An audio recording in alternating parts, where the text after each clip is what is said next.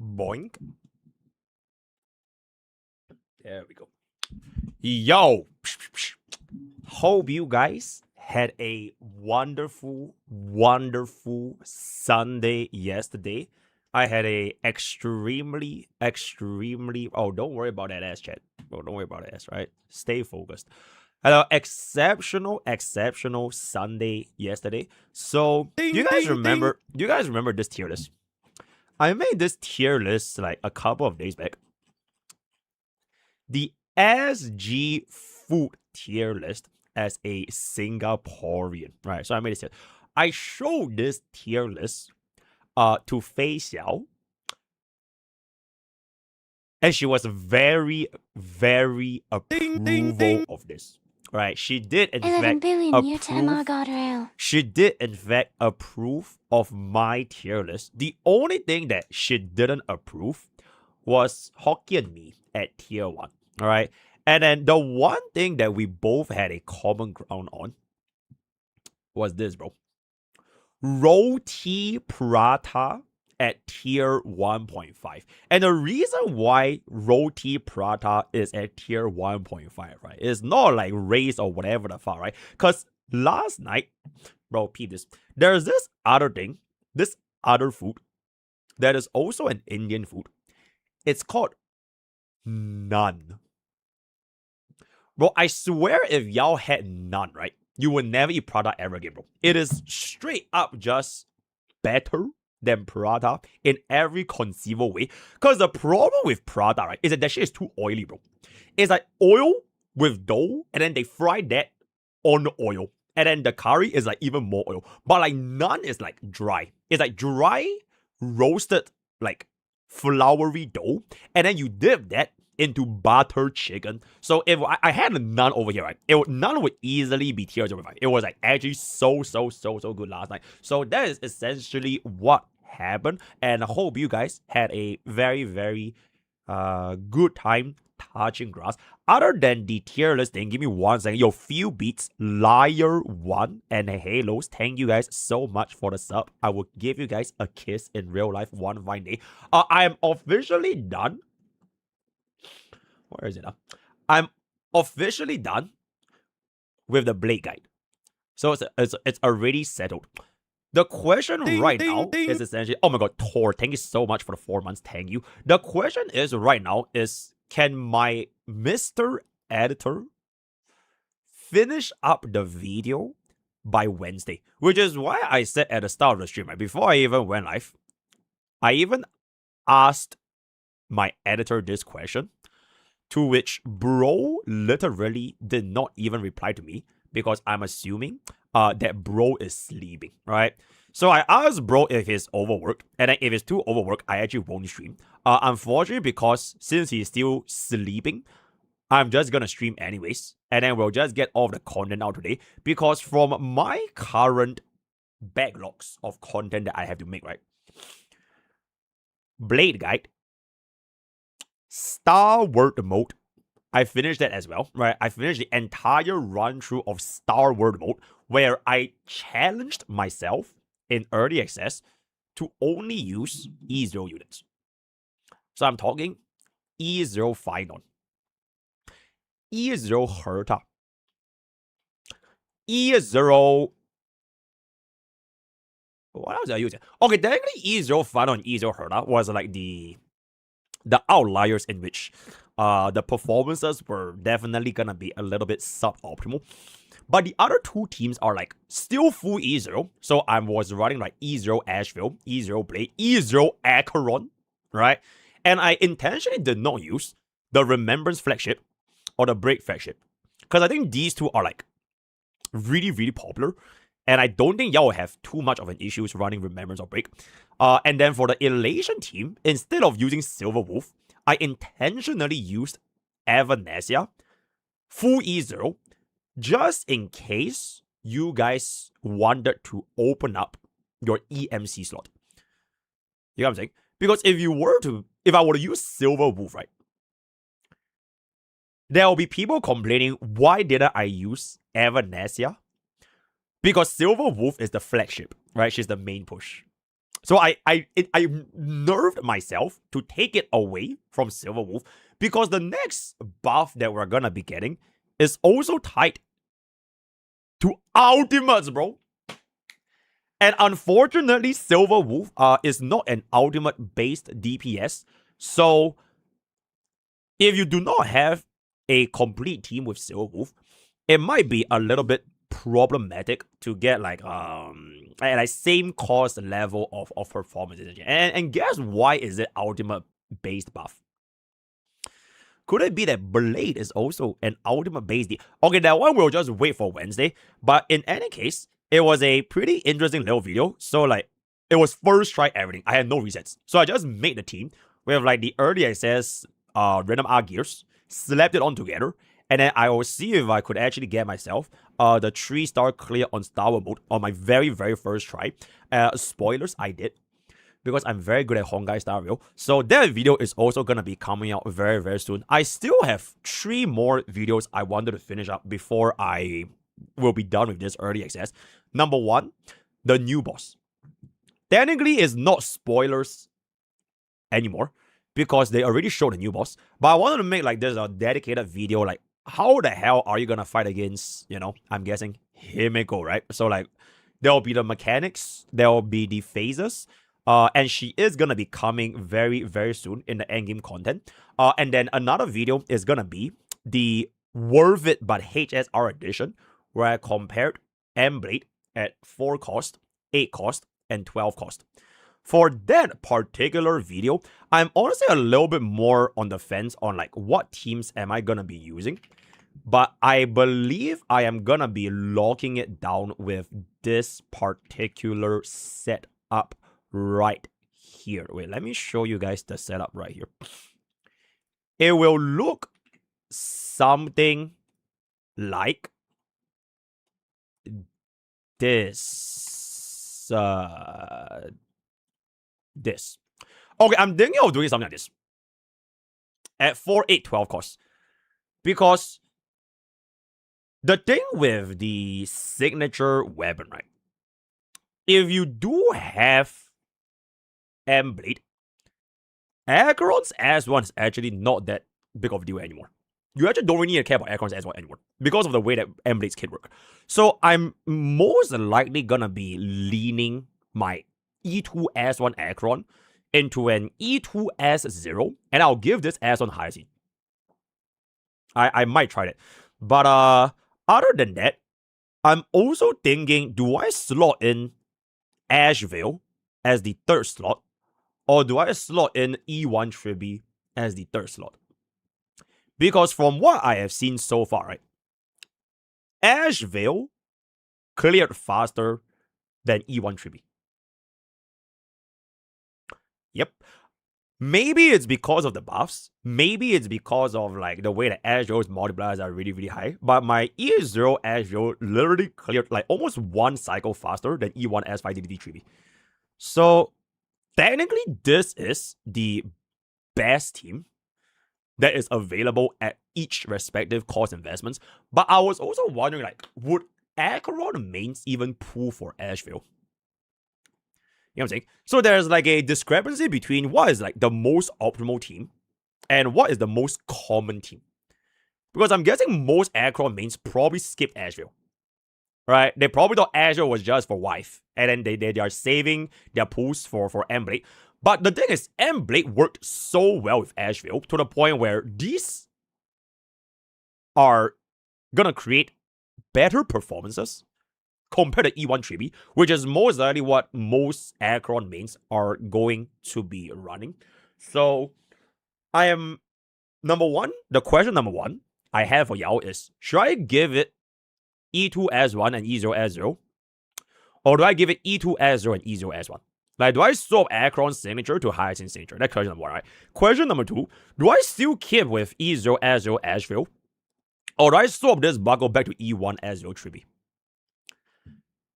What do Yalding. All for this just for us to skip for Elation. Okay, like if y'all are gonna be skipping for Elation Sustain, right? It is what it is, right? But I'm the HSR guy, right? I'm not the Elation guy. So it is my job to like play with every single puzzle team in this godforsaken game. So I kind of just have to test everything. And in the midst of me testing everything, it's like it's really, really fun to play Emblem. So anyway, bro, exactly, bro. The S1 light cone, right? The reason why Acheron's S1, it was so good last time, is because when you use Acheron's S1, you get a debuff, right? You get a stack. But you don't need that anymore because of Blade. So technically speaking, the more appropriate signature weapon that will give you most likely more damage is going to be S1 Hyacinth for the damage vulnerability. And then this one, you can just replace it with either Good Night Sleep Well or like Boundless Choreo, which will give you like a lot of crit. So, and then what I do, E1 Tribby, because you mentioned most people only put Asheville for facial. If I do use E1 Tribby, right, there's a problem, which is I can't unactivate my E1 Tribby because I already used E1 Tribby in the videos. So if I do use E1 Tribby here, this has to be like, I don't know, a Gallagher. So I'll run Gallagher, E1 Tribute Blade, and DPS. And then for this cost investment, it will probably be double S0. So E2, E1, then E1 Tribute with E0 as your Hyacinth. So that will probably be the case. Alright. A real boot hill. What? Oh, a real main wants to know the best team. Okay. The objective of HSR Worth It is not so much like best team. But it is more so like your cost investments if you have those units. Best team, it will be with Asheville. But if Acheron mains already skipped Asheville, then it's not a very worth it cost investment. You know what I'm saying? So if they did skip Asheville, I would rather an Acheron main just keep to their E1 Tribute, which I'm assuming most players in HSR, they will have E1 Tribute, and they just invest 2 costs to E1 Blade. It will be more efficient when it comes to cost maxing.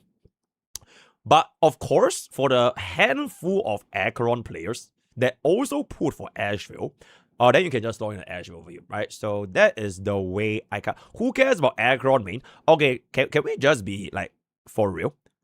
There are a lot of homeless Acheron players out there that have been homeless for the past 6 months. All right. And for the first time in 6 months, Acheron is literally about to have their life-changing moment because M-Blade is about to completely change everything. Bro, like every single endgame content I did on M-Blade's guy, right? I did it with E0 Acheron without a second ability. That is how strong M-Blade is for Acheron. So I feel like just for this one time, Acheron mains deserves to get a little bit more love, attention, and the best ways to basically cost max for their favorite DPS. DHPD over Hyacinth. The problem with running DHPD sustain, right, is that it is more, number one, you kind of need his S1, because his S1 can heal. Without his S1, you can't heal, and Blade needs to heal, so that's gonna be that. Number two is that if you were to use DHPT, you can really only consistently make sure Blade gets his talent if the enemy allows you to get it. So like, Flame Reaver? Flame Reaver has like the corrosion mechanic, right? So that you can self-sustain even if there are like no HP sustains on a team.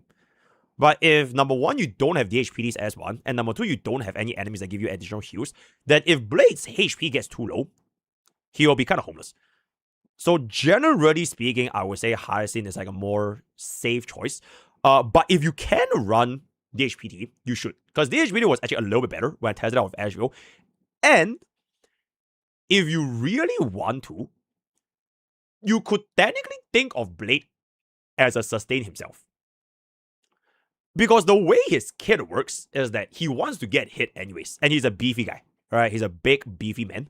So if you put Blade all the way at the side of a team, like you're on the 4th slot, like all the way at the corner, so like very, very far away from the rest of the DPS, and you put like a 3B next to Blade, he technically could be like your quote-unquote preservation sustain, because he takes the damage, and he can essentially reduce the survival pressure on your attack scaling DPS, and then you are able to do a sustainless run a little bit more confident. So for like the elitists, you could think of Blade as like it's like as good as well sustained. kind of, right? Or like a run may sustain. In a very weird way. So that is pretty much Lingsha. I'm pretty sure Lingsha can work very, very well. But unfortunately, I don't really want to use Lingsha. You know why? Because number one, I don't think a lot of players pull Lingsha. And number two, what if Lingsha is so homeless that they change bros, like, you know? So I just stuck with Hyacinth for majority of the situation. I try a little bit with DHPT, a little bit with Huan, but like majority of the situations, I'm just gonna be running with Hyacinth. So in any case, that is pretty much gonna be my ramble on what is to come in the next couple of days. Very, very overworking. Very likely after I end off today's stream, I'm just gonna go back to getting my rest of the content on the early access server, and I hope to bring you guys everything by the end of this week with myself and my editor. So with that, I will see you guys on the Clip channel. Thank you. Wandering God said, absolutely fucking not. Okay, wait. Before you send the Clip channel, okay, one last thing. Did you know there's this one 4-piece in Honkai Star Rail that is not really designed for Blade, but you can use with Blade. And it is a set that a lot of casuals are afraid of, because this particular 4-piece, if you were to use this 4-piece, people will claim that you are being somewhat of an elitist. And that particular set that I'm talking about is going to be... Okay, wait, let me pull out my game real quick. But that particular set that I'm going to be talking about is going to be none other... Why am I so small? There we go. It's going to be none other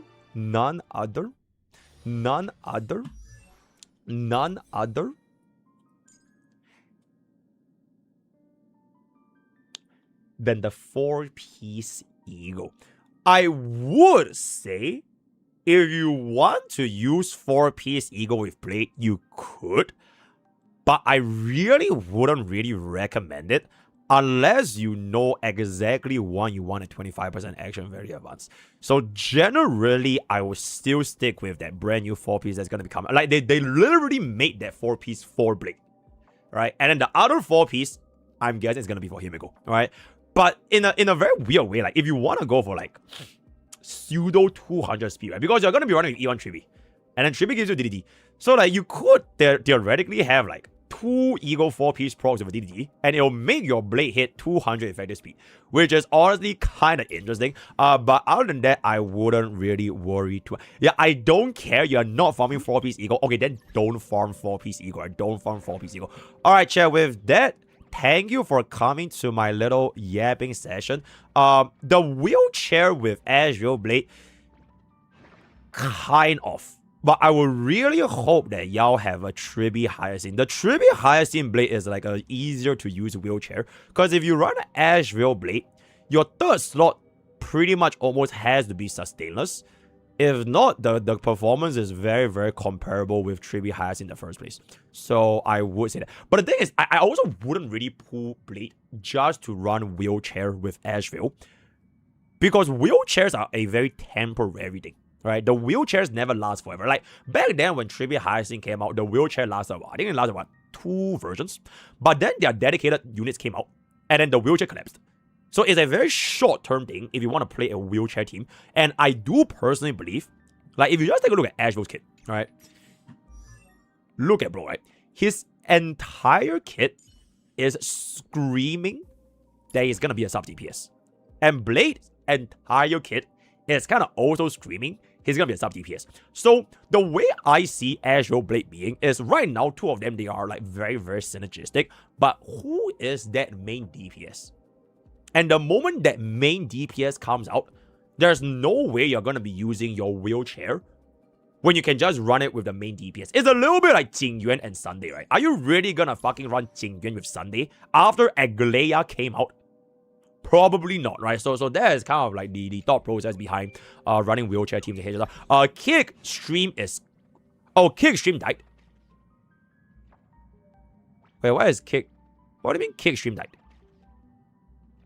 Kick chat. Oh, Kick chat. Kick chat died. Really? Is it not up there? Test. Is Kick chat not there? It's there, right? Bro, it's back. Oh, it's back. Okay, so we're good, right? Yeah, I'm very, very, I'm very, very concerned with all of my viewers, even if they are from Kick, right? All 25. Check Genshin Twitter. Shut the fuck up. I'm now gonna be moving on to Daily Village, and we are gonna be having a very, very good amount of Daily Village, if I can say so myself. So thank you. Oh, right. Okay, I'll answer a little bit more questions, because what makes Asheville work so well with Blade? I mean, I can't really say everything, but like if you think about it, right? They already showed that Blade gets charged from his live stream. Alright, they showed that during the live stream. So every single time you're gonna be getting a stack of charge, it'll work towards his next skill. And guess who right now in this game has the highest frequency of attack in the entire game? So that is pretty much why like Acheron is like really, really good with Blade, right? Okay, and can we use him out of Acheron Asheville? I technically use him with Fei Xiao, but Fei Xiao also wants Asheville. So at E0, probably not, right? Like if you want like the best possible performance, E0 probably not. E1 Blade though, I think he will be like very, very versatile. But it is like for specifically that E1 Blade. So and then what to do? Was this VTubers are casing on the official channel. That's fantastic. Fire is the element of power. I literally can't hear shit. The people of the Fire Nation have desire and will, and the energy and drive to achieve what they want. Oh.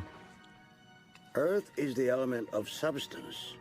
The people of the Earth Kingdom are diverse and strong.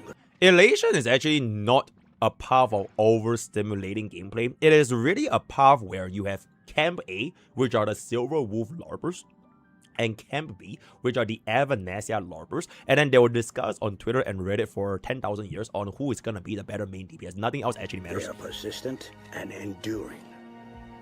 Air is the element of freedom. The air nomads detached themselves. Okay, like can we bro. Acheron is nihility, okay? Acheron is nihility. Can we just stop forgetting that Acheron is a nihility DPS? And found peace and freedom. Also, they Blackstone's glow passive. Pretty good senses of humor. Oh, okay. Water is the element of change. Aura. The water tribe are capable of adapting to many things. Aura. They have a deep sense of community and love that holds them together through anything. Why are you telling me these things? That's a great question. It is important to draw wisdom from many different places. If we take it from only one place, it becomes rigid and stale. Bro, Jing Yuan gets a Nova Flare. And then Genshin guy gets a mod. How about that? The day Jing Yuan becomes a Nova Flare guy, I'll give Genshin guy more. Very good. Yes, bro is absolutely incorrect. Alright, that was a pretty short or rather long clip, but we can just get it real quick. Wait, before we move on, right? Completely unrelated. I have this folder. That I have been cooking up for the past couple of days. Okay, I won't show y'all everything, but it is a folder which is titled... Wait. Okay, is this folder titled this? I have been doing extensive research on the lore of Emporius every single day. So like the way I structure my day like is like after I'm a little bit tired of like early access, I go back and study a lore of Emporius. And then once I'm tired of lore of Emporius, I go back and study my early access. So like I hope that by the time probably like next month, I'll finish up everything that I need to do, and then I will create that piece of cinema as my first, technically second official submission as Mr. Lord, where we are gonna be going through the story of Emporius, right? And honestly, bro, I learned a lot, by the way. I learned a lot of Emporius lore in the past, like, 3 or 4 days. So I would say if y'all ask me any Emporius related questions, I probably outlore 99% of chat, like right now, right? So in any case, it is time for me to watch this. I see it's a DMCA though. It is DMCA though. Yes, it is related to the book. It is. Yes.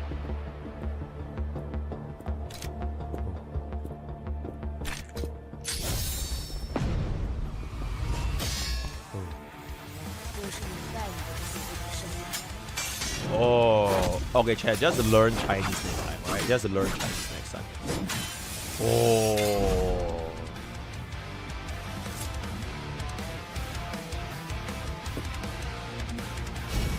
All right.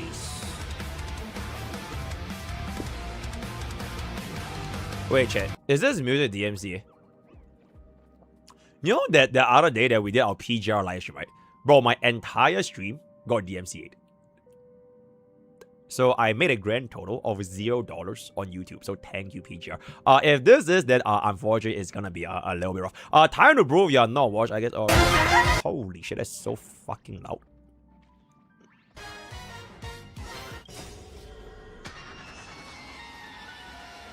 Dahlia.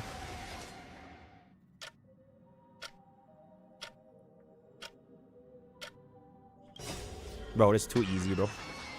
Okay, wait, let me make this a little bit louder.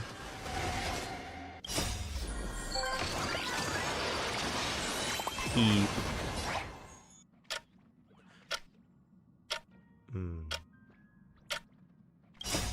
Yeah. Keep.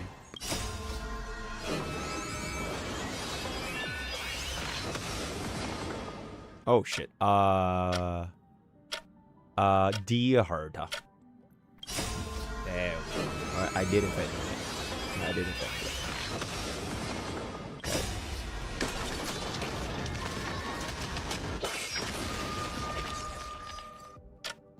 What the fuck? Probably Evernight.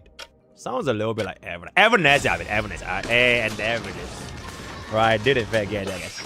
I did in fact get it. Right, I did in fact get it. Right. Yep, but she decides the rules of the game. Alright, let's get that. Thank you. Does this mean Fob is a better singer? Absolutely. Since you said you were returning to Uma Musume, can you show Uma Musume what to do?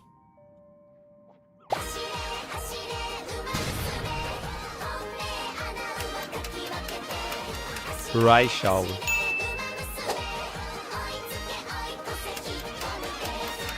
The armpit girl. The armpit girl. Oh. Pokey. Who the fuck is that? Right shower. Right shower. Right shower.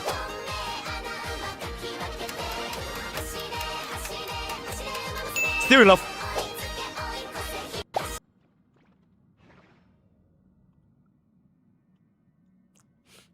Okay, don't clip that. Holy! 30-minute breakdown of my tweet and mostly agreeing with you. God rail is God rail. Holy. And we're back. So okay, you know what? I don't mind a glazing video every now and then. We'll watch it in just a second. I was this. Zenless Zone Zero Season 3 criticism isn't as much as ZZZ failing. Alright, we'll watch this in just a second. We'll watch this in just a second as well. Nicole is dangerous. Oh, is that so?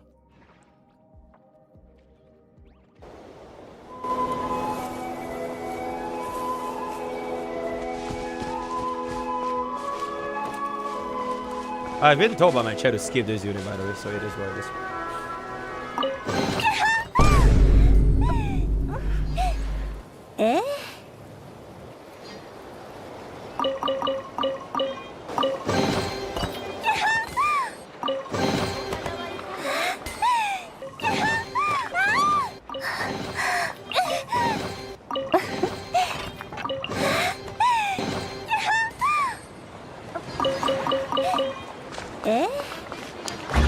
She's just really, really excited, right? She's very, very excited. Thank you. Excited.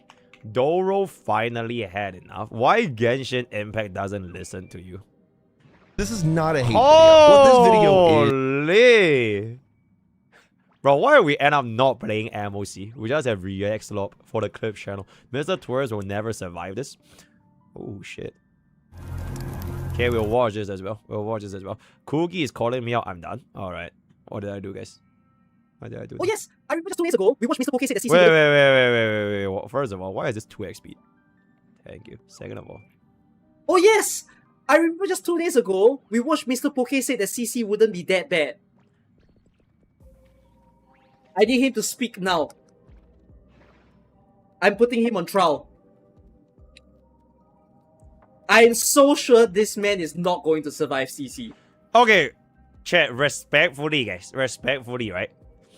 As a Arc Knights tourist, CC as a mode by itself is not that bad. Max risk CC, that is another thing. Is I think anomaly arbitration is not that bad, right? Fuck it, just get a 6 cycle here, right? But anomaly arbitration play mode 0 cycle, that is a different topic, right? So you know what? I stand by what I said. His viewers might give him team ideas, but if he plays it live on launch, he's not gonna fucking survive. Nah, I will survive, bro. I'll just click that one debuff that says, oh, you deal 10% less damage. And I'll absolutely fucking destroy CC, if I can say so myself. Thank you, right? Alright, help me get that. I mean, am I wrong? Did I lie? I don't think I did, bro. I don't think I lied, bro. I just said CC is not that bad. I didn't say max risk CC. How is no one talking about this? 14 billion. Holy 673. shit, though. Hoyoverse is gonna lead an AI revolution. That's very, very... Kuro lead 3.5. Did I not watch this the other day? I guess I kind of forgot. I see. Hold up. Okay, we'll speed run through all this AZ. Our surveys destroy. Okay, I genuinely just don't care. The new general. Okay, you have the Hell Silver. That's very cool. Wow. Dawei car. Speaker. Oh shit, a Dawei car. Honestly, I'm gonna keep it, but you need more tits.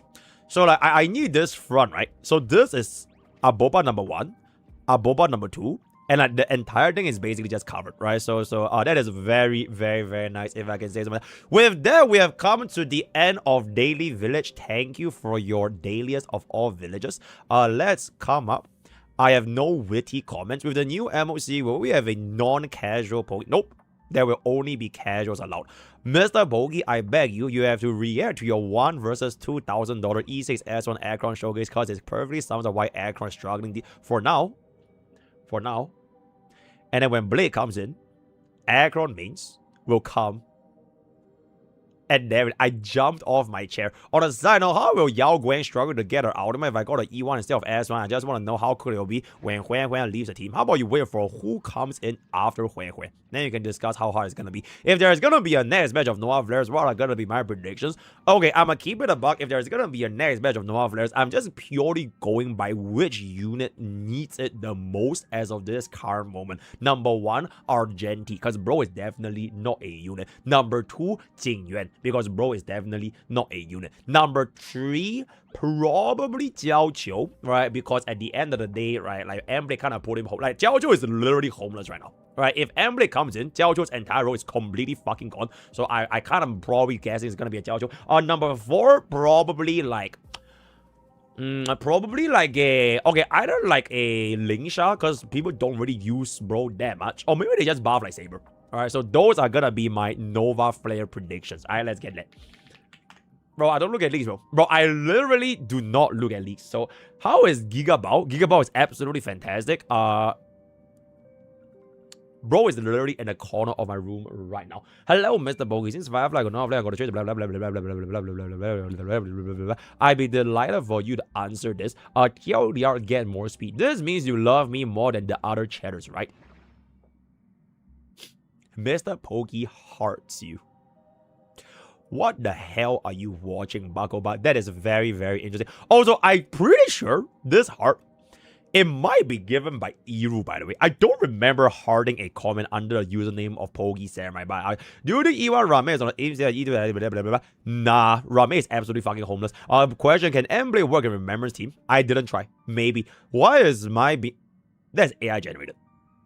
That is definitely AI generated. There's no way my tongue is that long, so I will do. Hello, MrPokke. If you could give any other character a different character trace, which one would you give and why?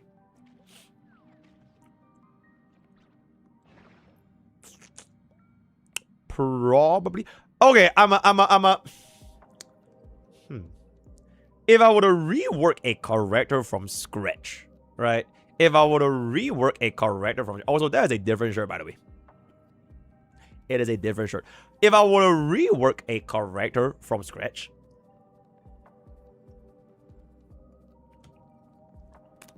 I'll probably rework. I will probably rework.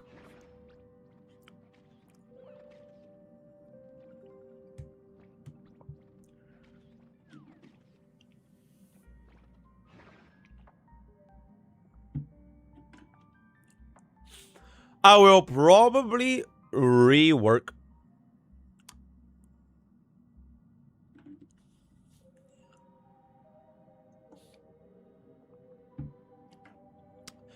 Okay, for real, I will probably rework. Okay, like for real, I will legit probably rework.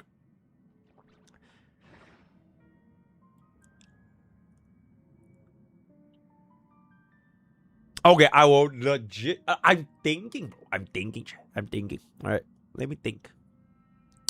Okay, I will probably rework Lingsha. Yeah, I'll probably rework Lingsha. All right, like if bro is gonna be so homeless to the point where you're gonna get replaced by a 4-star or like a sustainless, I need to rework Lingsha. All right, to the point where she's gonna be dealing exceptional utility, damage, sustain, all in one.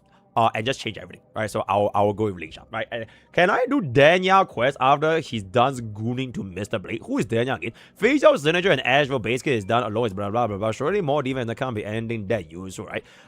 Technically you're kind of right. But that last 6% might change everything. So it is what it do. Do you think SP or other alternatives are lazy way? Nope. I actually really like SPs. Because I'm a Hoyo larper. Do you make your own dinner or do I order it? I'm new on the streams. I've just been watching recently. That guy named Zach. You usually eat in a pink bowl. Yep, that bowl is made with mimis. So it got me wondering if you're a good... I am a good cook. Alright. Chat, how do you think I have a face out, by the way? It is because I am a good cook, right? No, you just eat prep since you are like a gym guy. I do both. Right, I do both. So I can cook. I can prep, I can order, and as a matter of fact, if anyone buys me a bubble tea right now, I'll be very, very happy. Best chess workout for beginners?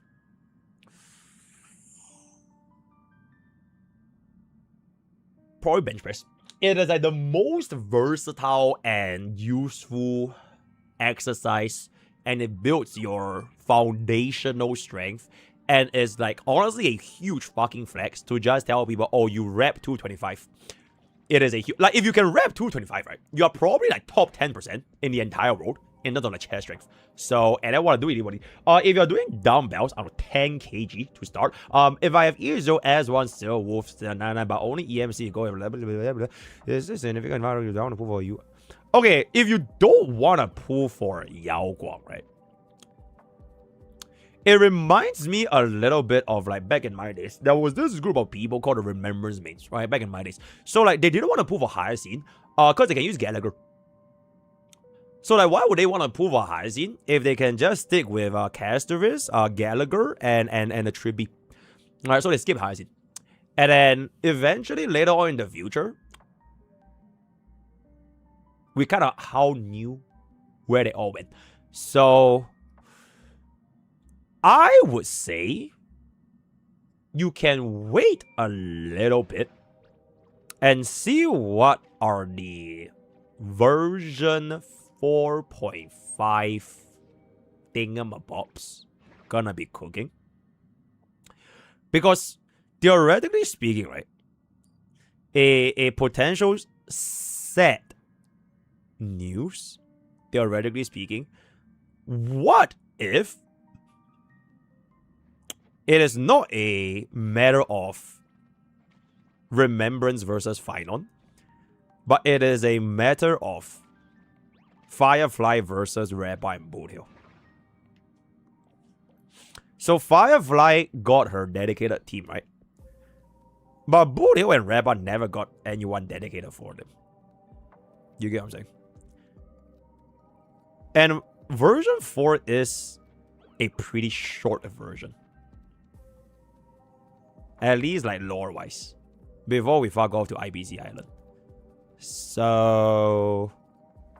I mean, the really only few units we have left is kind of like Nihilux. I don't know if Pearl is gonna be Elation. What if there is just never a Elation Cyrene? What if the Elation Cyrene is not even Elation? Because the main push is not even Elation. So instead of like thinking of Elation the same path as like Remembrance, right? What if Elation follows the same path as Acheron? Because Acheron was an anniversary unit. Firefly wasn't the anniversary unit. And technically Firefly never had an Elation Cyrene or like a break Cyrene, right? So what if that person just never comes? Are you willing to gamble on that fact? If you are willing to gamble, you can skip Yaoguang. If you don't want to gamble, we probably want to get ourselves Yaoguang, right? Because we know 4.3 is Blade, and 4.4 is Himeko, which is not Elation, right? She's Erudition, and then it's going to be Fake Collab. So you need to wait like 2 entire patches to see if they have something else that's better than Yaoguang.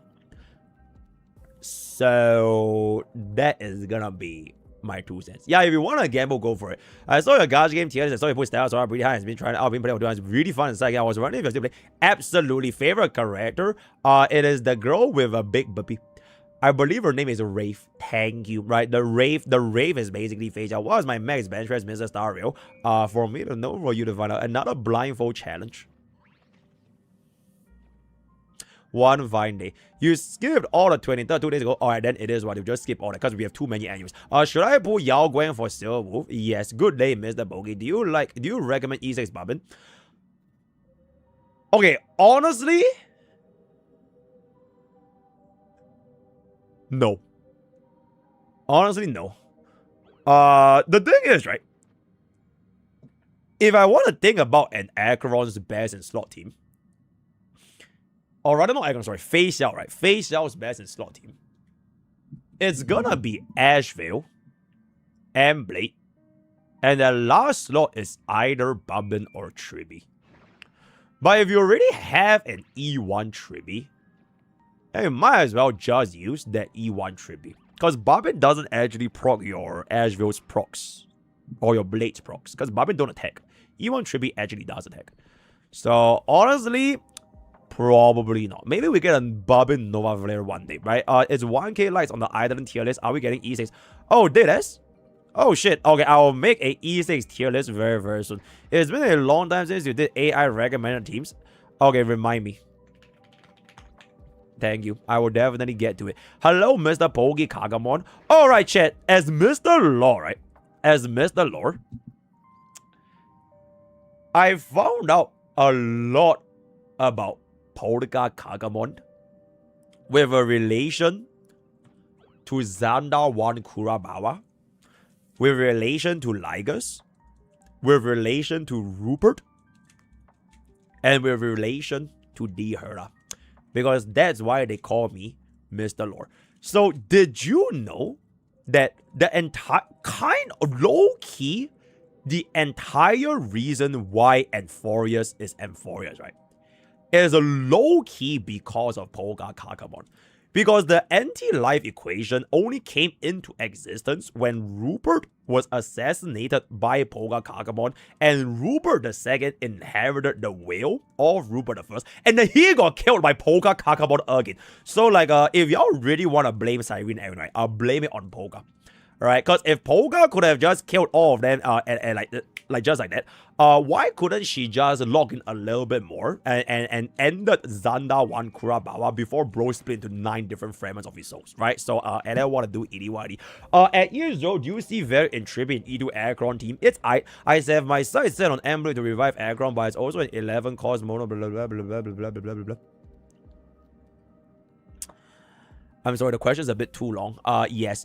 Question, power jump of Acheron to E1 E2, just wondering.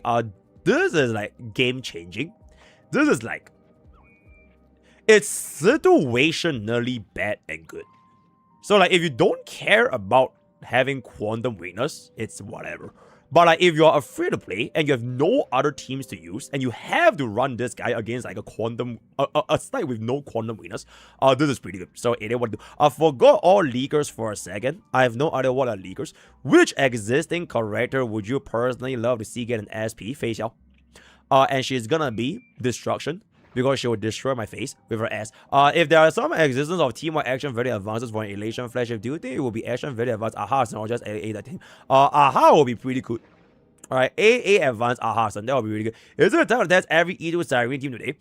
If we have enough time, we'll do it today. Thank you, Sarah. Also, will we get a mythical tier list series? Oh, we can do like a Japan food tier list. Is that such a thing?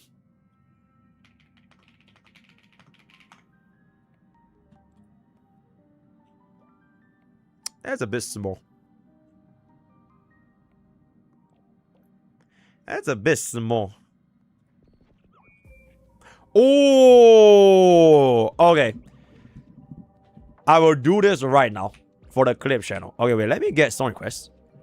Because song request allows me to request songs. Okay, also let me mute HSR a little bit, so a little bit loud.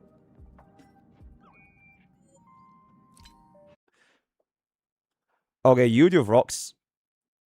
Thank you. Japan food tier list for my clips channel, right?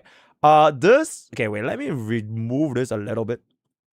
This is tier 0, tier 0.5, tier 1, tier 2, tier 3. I believe this is what they call a hamburg, right? This is a hamburg. Is that a hamburg or is it like a chicken katsu? I honestly can't really tell. But in any case, because this thing is fried, it's like tier 2. I don't really like fried Japanese food, so I don't want to do. This is a solid tier 0.5, right? Hokkaido milk ice cream is very, very nice. That looks. Is it just bread?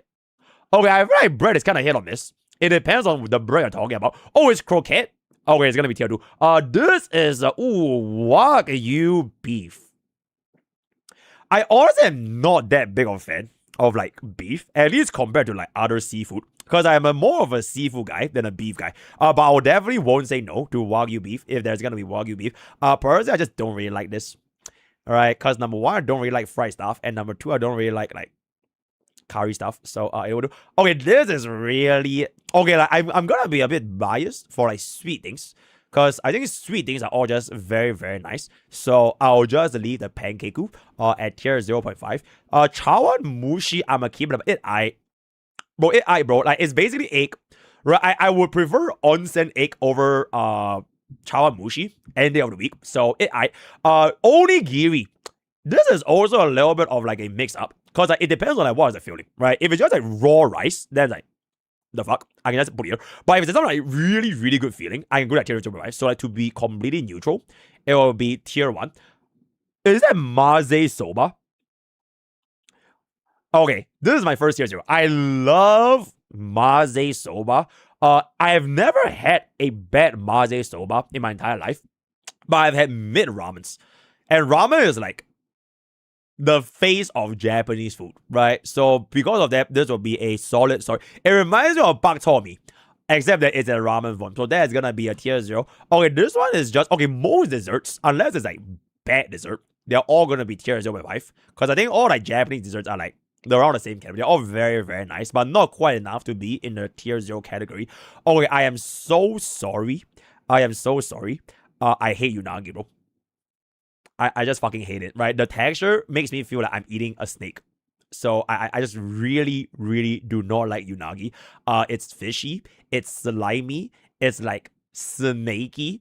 And there's just like way better food out there. In fact, if there's one single food that I wouldn't eat in this entire list, it's probably gonna be unagi, right? So I don't want to hear it. Comply. Okay, sushi once again is like tier 1. Because it depends, right? It depends on like what's on top. Most sushis, I prefer like the ones with like scallop or like squid. So those like mollusks, right? The shellfish, I'll put it up there. And the fish is like okay. And like some like exotic stuff like umami sushi. Your streamer has tried umami sushi. Right? So generally, I'll just put it in tier 1. Yakiniku, or rather sukiya. Okay, assuming this is straight out from sukiya, I will have a little bit of a bias because I kind of grew up eating this when I was like a teenager. It is very filling. It's pretty cheap. And it has beef and it has vegetables, and you really just can't go wrong with this. So gyudon from Sukiya or whatever, I'll just put it in tier 0.5. Okay, I'm so sorry. Bro, bro, it just tastes weird, bro. Right? It's like, okay, I don't like peas already, right? I just don't really like peas in the first place. So if I have to eat one, I die have to eat one, I will eat unagi. This is like the worst. I just hate edamame, so I don't want to do. This is inari, right? I find this is a boring ass food, bro. There's like nothing. It's like tofu skin and rice. Like, what is there to it? So it's just like there's nothing to it. So it's like sushi but worse. So I don't want to do. Okay, curry rice. Around the same category as sukiya, or rather gyudon. Depends on the topping. But one thing I don't really like about curry rice is that if their toppings are fried, I don't really like it. I don't really like fried food in general. But if it's like grilled fish or like grilled meat, okay, now I'll go up a little bit higher. But generally, I think bottom of tier 0.5 is gonna be okay. Udon. Ooh, udon is hard, bro. I feel like udon is like, it's also like a hit or miss. It depends if like hot udon or like cold udon. And like whatever they put inside the udon. But like just the noodle by itself with like nothing, probably top of tier 1. Because this is plain udon, right? So this is about as good as it gets. If they add like the egg, the beef and everything, I can probably go up to like tier 5. But as of where it stands, it doesn't even have nothing. It's just noodles. I'll put it at top of tier 1. Alright. Is that oyakodon?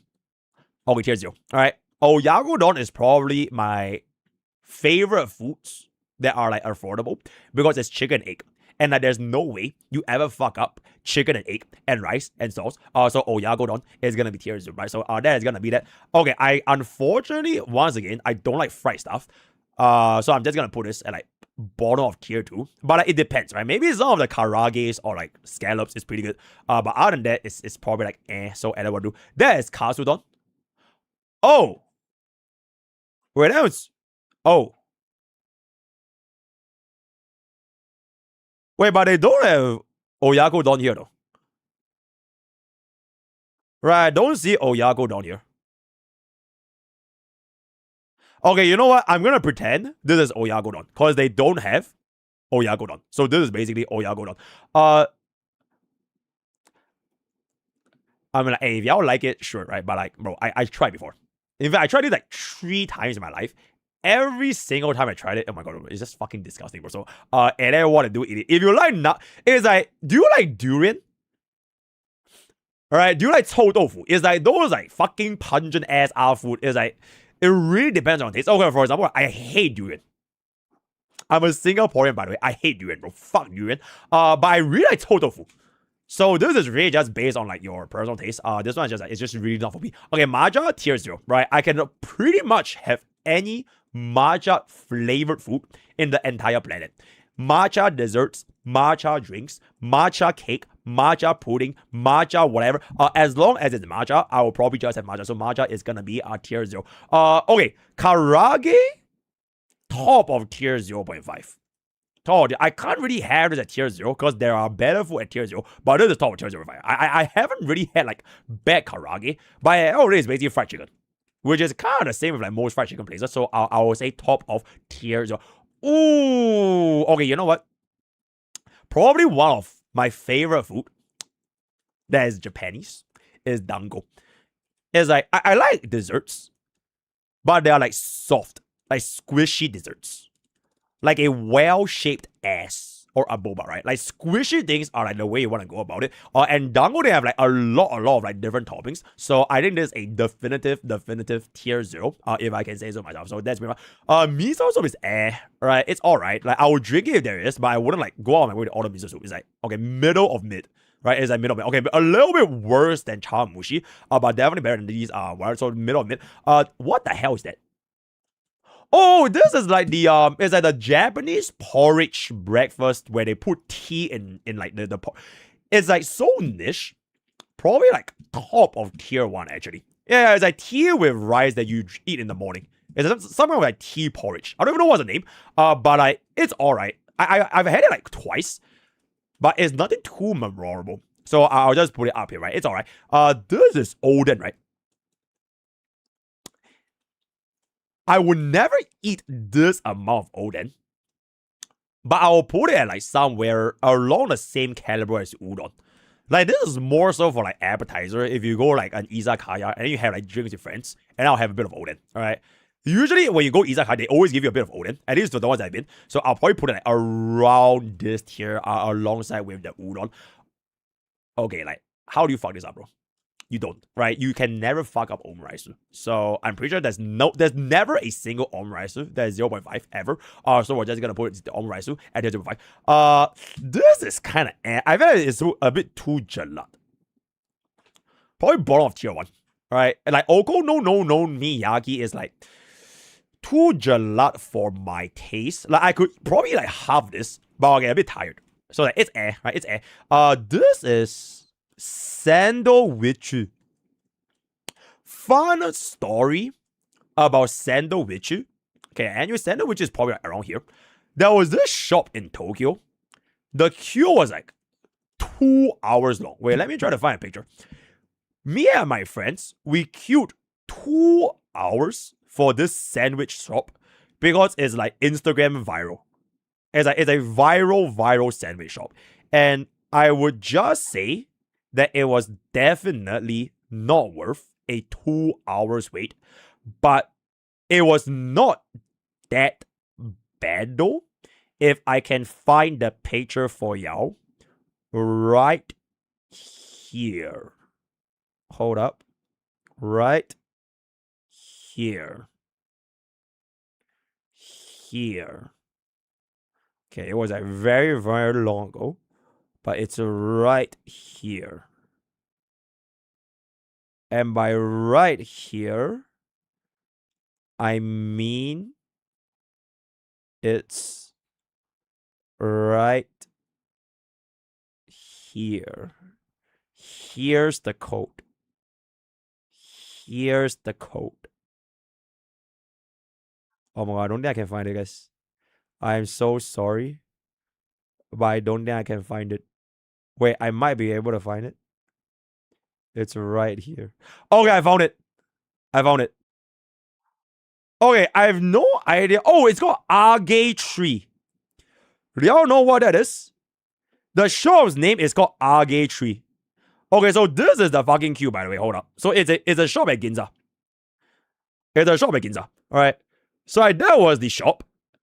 And then that was the okay, that's like my friend there. But the queue was like 2 hours long essentially. And then like they have this entire like list of like sandwich that I had. And because we queued 2 entire hours for this, I mean it looks pretty cool, right? This is like their honey with like whipped cream and everything. It was alright, but like, oh my god, bro, 2 hours is a little bit silly. So because of that, I'll just put it at tier 1. If I only had to queue 10 minutes, it will be tier 0.5. So add what to do. Gyoza? It alright. Alright, okay, respectfully, the China version is better. Right, it's called guo tier. So and then what to do? Sashimi is obviously tier 0, right? I'm a very big like seafood guy. So this is probably my, if there's one food that I can live with the rest of my entire life, like my next 60 years of my life, I'll do sashimi. Because you have like so many different kinds of sashimi, right? So this is definitely gonna be tier 0. It has protein, it's good. Okay, this one is like that food they have in like Doraemon, right?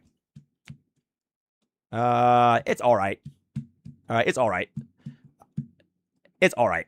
Yeah, it's alright. No, it's okay. This one is yakitori, probably around this caliber. Actually, not this caliber. Slightly below this. Actually, let me put pancake here a little bit.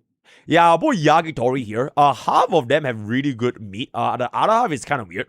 Like chicken heart, chicken liver, chicken skin, chicken, like, it has a lot of weird flavors, which I don't really like. But the normal meat stuff is pretty decent. This one I'll probably put at the top of tier 0.5. If it's done well, they have this thing at like Tsukiji Fish Market. You can like, they will grill the tamago yaki in front of you live, and it's only 100 yen. So you can have that one stick inside, and it's like a whole blob of like the egg thingy, and it's very, very good value, and a lot of tourists eat that shit, so I'll put this at the top of tier 0.5. Is that all? Oh wait, there's so many.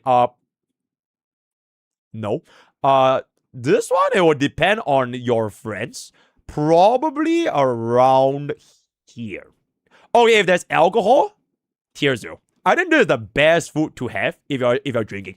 But if you're not drinking, it's like, it's right? It's so probably around slightly lower than A5 Wagyu, so that is gonna be that.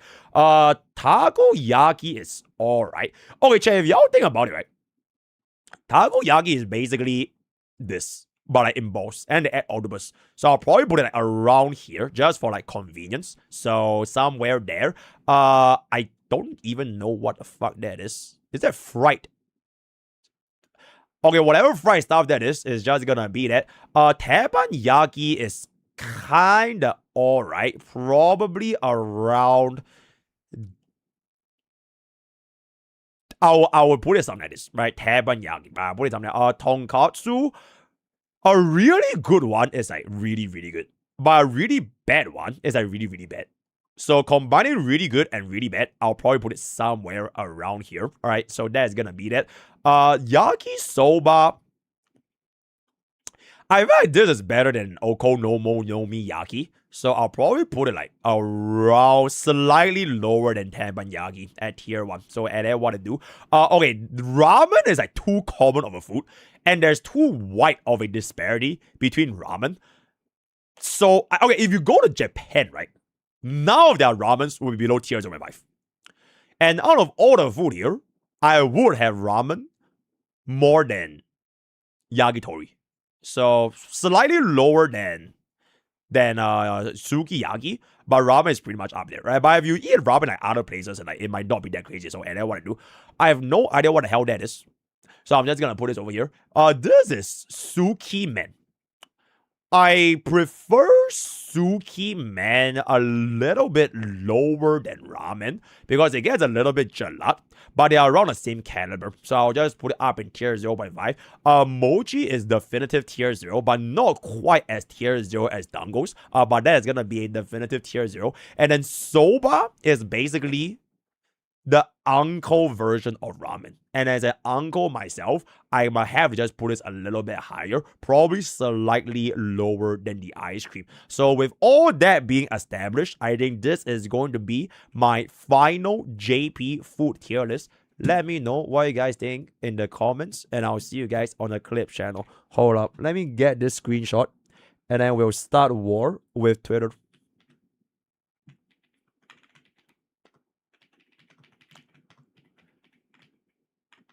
As a okay, you know, I'm just gonna put that this right.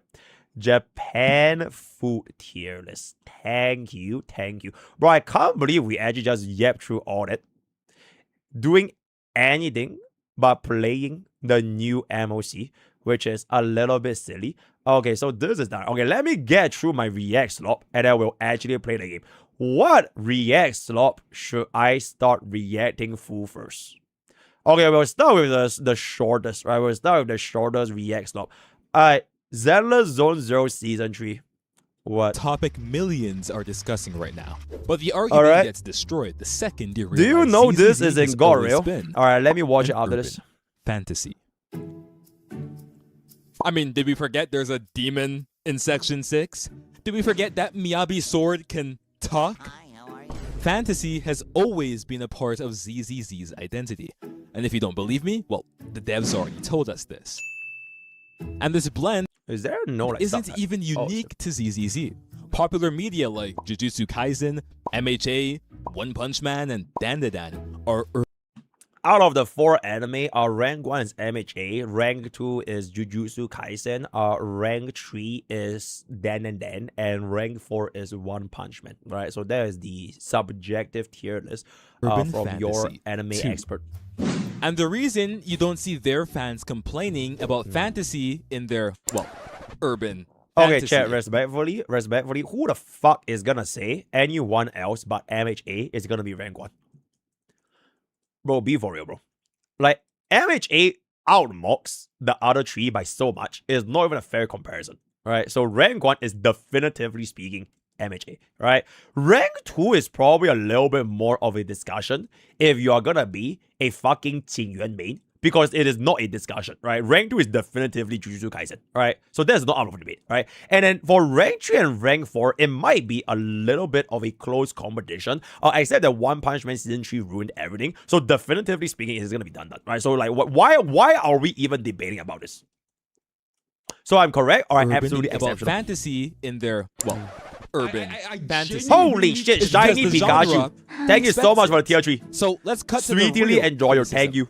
ZZZ Thank you. fans aren't mad at fantasy existing. Well, at least I hope they're not. Okay. They're mad at the urban identity feeling abandoned. Now, this would be good criticism if it were true. Oh, So, is it? is it? Season 2 was centered around corrupt capitalism and corporate greed, 2 themes that are common in most urban media. And it's not like you need to be a crazy Chat, he's English not major to know speaking this. very slow. by the way. Yishwen in the teaser straight up just I did not know her thighs bounce like that. Yishwen in the teaser God damn, do you guys see that? know this. Yishwen in the Holy teaser shit, bro! straight I up think I just tells missed that you. out. I completely, bro. Greed Greed, leads to disaster. greed. Seems real mysterious. Now, this statement was a clear dissection Oh, of shut the Post-Lumex and fuck the up, corrupt Jafufu. military's greed being the Yeah, catalyst nobody for likes a lot of this Jafufu, bro. chapter's conflict. It's a critique of the capitalist political Oh, I system. sold it. So, urban. Hell, characters like Orphe and Anby only exist because societal themes demanded them to. That's Their so. existence is the embodiments of these weird corporations abandoning their morality for military control. And if you thought these themes stopped at military and businesses, you're dead wrong. Even the Void Hunter challenged societal philosophies surrounding humanism, quite literally rending the heavens and challenging the divine. Like any other good urban fantasy, they use their fictional abilities to uplift the message. We're tackling societal philosophies that have existed throughout multiple layers of history. And it doesn't even stop there. Constructs like Banyue, Aria, and Yokai explore ZZZ's urban identity politics and prejudice, tackling the hasty generalization and personal conflict that constructs face all the time. The urban identity never left. Fantasy simply coexists with it. And the final nail in the coffin is the very thing that started this debate. Season 3. The Cyrene patch. Religion, control, and utopian themes are central conflicts in this season. And Sunbringer embodies a new societal conflict. Religious. You know what? Bro, I'm gonna guess the ending for ZZ Season 3 right now, right? So Zenless Zone Zero Season 3 is gonna see us going to this new like England / British steampunk kind of area, right? We're gonna meet new friends, right? We're gonna meet Uma Musume, we're gonna meet the Twin Tails, right? We're gonna meet all of the different fireflies and all that kind of stuff, right? But then towards the end, we realized that in order to defeat the big bad villain, we have to sacrifice Cyrene. So Cyrene kills herself in-game, and we defeat the villain, and the villain actually comes to their senses and then joins us in our walk as the brand new second main push. And then Cyrene, with the power of friendship, comes back to life at the very, very last moment, which marks the end of Zenless Zone Zero Season 3, right? So thank you. Anarchy. Yep. And it's not like the story was subtle about it. The Rascollifer card depicts people praying to her, similar to how they treated her during her time below. This is the direct antithesis to the humanism philosophy last season covered. I see. Wait, Che, you know y'all keep saying Mimi, right? Okay, I don't want to brag, right? I don't want to brag, right? I'm really, really humble, but like, do y'all even know who Mimi is? Do y'all know that Mimi and Cyrene are two different constructs in the same timeline? Y'all know that? Y'all know that? So who is Mimi? So who is Mimi? Who is Cyrene? Who is Demiurge? Who is Philia063? Y'all know that? Who am I? I am me. Oh, it depends. It fucking depends, right? It depends on what it's bro. It depends. Depends. And if you're still not buying the religious allegories, just look at her alias. She's the inventor of Bang Boo. She's quite literally I did say God 093, right? sitting I did on say their 093. throne. If any season is going to tackle intense urban themes, it's this one. I see. Look, I get it. The setting changed and you thought the urban game you loved just disappeared. But the core urban themes you claimed to be here for never left. It's time to stop saying the identity was lost and start admitting that this game's vision might not be what you thought it was. I see. There's nothing wrong with that. Shout out to my Discord boosters and YouTube members. That's about it. Peace. What the in any case, there's a very, very nice little video about Zenless Zone Zero Season 3. I'm gonna be completely honest. I agree, right? I do agree with what he's saying. So hail Zenless Zone Zero, and I'll be seeing you guys on a clip channel. Thank you. That's very, very cool. This is gonna be done here. Ooh, Doro. Damn, Doro. Okay, wait, hold up. This is, do we care about this? Oh, right, this is the Kyostin CZ, right? Hoyoverse is creating an AI civilization. Okay, let's watch this one, because it's a bit faster, right? Cool games.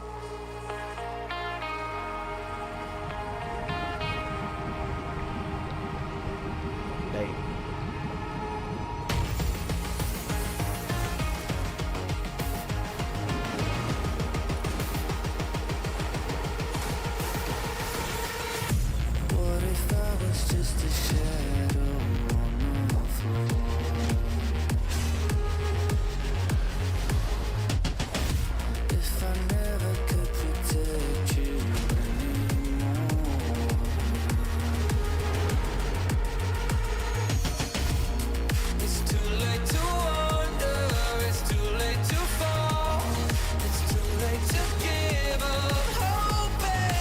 I can't hear Riot Games. I can't hear Riot Games.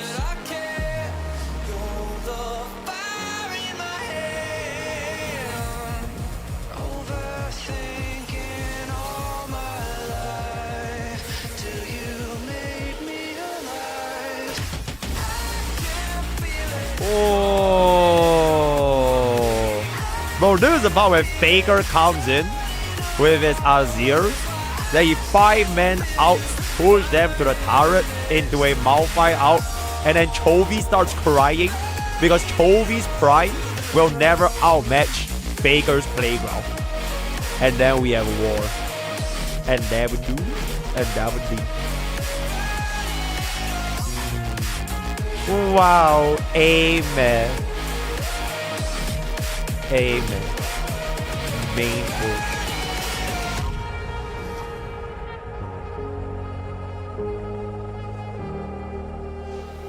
Boop.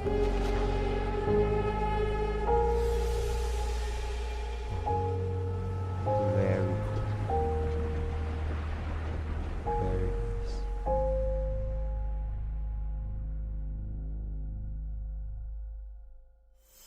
Oh, wow. And never this ever shine with you. Thank you so much, Riot Games. Is this the same song or is it like a different language? Is it in JB?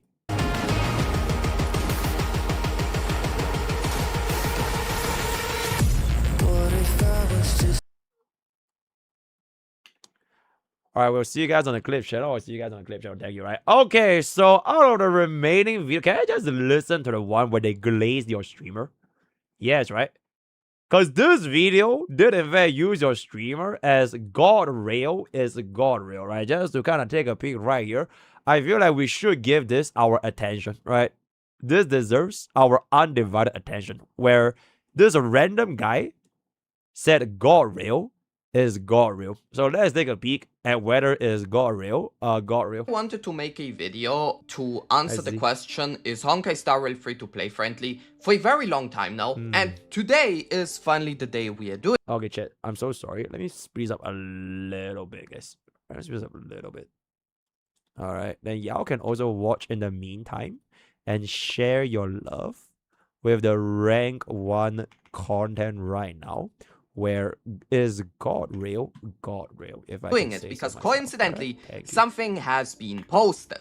So there was a Hoyo content creator on Twitter named Kitaro, and what they did was they did a collection of all free-to-play pulls in Honkai Star Rail. So from the start up to 4.2, they have given us a total of 2,895 tickets, which is equivalent to 32 characters in 35 updates, if you win all the pities. However, losing all the pities would be 16 characters in 35 versions. In summary, Honkai Star Rail players have been able to obtain an average of 24 characters out of 58 from the full roster, and that amount can vary based on each account's luck. So if you are an old player, it's rare to have half the roster free to play. Also, chat, if you think about it, does that mean that as a free to play, you're gonna have a 12-cost team, Team 1, and a 12-cost team, Team 2? Because my characters is really just cost, right? It kind of is just cost.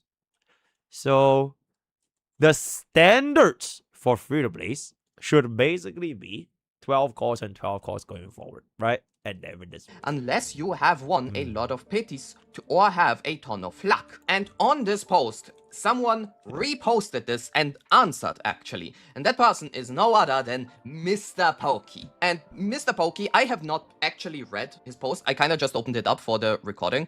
But he answered basically to the post, and it seemed like he was weighing in on whether Honkai Star Rail has been free-to-play friendly, if Honkai Star Rail is a free-to-play friendly game or not. So we're going to read MrPokke's statement. I'm going to react to his statement. I'm going to give my honest opinion and on I'm gonna react to his reaction, reading to my statement in reaction to K Taro's reaction to the number of pools that God Rail is gonna be God Rail. And we will somewhat try to answer the question, is Honkai Star Rail free-to-play friendly or not? So let's just jump straight into it. Wait, chat, before, for this clip, for the clip channel, post this only after we posted is God Rail on our main channel.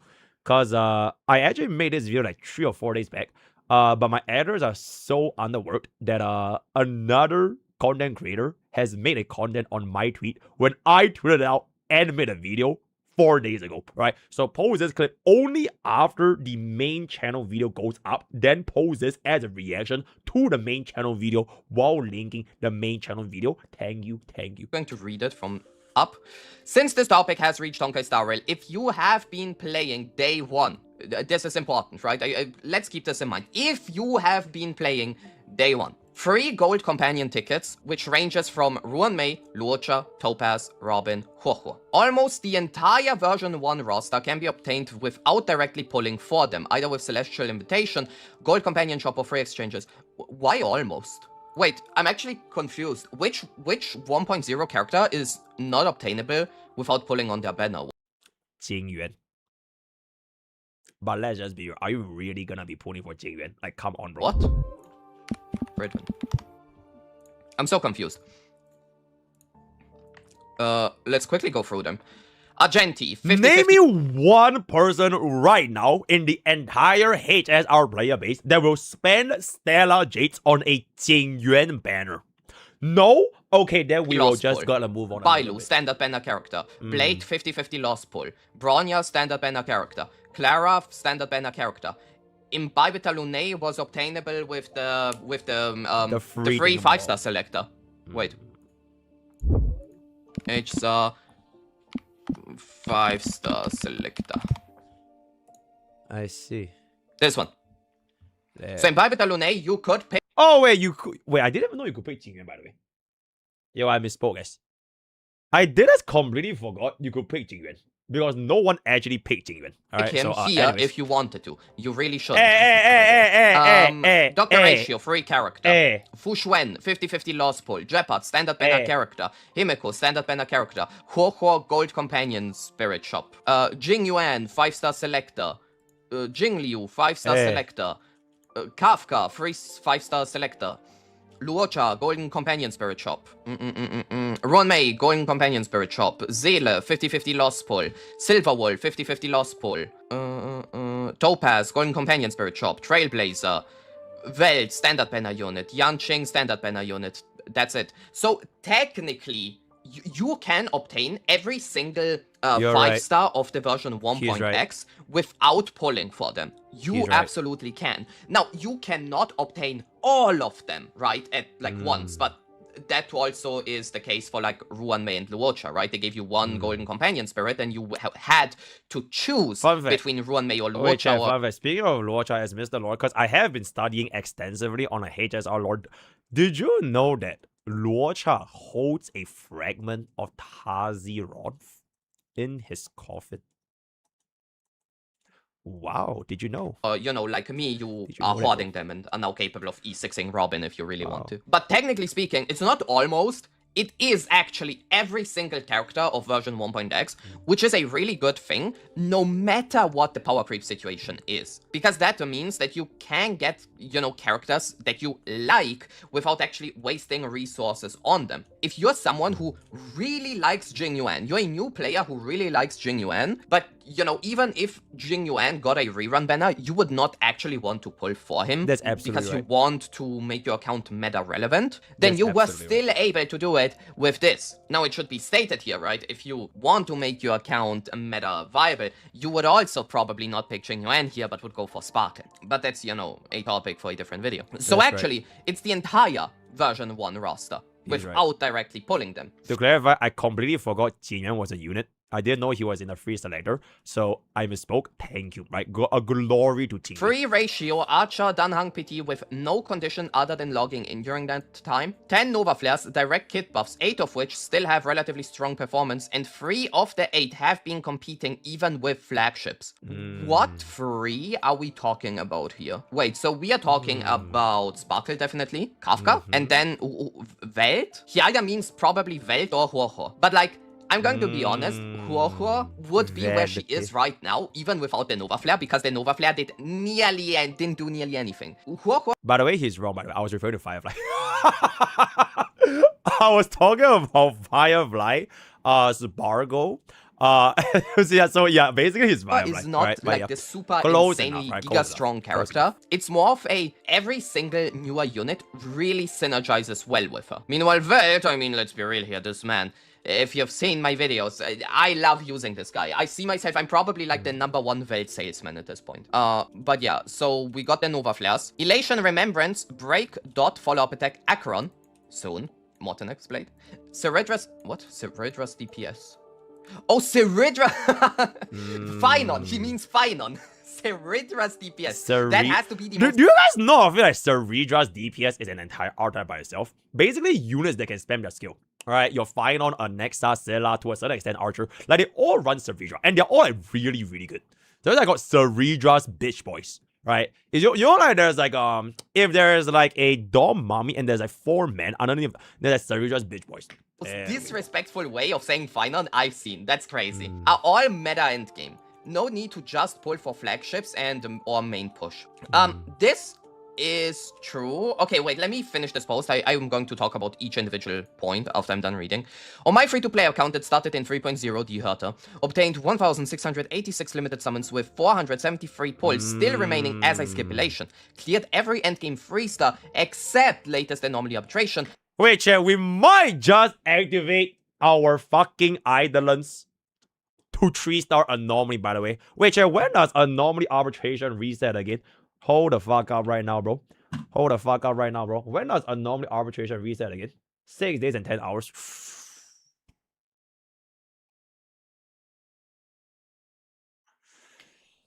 Oh.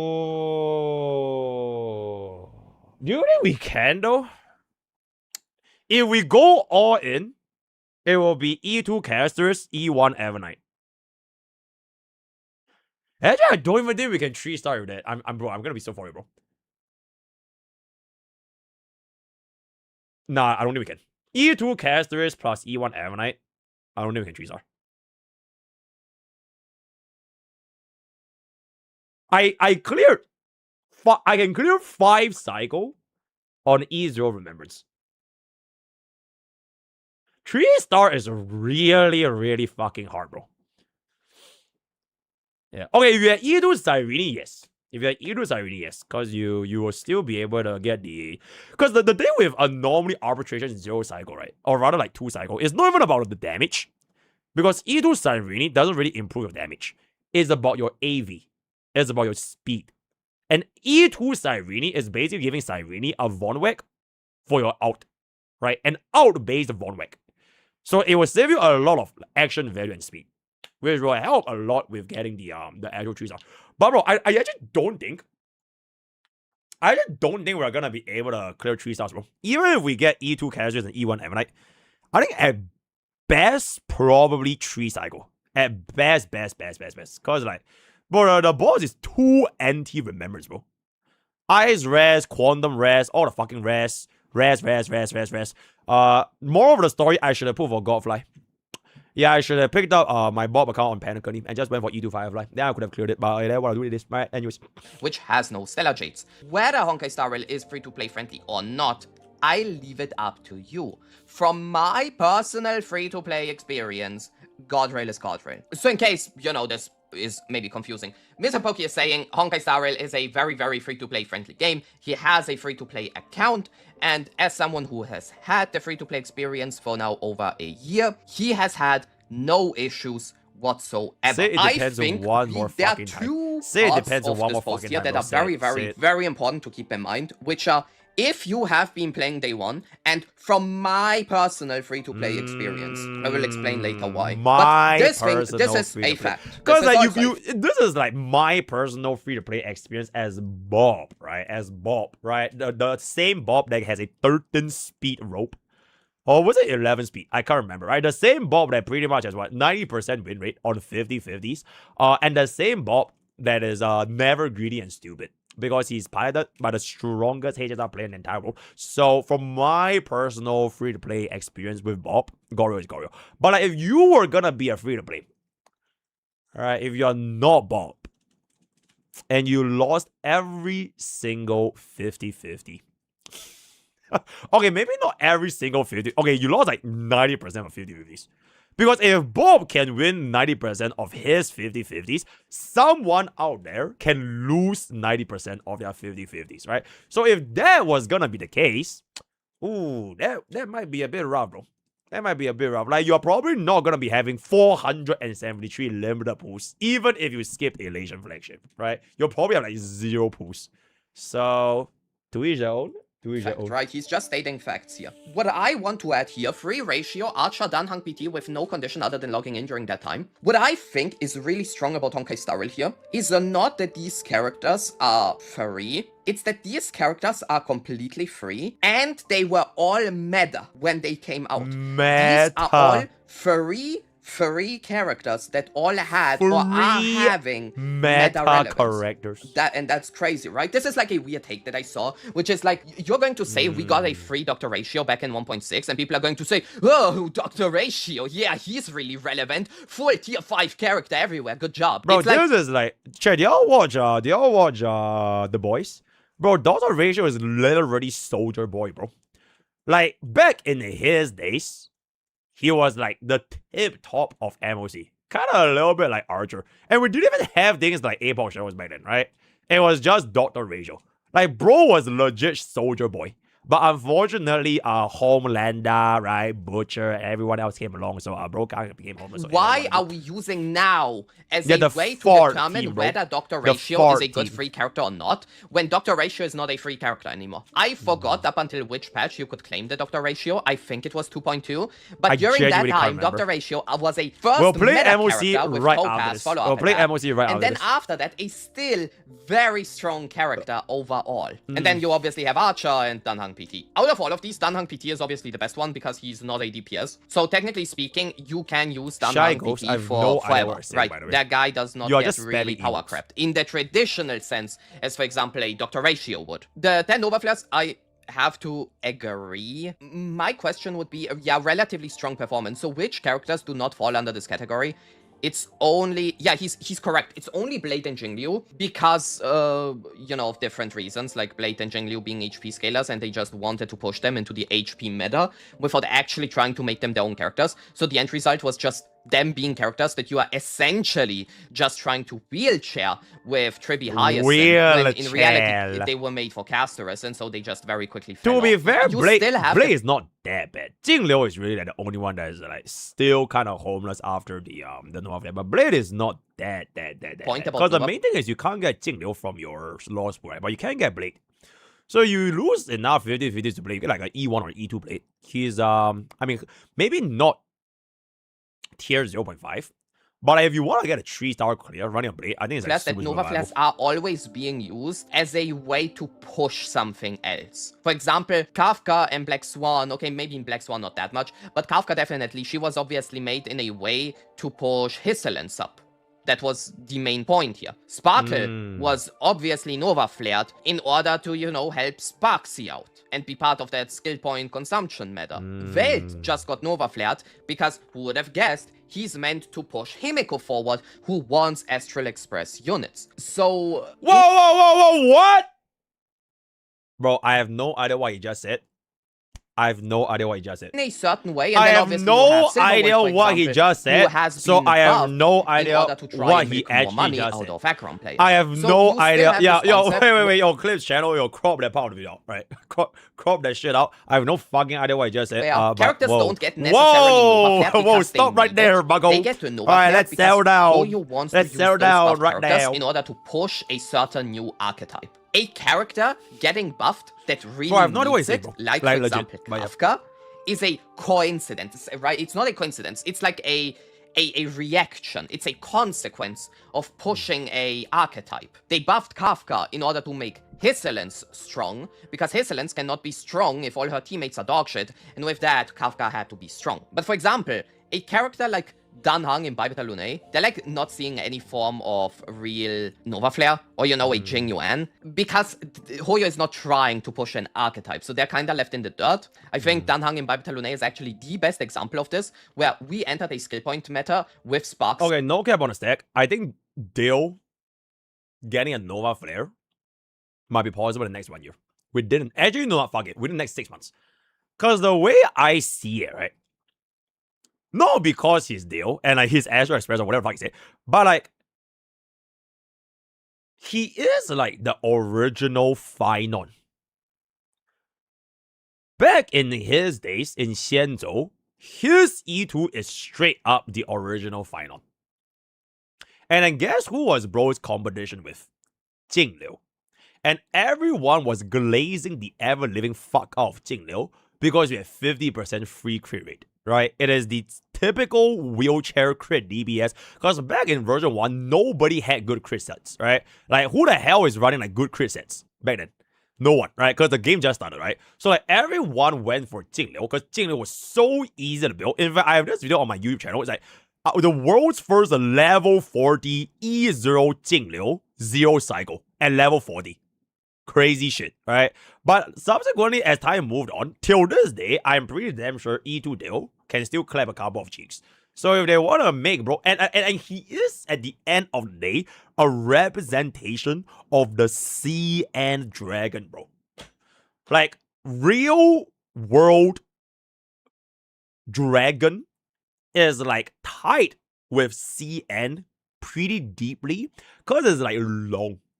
Right, like CN is like long is like a big deal in CN. It's a very C ending. So there's no way they're gonna let the Long be power crab for the rest of their life. So eventually, E2 I sincerely hope they give bro like a similar Noah flair to Firefly, because he is supposed to like basically represent CN, right? In a sense, because it's like the national pride of like the Long. Do you guys know as there is an entire Long Aeon, which eventually transcended into permanence.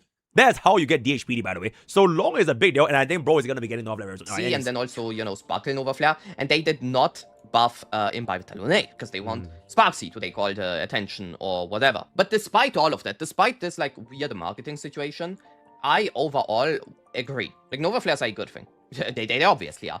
Even if it's done to market a different thing, you are still profiting off of Nova Flares. And this is one of the main points I want to talk about. Elation, Remembrance, Break, Dot, Follow-Up Attack, Acheron, Ceridras, Phynon are all meta endgame. No need to just pull for Flagship's main push. This is true, and this is the reason, one of the reasons I think Honkai Star Rail 4.x is the healthiest game state this game has ever had. Easily. This game has like the most amount of content ever, with Anomaly Arbitration, currency, Divergent Universe, we're getting Star Wars Challenge. You have modes that are actively being updated that are giving you active content. And then, I mean, just look at this, right? Apex characters. Or you just look at the sheer amount of tier 0 characters we have. Okay, I'm gonna keep it about, I gave Prywin like 48 hours. Half of them dies here. Okay, maybe not half, at least 3 of them dies here. Because this new MOC is not like Negador. Right? Negador MOC is like free, bro. But the current MOC right now is not free. Alright? Like, it just reset, right? I know it just reset, but I already played it back in early access. It's definitely not free, so I am guessing, if I were to be a guessing man, if I would really have to guess about it, Archer is gonna go down here because it's easier, right? So the bro is probably gonna go down here. If I were to be a guessing man, Avalon is gonna go down here, right? Because it's easier, right? And if I were to be a guessing man, between the remaining, okay, they all can kind of be a tier 0, but I do believe that main DPS Sparksy is like a slightly bit weaker compared to Avalanche and Silver Wolf. Actually, you know what? Now I can keep Sparksy just because of the buff Thingamabob. Do I want to bring down Hysonance? Because Hysonance is still pretty good against Sam. Wait, it's Sam, right? It's Calamity Sam, no? Hold up. Yeah. It's Sam and Pom Pom. So, like, DOT should be fine. Right? DOT should be fine. You can pop the box. Because of Big Pom Pom, I actually don't think Sparksy will go down. Just because Sparksy is really good against Big Pom Pom. Because you want to get all the punch dice. So all the Elation probably still stays tier 0. Okay, wait, why are we even talking about tier this again? I'm sorry I got sidetracked. I have ADHD, but anyways. Wait, this guy, Elation Trailblazer being tier 0 is absolutely illegal. God, I hate Fridven so fucking much. It's crazy how much I hate Fridven. Despite Honkai Star Rail being a game that partially suffers from severe power creep, this is one of the healthiest game states there has ever been, and power creep has been going down. The Caster's Mono Remembrance team is still the strongest team in the entire game. And I've seen that. Like, I've seen such... At full E0, maybe. Right? At full E0, maybe. But, like, at full cost, I don't even think so, bro. There's a very big difference between, like, E0 teams and same cost teams. So if you know what I'm talking about, you know what I'm talking about. It takes. I don't know what certain people want from this game. I have seen the take of, oh my god, Casterus is still the strongest team in the game. It's like, yes, that's what it should be, of course. That's a fucking good team. What, you want Silver Wolf Sparksy without a sustain to already power creep Casterus to the point where they all drop 1 tier down? Like, is that the game state we want? Okay, Chad, you don't know why I say that. It's because, like, it's very easy to make one team go down. Like, just one team. Which is also, like, a little bit of a problem if your one team is too strong. Like, way too strong compared to the other teams. Because it'll be easier to introduce anti-team environments. Just for that one team. Bear as an example, back in my days, your Firefly is Godfly now, right? If you remember our history lessons, holy shit, bro, Firefly was absolutely fucking homeless from 3.0 all the way until 3.6, maybe 3.7 even. She was like completely homeless because there were like so many anti-Firefly mechanics, toughness bar inflation, right? All the locks, right? You had no such thing as Dahlia. She was completely homeless. She was at the same tier as Rare Barbulio. If not like even worse, I think, if I can remember correctly, it was only at 3.8 that she started coming back up. Because Firefly, or rather Super Rick, was so easily used back in version 2, they had to bring Bro down in version 3 to sell version 3 flagships. So I feel that the same situation is already happening. Like, normally Arc Lotus, it was so anti-remembrance. My 3-star remembrance team that 3-star every single anomaly arbitration can't even fucking 1-star, bro. Oh yeah, I can't even 2-star, right? We got a 1-star. So eventually, I think this is not gonna be the constant anymore. But just like how Firefly got a Dahlia, will Remembrance Flagship get another Dahlia? And if they do get another Dahlia, how the hell are they gonna change the Remembrance from the current team comp? Right? Because we have Casterus, Avenite, Hyacinth, and Cyrene. Who the hell is gonna die, bro? How do you slot in a Dahlia for a team that is already this synergistic? Unless they release another Remembrance unit. If they release another Remembrance unit, which Remembrance unit is she replacing? Who is a real main push of Remembrance? Out there, I'm the future. Asterisk, Mono Remembrance should be the strongest team in the game for as long as possible. And the way they're doing it right now is amazing. Like my brother in Christ, Mighty. Break team's replacement back then, it was a lot easier because, let's just be real, it's easier to part ways with a free unit, aka Runway, right? It's also easier to part ways if you do Sustainless. And you just don't part ways with anyone, just slap on either Runway or HMC, you got a team. But like, how the hell are you going to ask a casual player with their full E0 to run Sustainless Casterus? It's not possible, bro. Unless they kill Casterus. Then you run Sustainless Avenite, slap on the last Elation, whatever that's going to be, and then, no, not Elation, sorry, Remembrance. And then that is a like relatively strong character. And that guy is genuinely like a full year old. There are obviously outliers, right? Like, for example, Dihata, I think. Nah, they never will kill Casterus, bro. Like, come on, bro. She's the girlfriend, bro. There's no way to kill the girlfriend. Like, okay, I legit think, right, out of all the units in the Remembrance flagship, they're probably gonna kill... Oh, but Avenite is so good, though. How are they gonna have a better Avenite? But Avenite is so good. Do they kill Hyacinth? Ah, but Hyacinth is also so good.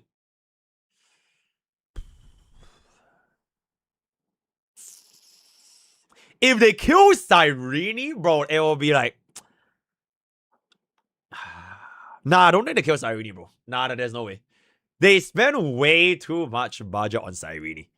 Okay, like, out of the 4 units, right? Okay, like, let's just say you don't know shit about their meta, right? Which unit has the lowest budget? It's obviously Lil Iga, bro. Bro, nobody even knows what the fuck is Lil Iga, right? Iga obviously has the lowest budget. So, like, by process of elimination, by real world marketing, I mean, we just gotta kill Iga, man. Right? Nobody even knows what the fuck is Iga, right? People are still running Gallagher, right? So, like, at the end of the day, Saber, there are those things. But overall, I think that power creep has been going down. Yo, Elon Twitch. And that the game is in a very healthy spot. And as MrPokke said, you also have like all these different archetypes that are all playable, right? They are all special archetypes, including, you know, Finon being his own thing. And they are all like meta relevant. You do not need to pull for Himeko and Silverwolf if you want to clear endgame. You do not. I mean, I don't know what Himeko is. You are Himeko actually capable of skipping I have no all idea what of Himeko doing. You are capable of skipping the entire Himeko, main push and perfectly clear everything, including even certain anomaly arbitration stages. I also want to say anomaly arbitration should not be a thing that you look at. I don't think any form of balance or something like that should take anomaly arbitration in consideration. You should take a look at Star Wars mode. That is like how I'm gonna be structuring my content from going forward in the future. Star Wars mode is gonna be the brand new standard, right? You could say Star Wars mode is optional because it's only like 100 Stellar Jades per clear. But if you think about it, every single endgame content HSR is optional. Alright? You could skip out 6 weeks worth of MOC, which is what? 800 Stellar Jades. So you don't waste like what? Upwards of 80, 90, 100 pools just for one unit to make one MOC easier, right? Like every single thing in HSR is technically optional. If you want to save Stellar Jades, just don't pull shit and you just keep waiting. You will definitely end up with more Stellar Jades by saving than more Stellar Jades from pulling new units and clearing more endgame. Alright? So in that weird sense, since everything is optional, I think a good middle ground at the end, at least for like my personal free-to-play account, is gonna be Star Wars mode. Because while it is technically optional, it will still feel nice that as a free-to-play player, you get every single premium currency without overcommitting too much for the different costs, as well as the archetypes, or like the brand new rate up, flagships and main push, right? So that will be our new standard going forward, which means that Bob, right? You know how I did say at the start of the year, I don't want to pull for any other flagships in version 4 for Bob. Like, I want Bob to skip Elation, right? But that's assuming that Star Wars mode was a thing. And no one expected Star Wars mode to be a thing. So I was like super comfortable with Bob just having 2 different teams. But now that I do need a 3rd team, I'm not sure how Bob is gonna go about. I still will not pull Elation. We'll see what Himeko does, right? We'll see what Himeko does. Bro, Bob might just end up being a Fate main. Because Bob already has an E1 Archer, right? Fuck it, slam a free Gilgamesh, and then we'll see what Gilgamesh team is going to be using. Then we have Team 1 that is free with E1 Archer, and then Team 2 that's free with Gilgamesh, and then the middle team is still our Remembrance Flagship. And then we'll see what that goes. But it will depend on like, what Gilgamesh is going to be doing, because he is a free card. I don't even think we should take the Star Wars challenges into consideration as to what is meta or not. I think the only thing that counts as to what is meta or not is what is capable of a 3-star clearing MOC, Pure Fiction, and an Apocalyptic Shadow, the normal stages. I think that's the only thing that matters. If Rin ends up being like a support or sub DPS to Archer, like I said in my guesses, right? We'll pull Rin. For sure. For some reason, because we already logged in like E1 Archer, so we're definitely pulling. Tick or whatever, where they have to clear everything. They cannot live with the idea that they have a not full star cleared 0-cycled anomaly arbitration. Whether you clear anomaly arbitration or not does not fucking matter, even in the slightest bit, because there's nothing to do. I clear anomaly arbitration because it's fun to me. I have yet to spend any of like the anomaly arbitration currency because there's just nothing in the shop that interests. If my check cannot clear 3-star anomaly arbitration, I'll be very, very welcoming of these chatters, right? Because this is a all-inclusive society, and we should never base a value of a HSR player from the anomaly arbitration clears, right? Even if you were to get a bronze, right? You are using your Remembrance Flagship and you're crying, or bro, it's all good, bro, right? MrPokke is here for you, right? If you have any questions, exclamation Discord, hop on our community, and we have excellent resources to help you break up, say, HSR counter. And yes, all of this makes the game very healthy. I think you have so much content, and not only do you have content where you can use your characters actively, but also such a big, massive variety of not only characters, but also team archetypes is currently viable. At the end of the day, you can really have fun with the game. I think the game is in a really good spot, and obviously you also have that the 4.x story is also really, really good in my opinion. All of that I agree with. Now, does that make HSR free-to-play friendly or not? There are many different things here, and that's, for example, I believe you cannot really directly say whether a game is objectively free-to-play friendly or not. You simply cannot, because gacha games have too many, like, factors that you can not in any shape or form influence. You have bro, just say gacha games are for gamblers, bro. Alright, that's basically how it is. Alright. Too many factors and yep, because it's a gambling game, right? You're gambling. Right? And there's with every single gambler, some gamblers are gonna win and some gamblers are gonna lose, whether or not you're free to play or not free to play. So right? No influence over whether you're going to need 20 pulls for the newest character or whether it's going to take you straight up 180 pulls. You have no influence on those factors, but sadly enough, those factors, they play a big part in whether or not you can keep up with the content. Because I think, wait. Excellent point, by the way. I think no gacha games are free-to-play friendly. Because if a gacha game is objectively, in a vacuum, free-to-play friendly, then it should encompass every single free-to-play. But that is statistically not possible. Because the business model of a gacha game, it depends on some gamblers losing. right? The only game where you can say everyone's treated the same is League, right? League is free to play friendly because you get every single character, kind of, right? And then if you just play long enough, you can get StarCraft 2 is free to play friendly because the only thing that you can improve your StarCraft 2 in is your skills and your APM and your build order, right? But like gacha games will just never be free to play friendly because the business model doesn't allow it. But some gacha games can be free to play friendlier. I think that is a pretty fair statement. Like, both gacha games are inherently never objectively 100% free to play friendly, but some gacha games are free to play friendlier than other gacha games. And that is MrPokke's quote of the day in 2026. Thing that MrPokke does not mention here that in my yeah, opinion, like, do you play slots in a casino or do you play Baccarat? The answer is Baccarat, by the way. Baccarat statistically, okay, don't ask me how I know this. Baccarat statistically has the best odds for a player to win against a house. But if you play slots, the odds are like really fucking bad, right? So, and don't gamble though. Don't never ever gamble, but never should be mentioned when we are talking if HSR is free to play friendly or not. All of these things here are true, but you also have to understand Gaming amateur, that thank you. you Drop are 10 not subs right pulling now. a single character anymore like you did back in the day. By now, you are pulling teams. If you want to play Finon, you are not... This is the crazy thing. If you are playing Finon, people are expecting you to not pull Finon, but pull Finon E2. They're expecting you... Okay, wait. Fun fact, I legit used E0 Finon in Star Wars mode this earlier just to try and prove a point on like how viable is E0 Finon. So I used E0 Finon, E0 Ceridra, E0 DHPT, and I believe, and E0 Sunday. And guess how many cycles it took me to clear MOC? Full E0 S1. Full E0 S1. So 8 costs, but it's full E0. First half of Star Wars mode.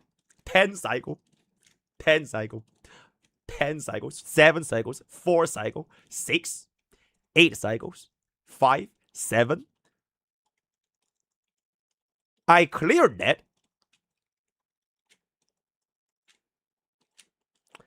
I'll wait for the video to drop. To also go for Ceridra. When you say, I want to play Silver Wolf or I want to play Evanesia, people are expecting you to pull Yao Guang. You are pulling way more than just one character. You're pulling teams. Whether that's like a good thing or not, that is up to debate, and that is not something that I want to really dive too much into here. It's also fair to say that you do not always need the best, most important teammate for a character. All these experiences and opinions that I'm talking about, they are different from person to person, right? A good example. All these things on MrPokke are true if you have been playing day one. So this is partially the free-to-play experience of a day one player. If you're playing now, you are missing a lot of these things, including, for example, all of these free... I'm so sorry. I literally just realized bro got 3-star silver. I literally just read characters where 2 of them are meta relevant, and Danhang PT being also like an absolute game changer. If I were to start a free-to-play account now, my free-to-play experience would still be vastly different than the one of MrPokke, who started in 3.0. Absolutely. Not only because of the times we started in, but also because I'm not going to have the same luck as he has. No So I think what we can do here is, in a similar way to Mr.Pokke here, present facts. But not only like the good facts, also present like facts that you can argue, yes, you objective do need teams. That there are characters whose performance is they going do to call me improve Mr. True significantly if you pull because their I never items. lie. Like, this is something that Mr. I think True. is a bit misleading by MrPokke when he starts talking about the different archetypes here. Break is viable. Follow-up attack is viable. Acheron is viable. These are things, he's saying those things that in a sense they are true, but he's not telling you their prerequisites. Yes, break is viable, but if you have Dahlia, the prerequisite is that you need to have Dahlia. Follow-up attack, he's saying... Okay, you know what? That's fair, right? Like, I will assume that if you're playing the respective archetypes, you will invest in the respective archetypes' teammates. Alright? That is a prerequisite. So, for example, if you are gonna say that I assume jungler is the best role in League of Legends to carry MMR, I assume you know what's the timing of blue buff and red buff. And you know how to fucking smite a dragon, right? Like, I assume you would know that, right? And I assume you wouldn't go to your fucking, like, late... You wouldn't go to your mid lane, smite the cannon minion, and then go back to your raptors, right? Like, I assume that. So, even though it is an assumption, it should be a very simple assumption, right? Like, break mains are gonna fucking pull Dahlia, right? DOT mains are gonna have a Kafka and they're gonna get Hyacinth, right? Follow-up attack, you're probably gonna be getting Asheville, right? Acheron mains, you're almost certainly gonna be putting Blade, right? So while those are assumptions, I don't think it's an assumption that is like too strange for the general populations, right? And yeah, it's called follow-up attack. The archetype is follow-up attack. Realistically speaking, it's Ashvale. Ashvale is the one that's like really carrying that follow-up archetype. And then the biggest one, yes, Acheron is viable, but the amount of hoops and loops you have to jump through to make that character viable needs to be stated. You cannot just say Acheron is soon viable and just call it a day to use it in order to say you don't need to pull flagships. The point is... I mean, you really just need Blade though. You know, Blade removes Acheron's need for her S1. It removes Hyacinth's need for her S1, kind of. It removes you the need to run a second ability. It completely kills Xiao Qiu, and it completely kills E2 Silverwolf. So the really only thing you need for Acheron to be viable is kind of just Blade. That's all you need, right? So if you are an Acheron main for one cost, what is the best upgrade to an Acheron team? It is gonna be E0 as your Blade. You don't even need bro's signature light cone, because guess what is Blade, guys? He has Nihility, bro. And guess what light cone can Nihility units use? Before the tutorial mission begin, which is the fucking free light code, right? So you, like, yes, you can make different cheap archetypes viable. They are strong enough to be viable. However, all of these things... you don't even need E2 Acheron to run Blade as the solo Nihility. Like, from my testings, right? E0 Acheron with Blade Asheville clear faster than E0 Acheron with Blade plus E4 Wellian. That is how much better the additional frequency of debuffs you are going to be able to apply. It completely outshines your ultimate damage multiplier at an E0 Acheron. So imagine if you had an E2 Acheron, you not only then get the additional frequency of debuffs from Blade, and you also get the ultimate multipliers from an E2. So I would say Acheron is viable is a pretty big understatement, because the next builds are going to be really, really good. They have certain prerequisites that you first need to achieve in order to have that state. Which brings me to the last point I want to talk about, which is just in general like gacha tribalism and stuff like that. When someone talks about Honkai Star Rail, it's sometimes very hard to understand where that person is coming from. Like, for example, MrPokke had no issues being free-to-play, and that is no surprise to me. And here's the truth. If I made a free-to-play account, I would also absolutely have zero issues with that free-to-play account, and I would be also free-star clearing every endgame mode. Genuinely. And the reason for that is that both him and I have an understanding of the game, and if we made free-to-play accounts, we would not be doing random pulls or understanding of the game, chat. A lot of times. Because what do they call me, bro? What do they call me, guys? Come on, bro. Come on. Mr. fucking HS fucking R. Do very meta-relevant choices that are very strategic and have like the biggest meta-relevant choices. And well, all cost of this is to return ratio, chat. Like, are we even like debating this right now? Right, this guy is not a paid chatter, by the way. Right, MrPokke does in fact know the art of cost maxing. Right, at the end of the day. Here's the thing: imagine a player that starts free to play today in 4.2 that has actually no idea of Honkai Star Rail. Then watch twitch.tv/MrPokke. I guarantee you, if you watch MrPokke stream 10 minutes a day every single day, you become a HSR expert. Latest.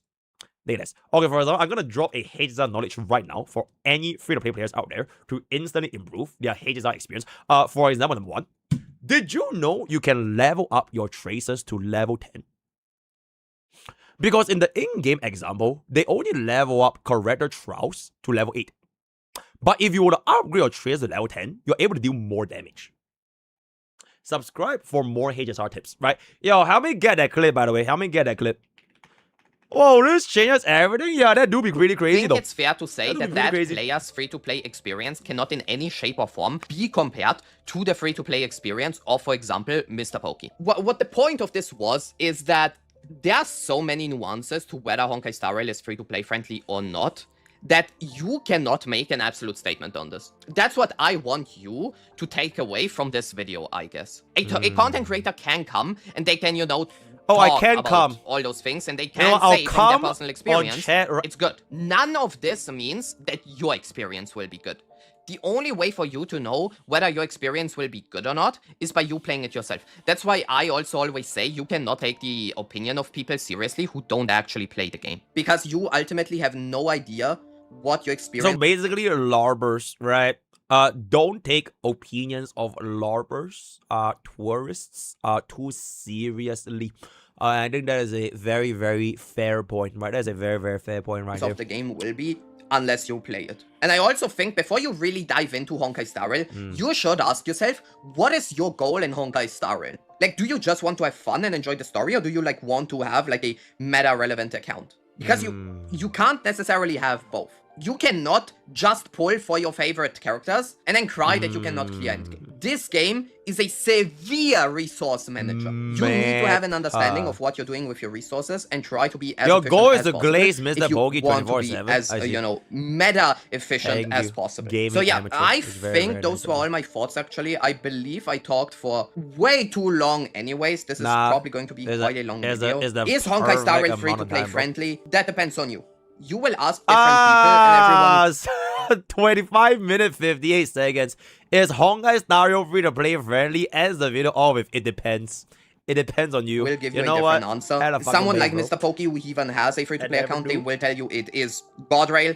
God Rail is God Rail. The worst game they have ever played in terms of free-to-play. I will just say, from my opinion, Honkai Star Rail is, in my opinion, easily in the best game state right now it has ever been. This is the best game state. Best in my personal opinion, yes, I think HSR is insanely free-to-play friendly, but I feel like personally this is one of the gacha games where actually understanding what you're spending your resources on matters the most. The game is 100% giving you is this an ad? I don't think for this game to be free-to-play viable. However, if you, for example, it is only not an spend ad, on bro. your favorite characters that just so happen to have nothing to do with one another, then yes, you will Chad, have this tweet that I made is not an ad, okay? I didn't tweet that for issues, an ad. and the game I have will no ads feel on tweet, insanely free-to-play unfriendly. That's also why I say, to me personally, that's my personal bias and what I have seen. Honkai Star Rail is a game where you can, generally speaking, not expect to pull just your favorite characters, and then at the same time also want to be able to clear everything. I have been playing both Honkai Star Rail and Wuthering Waves ever since release, so I do actually agree with MrPokke. God Rail is God Rail, but as I said, the free-to-play experience will differ for every single player,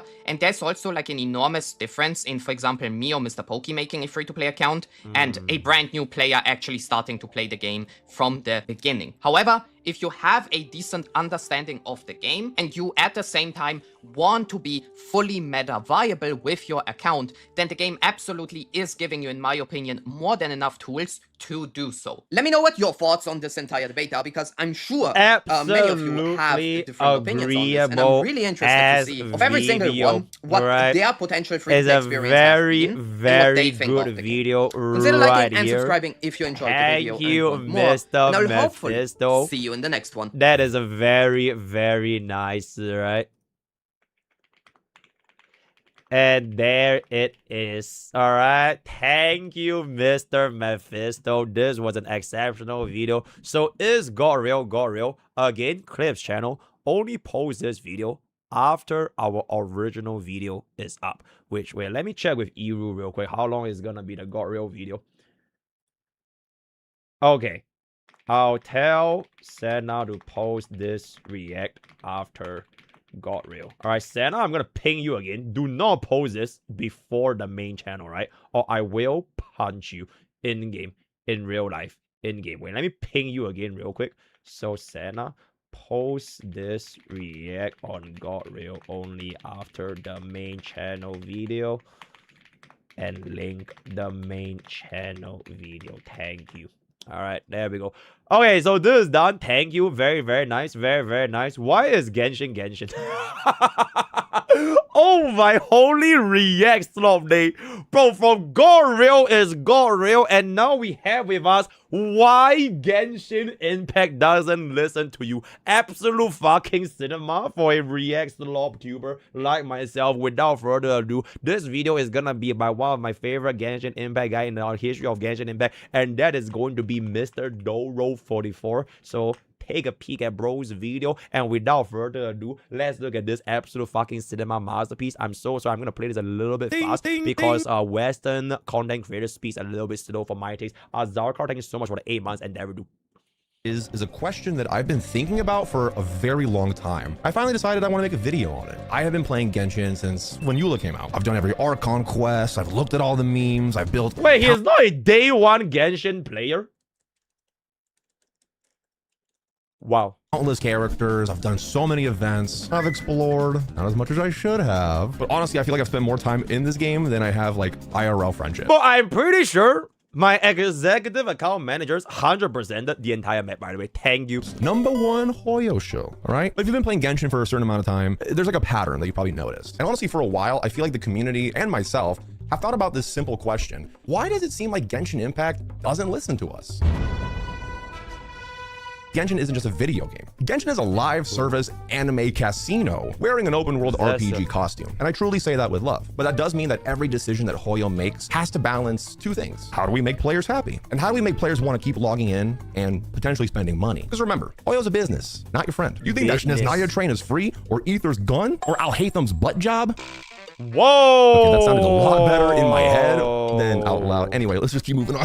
And look, sometimes the two things work very well together. A new region comes out, players are happy, and Hoyo makes money, making them happy. But sometimes these goals kind of, Okay, wait, chat, before we go any further, full disclaimer, in case y'all see this on the clip channel, yours truly is, in fact, what you would call a Genshin tourist. I'm not a Genshin larper. I don't pretend to be a Genshin expert. So, we do be a tourist taking a look at a real Genshin expert's opinion in Genshin Impact. So I'm not gonna say too much because my understanding of Genshin Impact is essentially if you play Mavega, you win the game, right?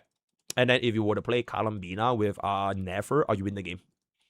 All right, that's pretty much it. All right, let's take a look. Well, kind of fight each other. Players want more pulls, which I'm there with you, trust me. But Hoyo wants us to buy more pulls because, again, money. Players want a new character to feel very strong and usable at C0 versus C2. But Hoyo wants the constellations and the weapons to feel tempting. Players want old characters to get buffs, which we have been getting recently. But also, on the flip side, Hoyo wants the new characters to be sellable. And that's where a lot of the tension comes into play. It's more that Genshin has its own, like, very specific design philosophy, and the community has been fighting that philosophy since launch. So, let's go back in time. Whoa. Holy when Genshin first launched in 2020, everybody was obsessed. The game was gorgeous, the exploration was magical. People were climbing mountains just to get a chest, cooking food, or drowning because they ran out of stamina. The good old days. But then players reached endgame, and, well, by endgame I mean, congrats, now you can spend 12 minutes using your resin and, well, go log off, I guess. Now this was before my time, but original resin was like the first main frustration from the community. People just wanted to keep playing the game, like they wanted to farm more artifacts and build their characters and fight more bosses. The reason why I can't cook standing up videos like this is because your stream is too tall. All right, I am physical. Okay, technically Doro is a big guy. I think Doro is like around my height.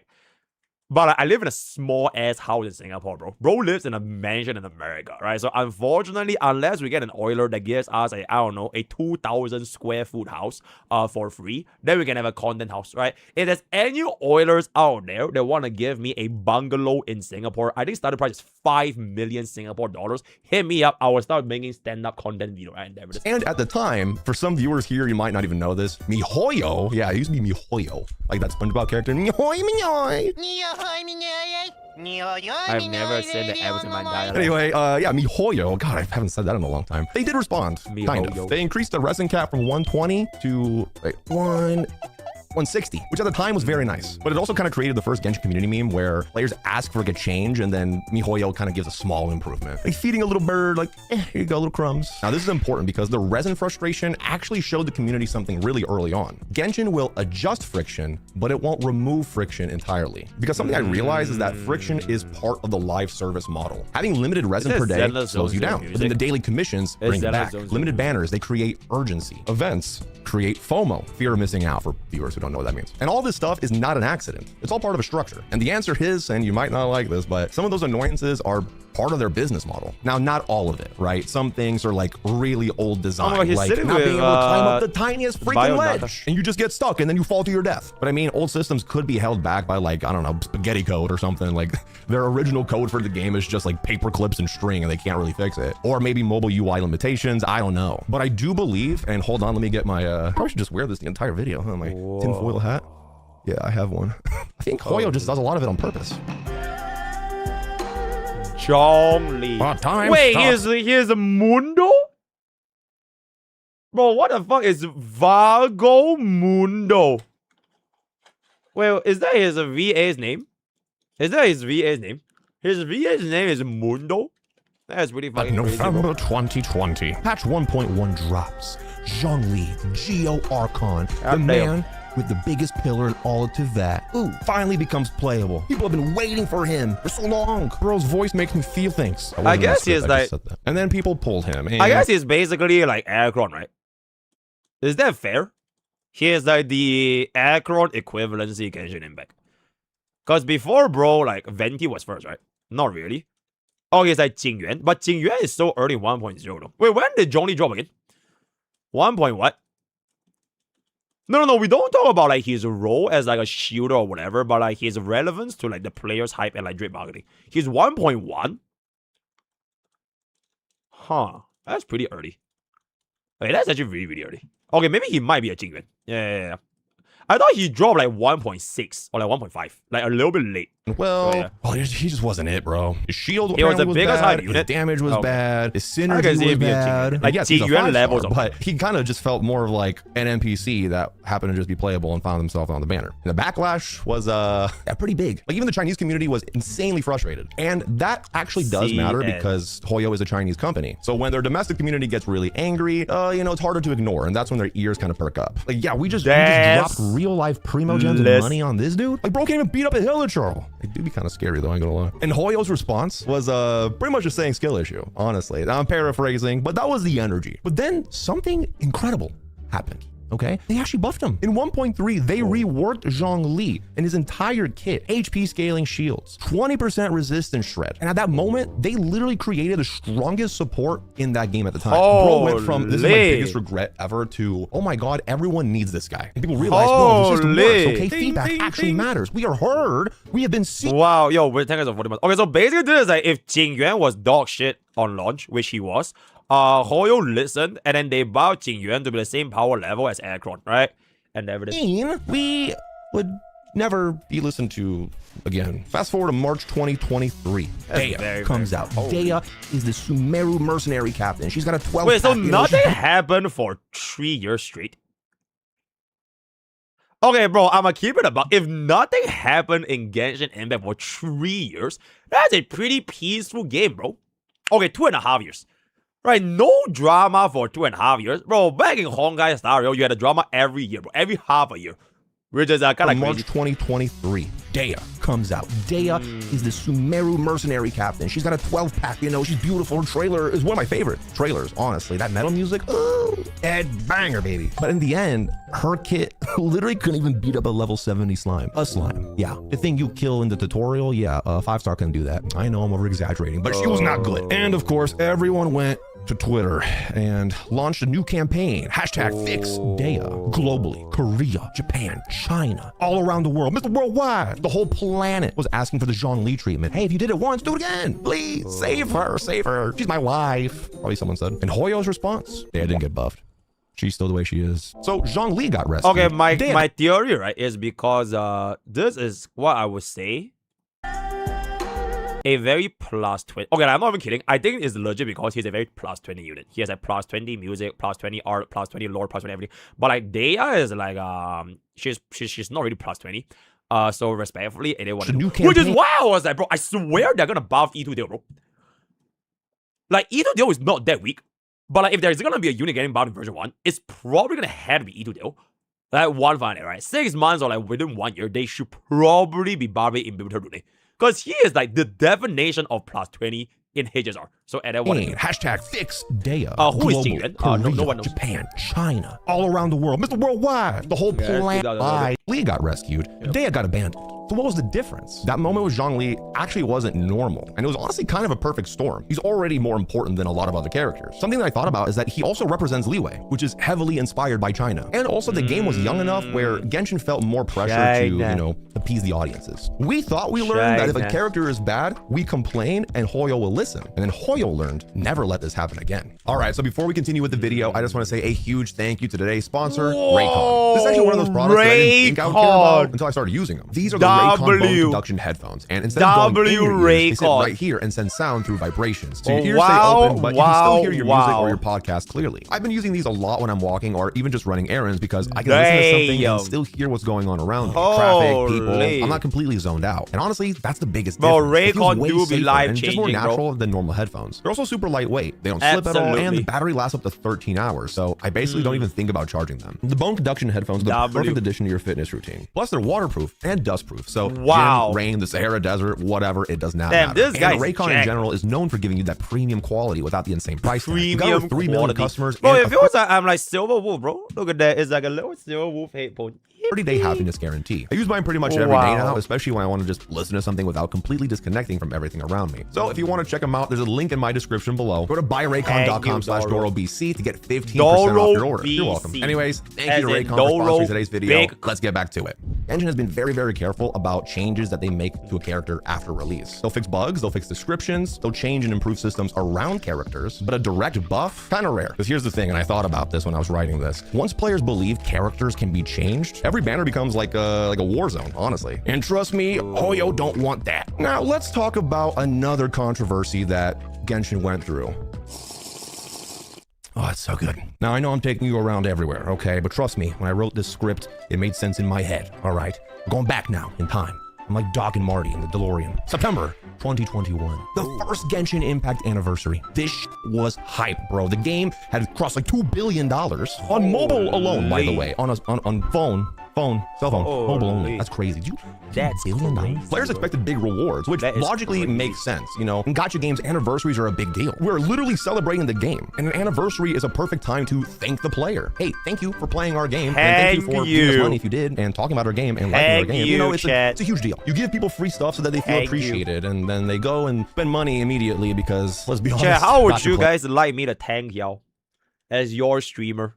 I think our streamer anniversary, or rather your streamer's anniversary, or rather your streamer's birthday, is gonna be happening in about a month, guys. How would y'all like me to thank y'all? Yeah, my anniversary, in which I will thank y'all.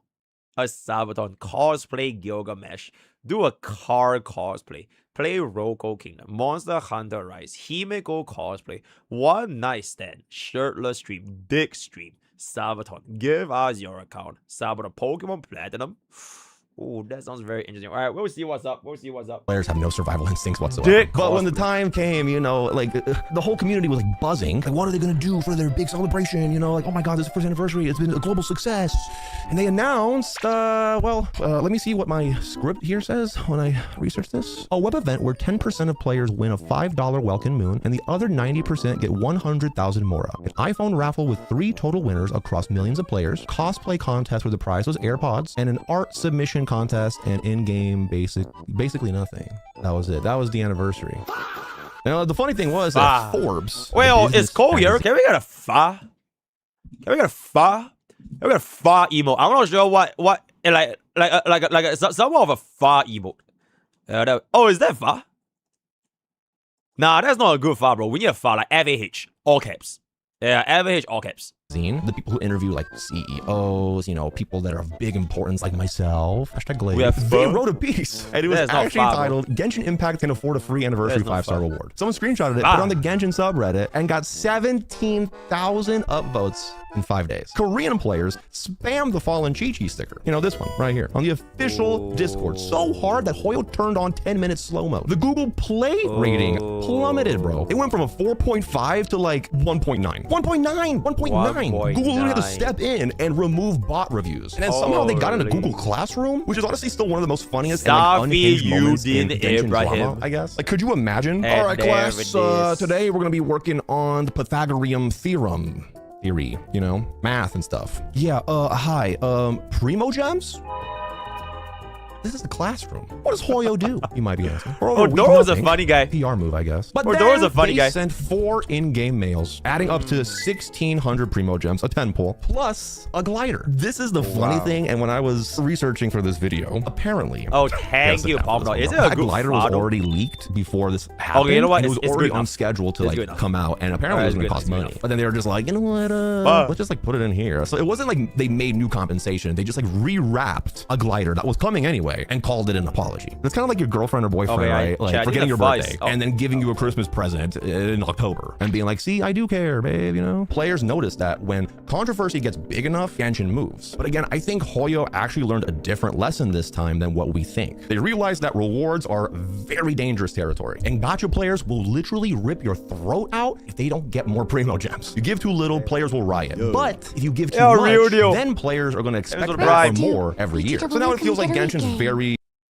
turns out to play one league and controlled with their rewards. It's definitely better than the first anniversary. Bro, I don't even have it on my PC, by the way. That does bring me into my next topic, and that's the, you know, pulls that we get. If you don't spend money in the game or you're a very low spender, it's a very different game that you're playing than a whale. Now, let me stop you there. I'm not bragging about being a whale. If anything, that's probably my biggest regret. My accountant literally hates me. Anyway, when you're playing the game as a free-to-play or low spender, you're playing the game very differently, and you have different challenges that you have to overcome because money ain't gonna fix it. But the problem now with modern Genshin is that there are more characters. There's like 110 characters. There's more team comps, more reactions. Meta's always changing. There's more specialized support. Bro, the first thing I saw in this entire picture is how absolutely fucking massive MrPokke is, but bro. That's how you know she's the main push, bro. I swear MrPokke is still gonna be better 3 years from now.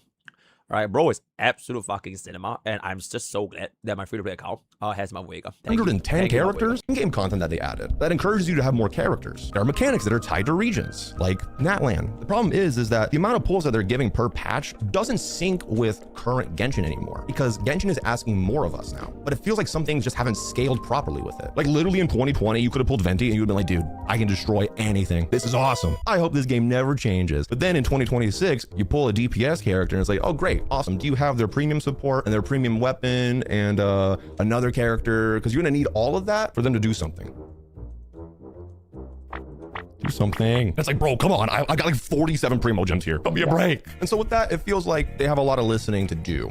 But I was just talking about endgame, and that's gonna be my next point actually. Because for a long time, players were asking for new endgame modes that were tougher and more challenging. And something besides Spiral Abyss. More challenges to use their built characters on, you know? Because it felt like for a long time that Genshin had this cycle where like, new character comes out, you pull character, you spend your time and your resin building character, leveling their talents and their weapons and all that, optimizing their builds, and the hardest enemy that you had to fight was not having a skip button and hearing Paimon talk way too much. But jumping ahead a little bit to the second anniversary, we're bracing for impact. Surely they learn, right? Surely after the disaster last year, they go big. I was gonna say, I'm just really, as a Genshin Impact tourist, I was expecting to hear Genshin Impact music. Half the time just hearing Zenler Zone Zero. Which makes me want a goon, so I'm just really disappointed with that door. And we get 20 free wishes, a pet crane, and some ascension mats. So that's about it. And according to my research, a website called The Gamer, they had an article, and it was literally titled, "The Community Collectively Shrugs." Like, yeah, but year one, people lost their minds. But year two, you know, they were a little bit better awards, but we kind of just accepted it. But see, hold on. But see, that's the pattern, right? Okay, that's how this works. Hoyo lowered our expectations. All right, stick with me here. They lowered our expectations on purpose so that the bare minimum would feel like a gift. Makes sense, right? We got trained like a dog, and it worked. We accepted it. And just to prove that that wasn't just a fluke, when 4.4 Lantern Rite came out, it's around January 2024, I think, it had worse rewards than past Lantern Rites, and Billy, the Chinese YouTube, by the way, review bombed Genshin Shinies accounts, and their follower count started dropping. I think they lost over 1 million. I think I actually made a video on that. So now buckle up, because we're about to hit the boss level of Hoyo's not listening. Oh. In October of 2022, Waka GameSpot waka. had an interview with Hoyo, all right? And the community was begging and begging and begging for more endgame content, myself included. Anyone at AR 55 or higher, like, basically had nothing to do. Like, use resin, you'll log out, that's about it. That's your cycle for the day. So Hoyo gave an official answer. People were excited for it. And I'm gonna actually read it to you exactly because it's crazy. I quote, Spiral Abyss is one of the most effective ways for players to test out their party composition and combat strength. If we design another type of permanent endgame that is similar to Spiral Abyss, it might end up creating excessive anxiety for our players. Not everyone is interested in must grief. Excessive anxiety. Oh god, I remember the community memeing that one up, bro. Holy. We were just asking for harder fights, bro. And I feel like that was such a weird interview and excuse that I've ever heard ever from a developer. Like, we can't add more endgame because players who don't do endgame might feel anxious knowing it exists. You know what I mean? Like, let's be for real. People who don't do endgame, they don't even open Spiral Abyss. And I'm gonna tell you right now, they're not gonna lose sleep over a second optional thing that they'll just ignore. That's honestly like a restaurant who can't add a dessert because guests who don't want dessert will feel pressure to get dessert. You know what I mean? It makes no sense. Just don't do it. People who don't do it won't do it. And a small streamer who's also short IRL, his name is Zyox. You might know him. He wrote, I'm truly more sad than angry. That pretty much sums that up, honestly. Good job. Like, we weren't even mad. We were just disappointed, like a dad, like my dad. Because, you know, my dad left me. Never met my dad, so he's probably just disappointed in me. Sorry, because he's disappointed in me. But look at me now, Dad. But remember that quote, excessive anxiety. Burn that into your head, all right? Because that line will be coming back in the video. And at the time, I think this answer did explain a lot because it feels like Hoyo saw the game more as a casual game for casual players. Exploration, story, events, TCG, sometimes a little bit of combat, sometimes, I don't know, picking mint. You know, that was Genshin, casual fun game. And low-key, I won't lie, I feel like that is a big part as to why Genshin is so successful. But for the players that really focus on the combat and difficulty, it kind of felt unheard. Like, okay, what's the point of building my characters or getting constellations for them? And a lot of players wanted Genshin to become something deeper. Like, Hoyo wanted Genshin to be just accessible and easy to pick up and play and enjoy, while a lot of players wanted harder permanent game modes, myself included, actually. Whoa! Go Rail Mansion! Oh now my we're goodness! Gonna go over this God, way Rail to December of Mansion! 2023. Holy Hoyoverse drops their shit! new game, Honkai Star Rail. They give Oh every my player a free doctor goodness! ratio. This guy that throws. Oh my Stop, goodness! stop, A that throws free shock at you? doctor ratio Stop, with man. I wish they did Honkai a God free Rail. 5-star just in your inbox. God And he's good. And I damn. remember this because the Genshin community lost their minds, bro. At the time, we were asking for something like that for like 3 years, Yikes. and it's the same company, probably the same building, different Yikes. team, sure, but the same That's a company. big With the yikes same right wallet, now. Same budget, same Dawei. Plus, he has clones. Do you think Dawei has clones? I could see that. But they just decided to do that, Clone not way. here, but over here in a different game. And there was a news article, and the top Reddit comment on that article, and I quote, it's Genshin. The best free thing we'll ever get is limited 4-star weapons that will never return. If you Oh my love God, so Genshin, true. never Listen get to a this free day, 5-star. And that's it. That's the moment we all figured out the truth. Hoyoverse can be generous. They just chose for 3 full years to not be with Genshin. And you might probably already know this or what I'm about to say, but Genshin didn't have a big competitor. Star Rail launched into, you know, the turn-based market, which actually had rivals within it. So Hoyo had to be generous to keep HSR alive. But Genshin, I mean, Okay, where honestly, you gonna go? was there even any other game that was like matching up to HSR's like global demand as a turn-based game? I really don't think there was, bro. Like HSR was like a giant, like by its turn-based standards. Was there any other game that's on the same scale? Oh, like, I can't. You can't really compare E7 because like they're PvP turn-based gacha games, and there's a very very different market demographic for like PvP games.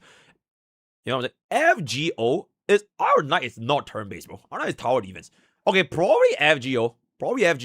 You know what? Fair enough, right? FGO. But the Waves wasn't out yet. We were trapped, and so they honestly just Reverse didn't bother. And 99 that's came not a out story after about Star Hoyo not caring, okay? That's a story about Hoyo being very good at strategy. And that really reinforced the rule where Zhongli was not a rule. It was an exception. That's probably one of the most frustrating parts of the community. Because when players know something can happen once, they'll always ask, why can't it happen again? Why buff Zhongli, but not Dea? Why add all these little quality of life changes when you're not adding the ones we're actually asking for? And I'm gonna get my chair for this one because I'm about to teach a lot of people about the world. For change to actually affect something, it's gonna have to affect one of these three things. Revenue, reputation, retention. RRR. If something is hurting those, Genji's more likely to respond. Business annoying, but people keep logging in. Well, enjoy hearing Catherine say applesauce for the 476,000th time. But let's take a minute and talk about quality of life, because Genshin has added a lot of quality of life over the years, and you can't deny the game is a lot better than what it was. Why the hell is this emote even called R, by the way?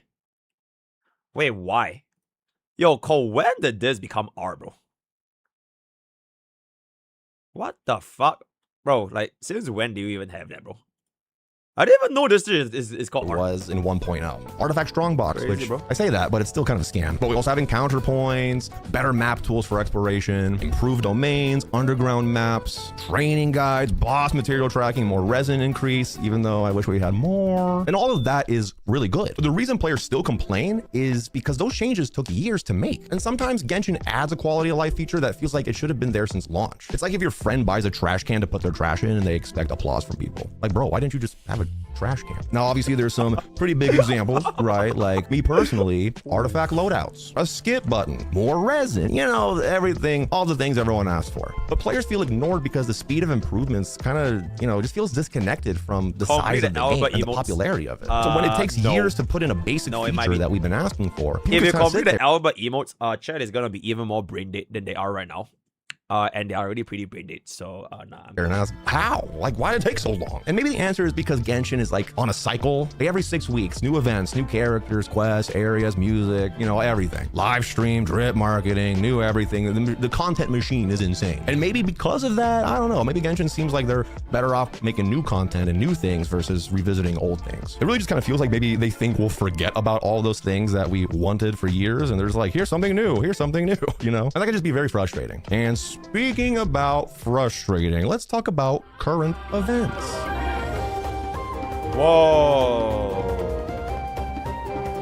Isn't that now we fast forward to July of 2024. Natlan gets revealed. The new nation inspired by Latin American, African, Mesoamerican, Polynesian, Mayan culture. Very cool. Very exciting stuff. And well, almost every character was light-skinned, and out of 9 reveals, 1 had darker skin. Now look, I'm not here to argue about the politics and all of this stuff, okay? I'm just here to tell you what happened. I'm just trying to give you the facts. But there was a petition that did launch on change.org, and by November, it had over 120,000 signatures. And even the hashtag boycott Hoyoverse, that started the trend. And here's the part that boycott Hoyoverse came from Natlan whitewashing. Oh, I didn't even know that, bro. I thought boycott Hoyoverse came from like long ago. Even until you see it. Genshin's own voice actors, people who were actively employed, paychecks signed by Hoyo, went to Twitter and asked their employer to do better. This was a category 5 hurricane of feedback. A lot of the community was on the same page. Other people were not, you know, it was just a mess. This is probably the biggest backlash the game had ever seen. And Hoyo's response was nothing. No statement, no design changes. Natlan shipped exactly as planned. Now hold on, okay, hold on. The 2021 anniversary backlash was big and they caved. The 2024 Natlan backlash was bigger and they didn't. And they shipped it. Because the Natlan characters were sold on banners. Moika, Shalonen, Kanish, Mualani. Every one of those banners did numbers. Whales pulled, dolphins pulled. The petition didn't really move the wallet. So Hoyo didn't move. And that is the formula. Loud does not matter. Loud and broke, that matters. But don't worry, because what's Genshin Impact without another controversy? In 2024, like the middle of 2024, oh my god, his something happens. No, not the duality of man. Revenue dropped below duality of man. Oh my god, my lobster, so buttery. My steak, too juicy. We didn't make $1 billion. I know that kind of sounds stupid, but at that level, that is a pretty big drop. It went from 1.3 billion in 2023 to 700-ish, 800 million in 2024. Oh my god. That's a pretty big drop. And the monthly player count dropped from around 11.3 million to around 9.3 million. So still healthy, but a big drop. But then suddenly, like a switch, Hoyoverse pulled out some big things. And no, I'm not talking about Zhongli's pillar. That is pretty big. August 2024, the 4th anniversary, they announced for the first time in the game's history a free 5-star selector from the standard banner every year from now on. It's from the standard banner. Imaginarium Theater came out. The second endgame mode that they said that they would never make, by the way, because of what was that? Excessive anxiety. I told you come back in the video. Shipped in 4.7 a few months earlier. The 5th anniversary, they expanded the free 5-star selector. Wow. They gave out 2,800 primo gems. They added a feature called the Temper Thyself that gives you up to 4 free constellations for older characters per year. They dropped Stygian Onslaught, their 3rd endgame mode, after years of saying never gonna happen. But hold on. God shit is God shit. Back to 2022. What did it say? It might end up creating excessive anxiety. Well, I think that anxiety was fine. I guess the players turned out to be okay. Funny how that becomes fine when monthly active users drop by 2 million and revenue drops by 600 million. This is what I've been building to. Hoyoverse is not tone deaf. Hoyoverse is not ignoring you. They don't just listen to feedback. They listen to their balance sheet, okay? Money. The feedback only matters when the balance sheet agrees with it. Zhongli got buffed because his banner sales were plummeting. Daya didn't because new characters were already being announced and she went to standard. The 1st anniversary got bandaged up pretty quickly after the review bombing on the App Store, which threatened new player acquisition. Natlan didn't get fixed because the banners were printing money anyways. And I say this a lot on my streams, but like, if they don't want the best for you, it's a business. They want money. And it's not just Genshin. It's every company. Every company in the world. Except for that one company, the Arizona Tea. That guy's a good guy. It's still 99 cents. Even with inflation, bro. But yeah, anyway, in 2025... Wait, what? This is 99 cents? Bro, I literally saw this in like 7-Eleven. It's like $5, bro. In Singapore. It's 99 cents in US. That's crazy, bro. Oh, import tax. Oh, okay. That guy's bro, this shit is not cheap in Singapore, by the way. I've seen it before, but bro, it's not cheap. Anyway, in 2025 and early 2026, it finally felt like things were different. Player count rebounded back up to like 16 million. Dang, the vibes were genuinely really good. And some people, myself included, started thinking maybe Hoyo really did learn. It's just getting better and better. Well, about that. This week, literally as I'm filming this video right now, it is May 14th. Players are review bombing Genshin and Hoyo versus actual offices on Google. What the? Please give a venturing. Yo, Ed, can we even show that? Crop it out. Yeah, Google Maps, not the App Store. Holy shit. Bro, Evanesia is so fucking tight. That is insane, bro. That's an insane Evanesia. Bro, I don't care that that's Yai Migo or Saga, bro. That's an insane Evanesia skin, bro. That's crazy. It's like the building where they sit and make the game. But here's what happened, okay? Version 6.6 is coming, and it has multiple highly anticipated characters, right? And players did the math, and they've been doing the math, because gacha players can't read, but we're good at math. And the patch gives somewhere between I sincerely doubt it. Bro, I sincerely doubt gacha players can do the math, bro. But anyways. 60 to 65 pulls, which is not enough to guarantee a single limited 5-star character, let alone get you to soft pity if you're starting at 0. If we expand upon that and look at the bigger picture here, yeah, I'm using my brain. I'm on my Adderall today, guys, okay? My 3 brain cells have quadrupled to 8. That's math for you. But if you zoom out of it, it's not just give us more primos. It's Genshin is asking more from us as this game grows, but it's not giving me enough resources to keep up. That's honestly the real issue. And I felt this way for, oh man, a while. I talk about it on my stream a lot. Twitch.tv/Doro44. If you're not watching me live, what are you doing? I'm a pretty funny guy. But anyway, on a more serious note, the patch is giving 60 to 65 pulls, but it's dropping 2 new characters. I mean, F2P players are gonna feel a little squeezed. Like, they're not gonna be able to do that. 60 pulls isn't even enough for soft pity. That's 75, and then hard pity is 90. And if you didn't know this, not a guarantee. There's a 50-50, you might lose. Oh, wait, hold on. I just thought about it. That's what gotcha means. Gotcha game. Gotcha. Gambling. Oh, that makes sense. Gambling. But that's only the half of it, right? Because the bigger problem is honestly the new lunar reactions. Lunar reactions is the new meta. Lunar charge, lunar bloom, crystallize. These reactions are the new strongest damage in the game. And the supports that enable them, like Combina, Nefa, Flins, they're almost all premium 5-stars. So if you're F2P, you're being asked to pull 5-star DPS and 5-star supports to just keep up in today's game. And it's called the wheelchair comp, right? Where a character really needs other characters to... What the fuck is that? Save me for Rina-chan. Is that Nebula wheelchair? Give me Lemony. Wait, Genshin has a cause system? Give me 6 cause teams or I retire? Oh, I didn't even know Genshin has a call system, bro. Damn, that's crazy. Really be good. Every pull starts to really matter. In a patch that only gives you 60 pulls. And the math just doesn't work anymore. The game has changed where it feels like the rewards that we get have not scaled with the amount of things Goryo came up with it. I've been saying this for a while. The 4-star support era, you know, Bennett, Xiangling, Singshou, that era where like the national team could carry you in most like situations. Kind of almost done. And the new era is going to cost us money. And the frustrating part is that Genshin has trained players to expect better. Dendro was amazing when it came out, and it gave new life to old characters. Kuki became incredible. Kaching, I even made a video on this. Became usable. Lisa had more value. Toma, people were using Toma again. And that was like amazing. A new element or a mechanic that expands your options. When players feel like a new mechanic narrows those options, then the game just starts to feel bad. And that's why, you know, the advice I've always given people is just pull who you like. That advice is starting to kind of feel weaker. And I've been saying it a lot less actually, because it doesn't really hold up anymore. And by the way, there is one detail that I do have to include. Last year, 2025, Hoyo paid $20 million to settle with the FTC, the Federal Trade Commission, apparently for misleading players about loot box costs and, you know, prize odds, and for violating children's privacy rules. They did not admit to any wrongdoing. They just paid the money and brushed it under, which is kind of a classic move, right? But here's the part that matters to our story. The generous era, the free 5 stars, the second endgame, all of it, right? Most of that lines up around the FTC investigation and the revenue cliff. So when you ask, did Hoyo become a better company? Maybe the answer is Hoyo became a better company while regulators and investors were watching, like they were forced to. So back to the original question, why won't Genshin listen to you? Because you asking is not the price they pay for ignoring you. If you want Hoyo to listen, you don't have to scream louder. You have to make ignoring the players the more expensive option. The community is not the customer, okay? The balance sheet is. And the only time that Hoyo has the community agree is when both of them are looking at the same number. And that's why the F2P drama that's going on right now is kind of interesting, because for the first time in a long time, it's not just like a vibes complaint, but like the math actually just doesn't work anymore. 60 pulls a patch with a meta that demands multiple 5-star units to like execute well and properly. The dollar value of being F2P is dropping. Okay. The math to be completely fair to my good friend Dawei, right? If this 60 pulls per patch became 100 pulls, you still can't get a multiple 5 stars. So it's less so the amount of pulls per patch, but more so the amount of 5 stars you need to form a team. And I'm guessing Genshin back then, from a perspective of a Genshin tourist, right? I'm guessing Genshin back then, your team building wasn't as strict with the shield buffs.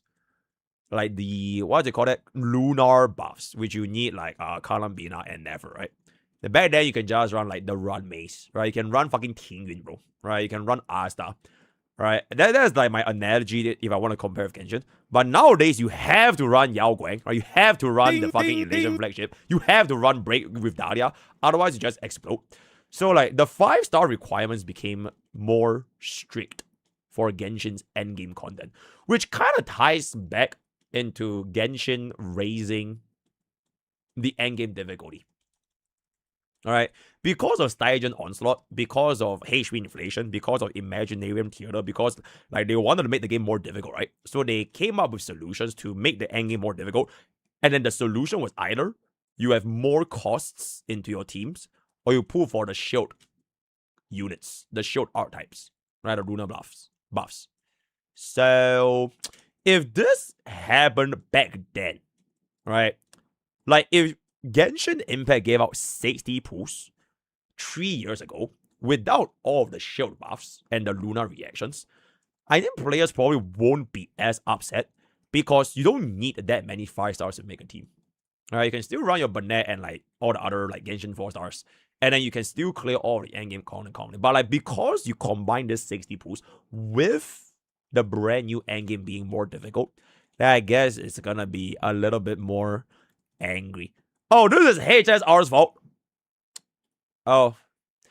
This is HSR's fault, by the way. HSR started the team thing, succeeded with $100 million of sales, beating Genshin Impact. Now, every fucking gacha from Wuthering Waves to Zenless Zone Zero to Genshin to CZN is copying this shit. It's your fault.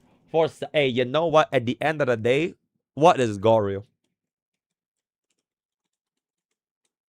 Goril? It's called 5-star units to like execute well and properly. The dollar value of being F2P is dropping. And then when the math stops working, the wallets start to close. And then when the wallets close, well, that's when Hoyo starts to listen. But I'm not saying to not leave feedback or to, you know, voice your opinions. That does matter. Getting your voice heard and out there, leaving feedback, doing the surveys, that does matter. But oh my God. Again, at the end of you know what's Star Rail? You know why it came from Star Rail? Because we are the path of the Trailblaze, bro.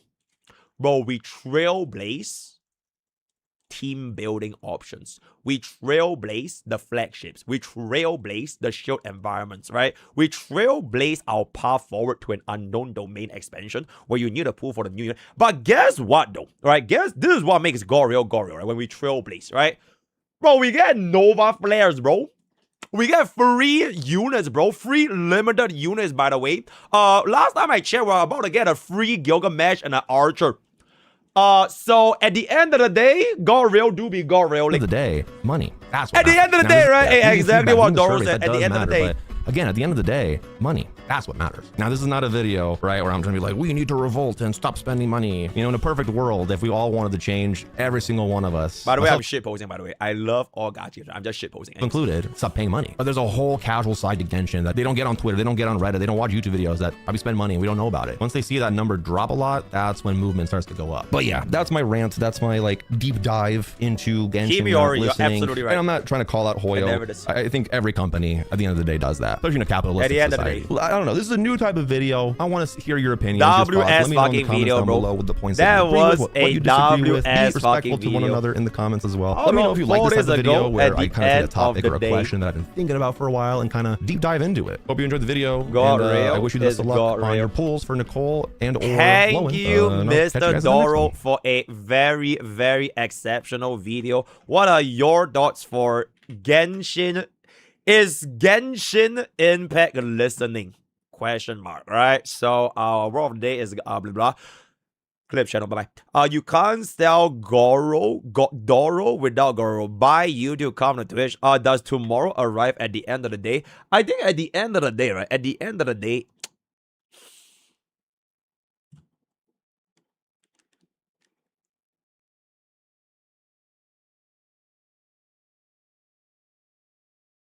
whether or not you like to play God Rail, or whether or not you like to play Godshin, if you lose your sense of purpose playing set games, no matter how free to play friendly those games are gonna be, you will still quit that set gacha game.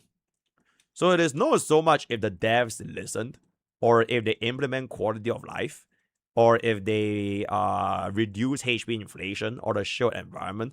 But like, if you don't really enjoy the game that you're playing anymore, all the other things kind of become secondary, right? And at the end of the day, well, I'm not trying to say it purposely, but like at the end of the day, Genshin Impact is a pretty old game, bro. Right? It is a almost 7-year-old game.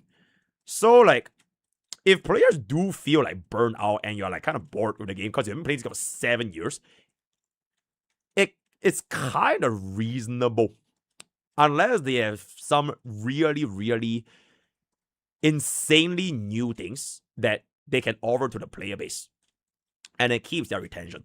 Like, touch your heart, right? How many of y'all are gonna be playing God Rail 5 years? Okay, maybe not 5 years, 4 years from now. Because 4 years from now is God Rail's, what, 7.0? 8.0? 8.0. Okay, actually 4 is, okay, 3 years from now, right? 7.0. So towards the end of version 6 to version 7, like, how many of y'all are still gonna be playing God Rail after God Rail has been out for 7 years? All right, maybe some of y'all might still play God Rail because to you, God Rail is God Rail. But if y'all did in fact move on from God Rail because you are literally just like, you're just tired of the game and want to play something else, it is also like pretty fair. And it has nothing to do with whether or not the company made the game worse or better, right? For me personally, as the God Rail guy, I will never quit God Rail. Bro, I'm gonna be playing God Rail when I'm 50 years old. Yep, I'm gonna be zero cycling with a fucking beard and wrinkles on my head. And I'll let my children zero cycle with me together. And if they can't zero cycle, they don't get their dinner. Right, that is gonna be my future, and I can see that from happening. But for most players, especially gacha players going forward, right? If you are kind of just burned out on the game itself, it's fine, right? It's fine, because like, no gacha games are, or rather not even gacha games, no games, period, are meant to be played forever. At some point, you're gonna have to say, you know what, I'm done with this game, right? every single game will have a lifespan that will come to an end, whether or not it's a free game, not free game, paid game, one-time game, all-account game. So that is going to be my 2 cents. Okay, help me get this as a separate clip. Help me get this as a separate clip, right? Will MrPokke play God Real forever? Thank you. For real, don't let people tell you just judging for yourself. Leak. Before you do this, can you boot up Forza and check out the MrPokke livery I meant for you? It is a surprise. Okay, I will check it out very, very soon. Because I still need, bro, it's been almost 3 hours and I haven't booted up Memory of Chaos. Let me just take a peek at Risk 46 Contingency Contract Early Access real quick. Thank you. This time greatness is upon us. We'll stand in the light. Wow. I'll turn my back to the darkness. This is Contingency Contract. Yes.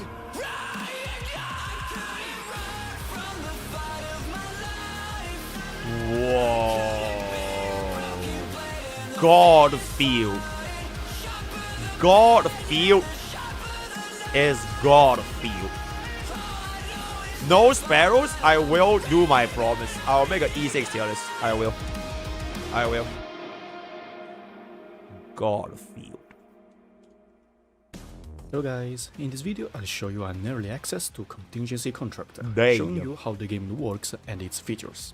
Just like Alrighty. the original Arknights, this game mode features a stage with very simple enemies, but they can become very strong. If every single team bro shows in CC has a Gilberta, I quit this game. Depending on the risks I'll be done. you take. In Enfield, the term risk is changed to test criteria. To make it simple, I'll just call them contract or risk. There are a huge variety of contracts you can take, from buffing Very enemies' cool. HP, attack, to debuff your own You units. can get it now. Do you really think I'm putting for a rerun unit? Come on, bro. Bro, we are a gacha player. We never pull for rerun units. We only pull for new the units. recover speed to entirely banning the dodge. The contracts doesn't simply buff enemies or debuff yourself. There are contracts that adds new mechanics, making the stage more challenging. Yeah, wait. Speaking of your Oifo, how is our R9's Enfield? Please make sure that my operators are still alive and the villagers are well maintained. Thank you. We'll come back. We'll like come back. chilling your We'll units definitely when come you back. perform certain action, increasing the freezing timer, but making it dispellable using skills, reducing combo skill cooldown at the cost of reducing skill damage, etc, etc. There are so many contracts, but I'm not going to show you all of them.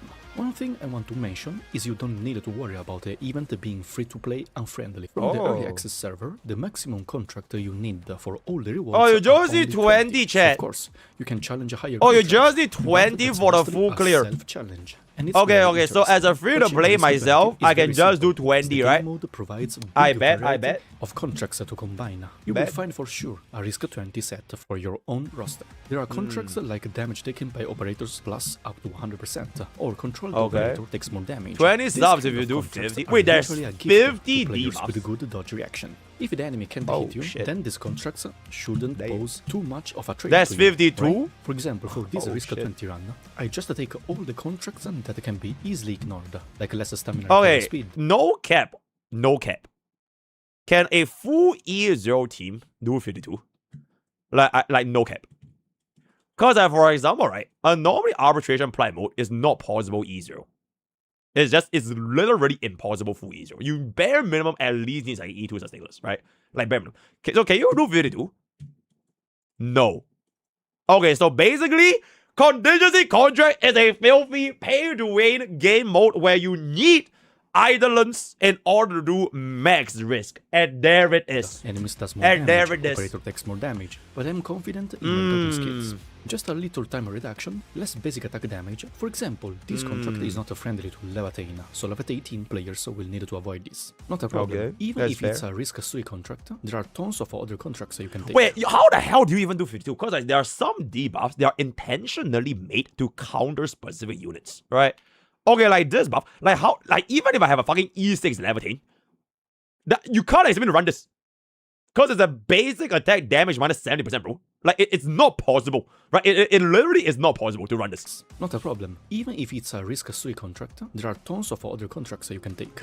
Bro, it's as you can minus see, I just didn't make enemies 70% become damage, by the super way. strong. Just adding some extra mechanics. Just don't play and I can Levitate. easily Oh, achieve okay, just the play middle Jump Funky, condition. right? Just play Here main you can push. see I'm using a full pot squad, but I was testing my limit. Full and I pot. tried already before increasing the potential. So I can tell you for sure, risk 20 is easily achievable. Okay, without risk needing high 20 potentials. is Or maybe easily this round achievable. here can give you a better Okay, idea risk how 20 is free-to-play easily friendly this game achievable. is. Same here. He Most did of the say risk easily are though, right? So I mechanical should based, easily like poison achieve clouds this. when enemy dies, only one healing mass between waves, less Tang Tang timer, with solo. less Bro, I stamina love Tang generation Tang emo, speed, bro. cannot swap She's control so operators, silly. etc. A like very a simple silly risk 20 kitty. run using free-to-play units. I didn't even put an essence on their weapons. I used the mechanic of one of the risk, which decreases the damage from better skills, but it increased by 100% all other type of damage that is not basic attacks, better skills, combo skills, or ultimate. So reaction damage can be boosted. That's why this simple squad is so good, as a wolf guard can easily trigger combustion. Have you ever after considered Relic I'm applies basically electro infliction, cosplaying and as Ardelia to Emporius? easily trigger corrosion to debuff But I'm enemies too. actually not And with the Emporius. 100% buff, Have you the thought about combustion it? reaction can melt enemies. And if Food you for have dollars, high food for confidence in dodging attacks, you can even increase by 1 the risk of no healing mass between waves, and only use Ardelia, healing in case you need.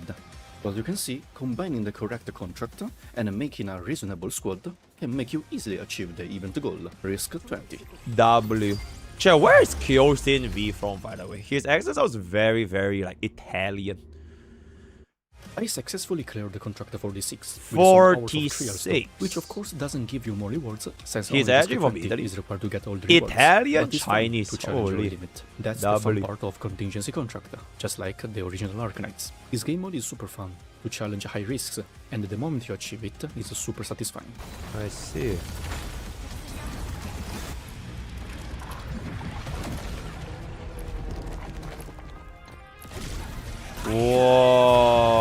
Whoa.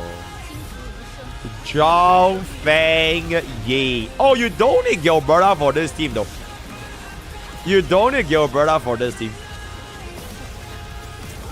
I try measures and you just want to say it's yours. Yo, Brad Screamy, do it. Brad Screamy, do it. I was just say, I just clear max risk CC on my first try, and I was just commenting on this shit. 90. Yeah, do it. For the weapons, etch your essence and artiface your gears. Do all possible preparations for this amazing event. Also, when you challenge super high risks, it's very hard, especially to new mechanics. You have to pay attention, skill points management, and the skills timing. Well, this is a contingency contract.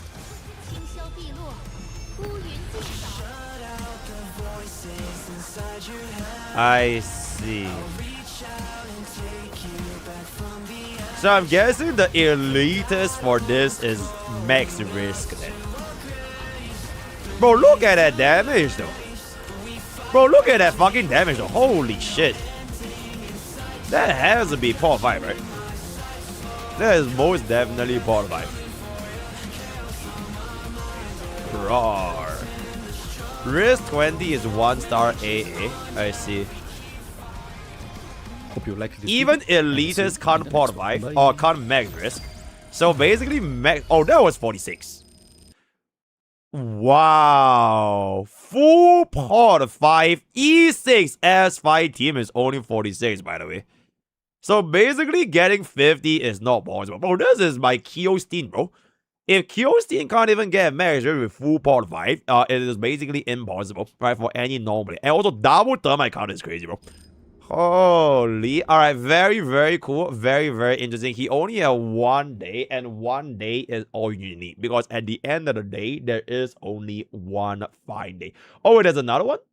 Okay, wait, chat. Let's watch this as well. Guys, I am so happy to be able to show you a special sneak peek preview of Contingency Contract arriving in Artist Enfield. Do you hear that music? The familiar banger tune that you get to hear in the lobby? Because yes, that's right. Welcome back, Contingency Contract. Crazy. Oh my goodness. So good to see you over here. And Okay, it's gonna be after very this was familiar to you shipping, guys as right? well. After this Just take a was look at shipping. this. The Table of Risk. It's the very familiar layout that you see back when Contingency Contract first started in Yep. Arknights. You've got Risk Back 1 in to my Risk days when 3. I played You have a Arknights, selection of tables, I and you can knew click on the all stuff that you exact want in order to same unlock it. debuffs that So we're I'm gonna be bring you able to through get. what you can expect These when are it comes very, to the very, risk very and a little bit familiar. about what enemies you are going to face. Now, just to take note, I'm going to cover up the risk that you see over here because I've already tried this myself prior to filming this video. So in order to unlock the risk that you see within this hidden panel, Yo, you Genshin have guy, to let me get unban you at right least now. one risk done. So I've already done Be that. free, my but man. basically, when this first started, there was this tree that I got to see over here, okay? And what I tried to do was I decided to play Risk 8 just for the sake of it. And I need to just tell you that even with a level 90 team and with proper full essence completed for all their weapons and also properly built gear, I won't lie, I actually struggled to clear it with the Fang E team. I saw myself failing not once, but twice, and so I only did risk that was 1, which is Risk using this 8? timer Oh my god, we're risk. cooking. Now, the original stage itself has a Bro, time limit an of 10 our minutes, night which is what I expert expected, that they should allow cannot people clear a Risk lenient 8, amount of bro. time in order to clear the stage. Bro, we are But so they did fucking exactly what I cooked, asked bro. for, that is to make timer Oh, a we are risk. so fucking So as you cooked, can bro. see over here, risk 1 says minus 100 seconds, and all the way down to risk 3 is minus 300 God seconds. damn, that is which absolutely means it fucking cuts crazy, it down bro. from 10 minutes to 5 minutes. This is going to affect how people are going to approach these runs. It is much more likely that players aren't going to be taking this timer risk when trying to achieve the highest possible risk, but it's not going to lower the achievement for people who actually take the timer risk and still try to go as high as possible. Maybe they can't reach the level of a no timer, but still, this is going to be Let me impressive make to my see. face a bit To speak a little smaller. bit in Arknight's terms, for those of you who don't play Arknights, it's fine, but let me speak to my people Whoa. for a while. It's kind of like how in CC, we typically see squad size limit 7 and deployment limit 5 as the very popular risk. So much more likely that you see people doing higher max risk with deployment limit, but it doesn't mean those who do squad size 7 is all that bad, because that's essentially half your roster wiped out. They can't achieve that highest max risk,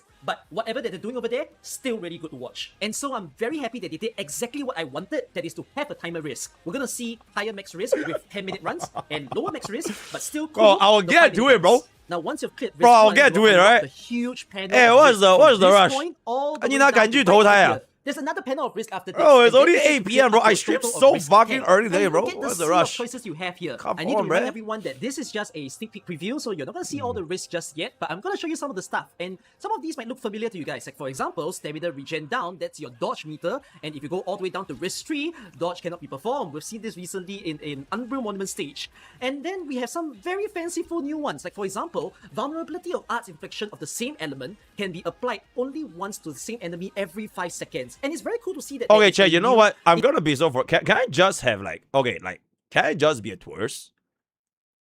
I don't want to come up with my own risks. I want my executive art night managers to give me the best risks to pick, and I just run it.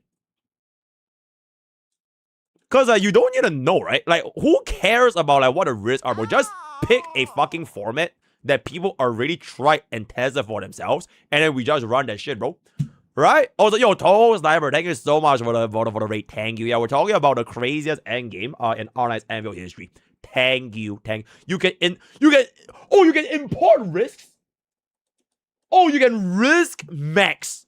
You can risk max in Arknight's Anvil. So just yoink their risk. Okay, that's very good. That's very good. Once to the same enemy every So 5 just seconds. yoink And from it's like the very cool to see rank that 1 there is a new clearer and like indicator to P0. tell you that the enemy cannot receive that Am status I for the playing a time game being. or following so a see that script? timer run down Both. in order to indicate Both. to you shouldn't be wasting your skill if you want to apply another arts infliction. Really good to see. It's going to be testing you guys on not spamming your skills or your combo skills. And I love that is happening. And then we take a look at something else. Like, for example, this one states, whenever an operator casts an ultimate damage dealt by the said operator's subsequent ultimates is reduced by 50%. Singaporeans. You go by the higher risk, I will have you know, 100% damage I reduction, identify which essentially means that your second, third ultimate as onwards will have Japanese. no damage. However, this is a bit of your test of understanding your operators Yes. and reading comprehension, because it doesn't mean every single Watashi wa operators are disabled. Like, for example, you have people like Levitate and Yvonne, where their ultimate just gives them a burst state, and all the damage that they're dealing is on their basic attack. So actually, they're not affected by this. Yes. But there are also a lot of operators that are affected by this. Like, for example, Gilberta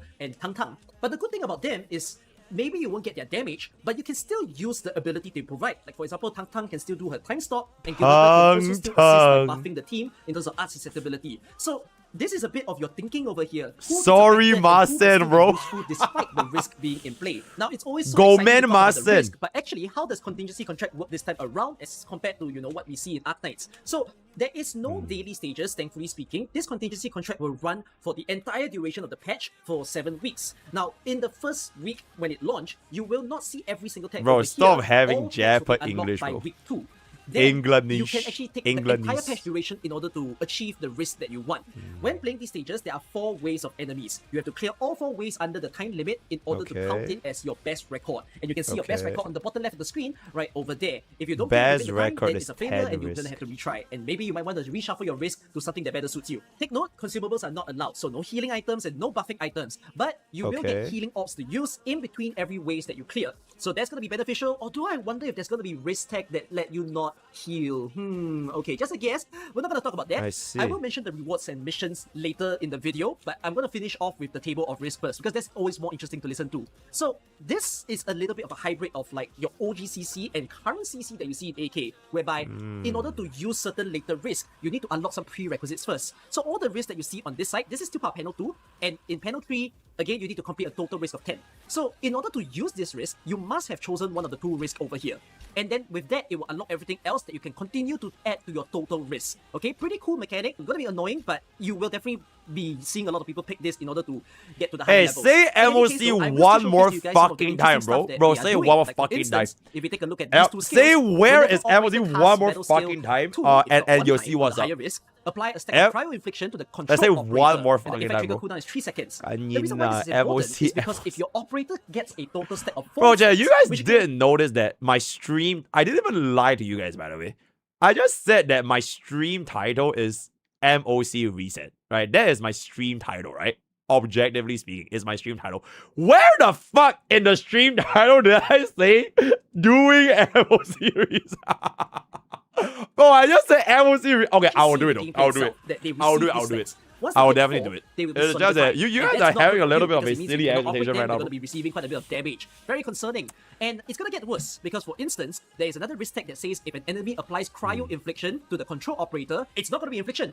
Boom! Solidification. Very similar to an Acheron monument again that we just played recently. They were definitely prepping us for this. But there are risk tags that are a little bit interesting because they are a risk, but they also maybe provide a benefit. There's the milk. Like for instance, the one that I've picked to unlock these risks, it states length of operator combo skill cooldown is reduced. So your combo skills can be used a lot more. But the disadvantage is that your battle skill damage is reduced. So combos can be powerful, normal level, but your battle skill will be weaker. So again, advantage and disadvantage. So likewise over here, these 4 tags are super interesting. So you have to select one of them, or don't select them at all, where it states duration of solidification applied to the operators is extended to 15 seconds.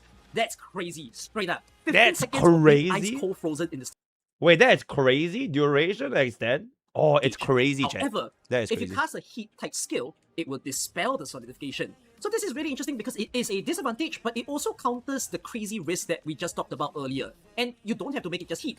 There's the option of making it nature type skills, there's the option of making electric type skills, and there's the option for physical type skills. Only cryo is not included because, I mean, that was worsen solidification, right, if you think about it. But very cool to see the kind of strategies that can come across from all the different types of teams in play. It will be a free choice to see how you want to counter the solidification, and it's already nice to see them encourage different teams to counter against this very first contingency contract. Now, why is bro using Dark Pen instead of MC, in order to get bro? all the rewards, do I have to, like, click on Who every the single fuck thing? is using a No, stupid that's ass not how it panda, works. bro? So if we go into the so missions bad. itself, you can actually see how there is going to be weekly mission and test criteria mission. So the highest risk that they expect all the sort of players to try their best to go up till is risk 20. So you might hear it's a bit of risk 18 number. For this game, they decided 20 will be enough for you to collect this thing called the Vitrified Coin that you can use to buy the shop. And then there's also weekly mission. Now, as I've stated, this is going to run for the entire patch. So 7 weeks long.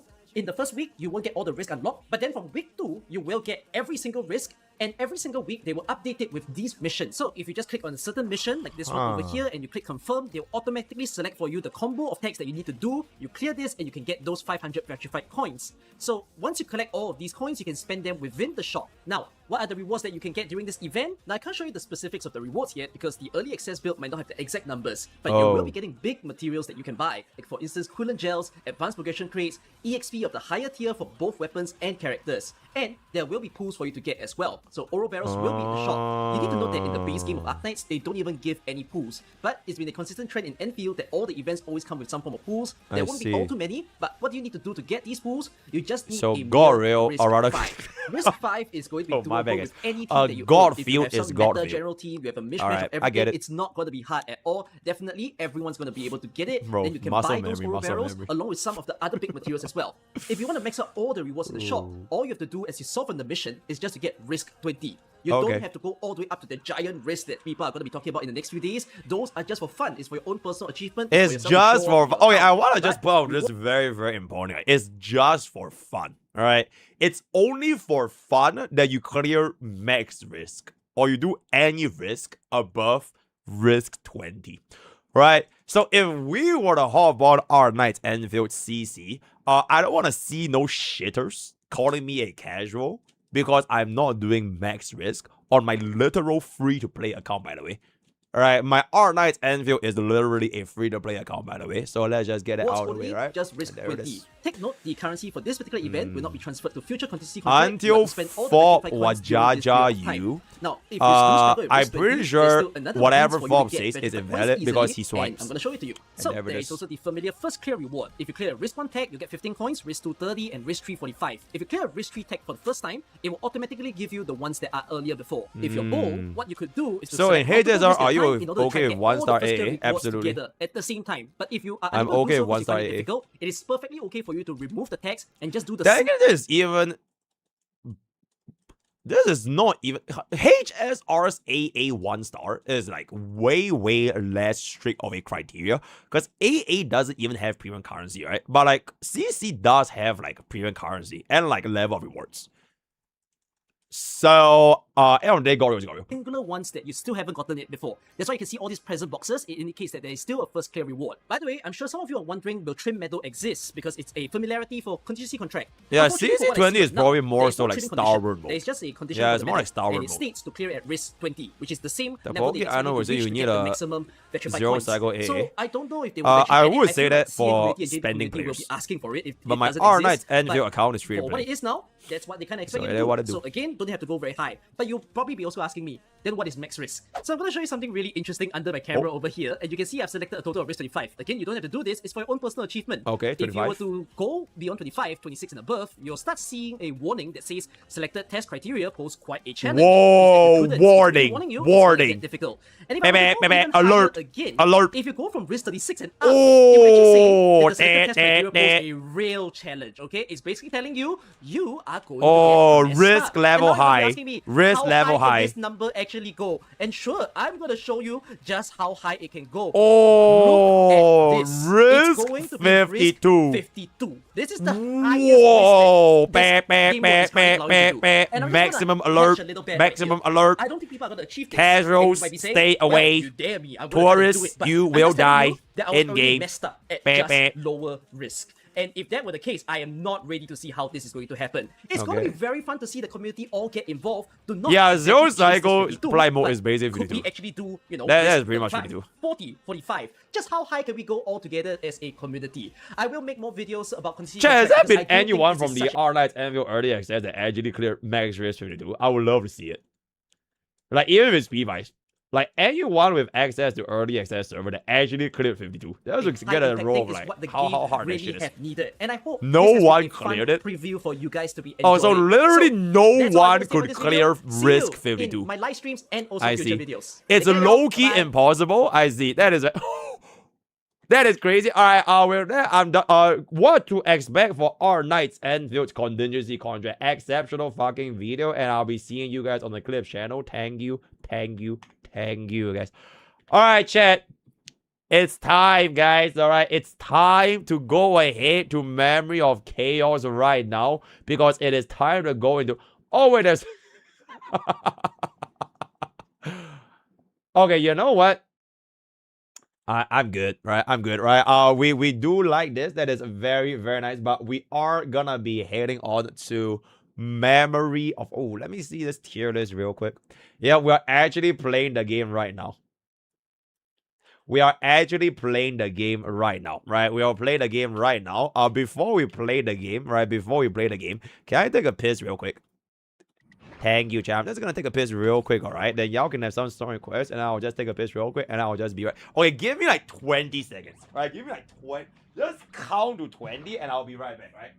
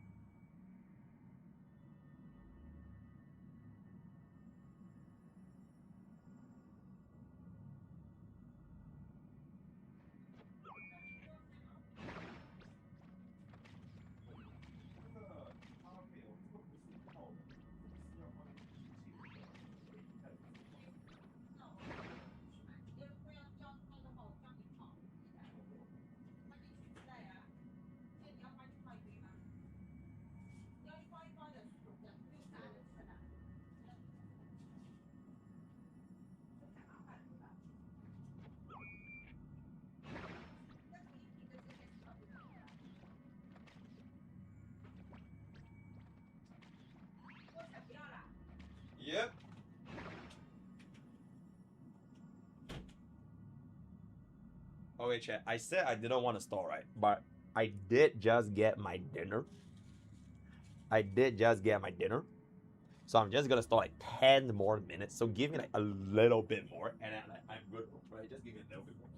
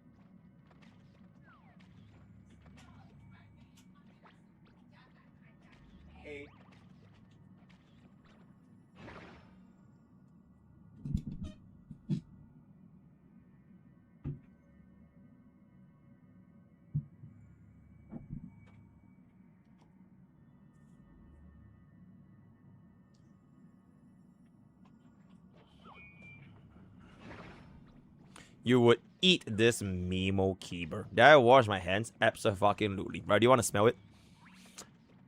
Smell that hand, bro. Okay, chat, we'll watch one last video and then we'll do MOC, guys. Right, we'll watch one last video. Can we have one last video? One last video. Any one last video.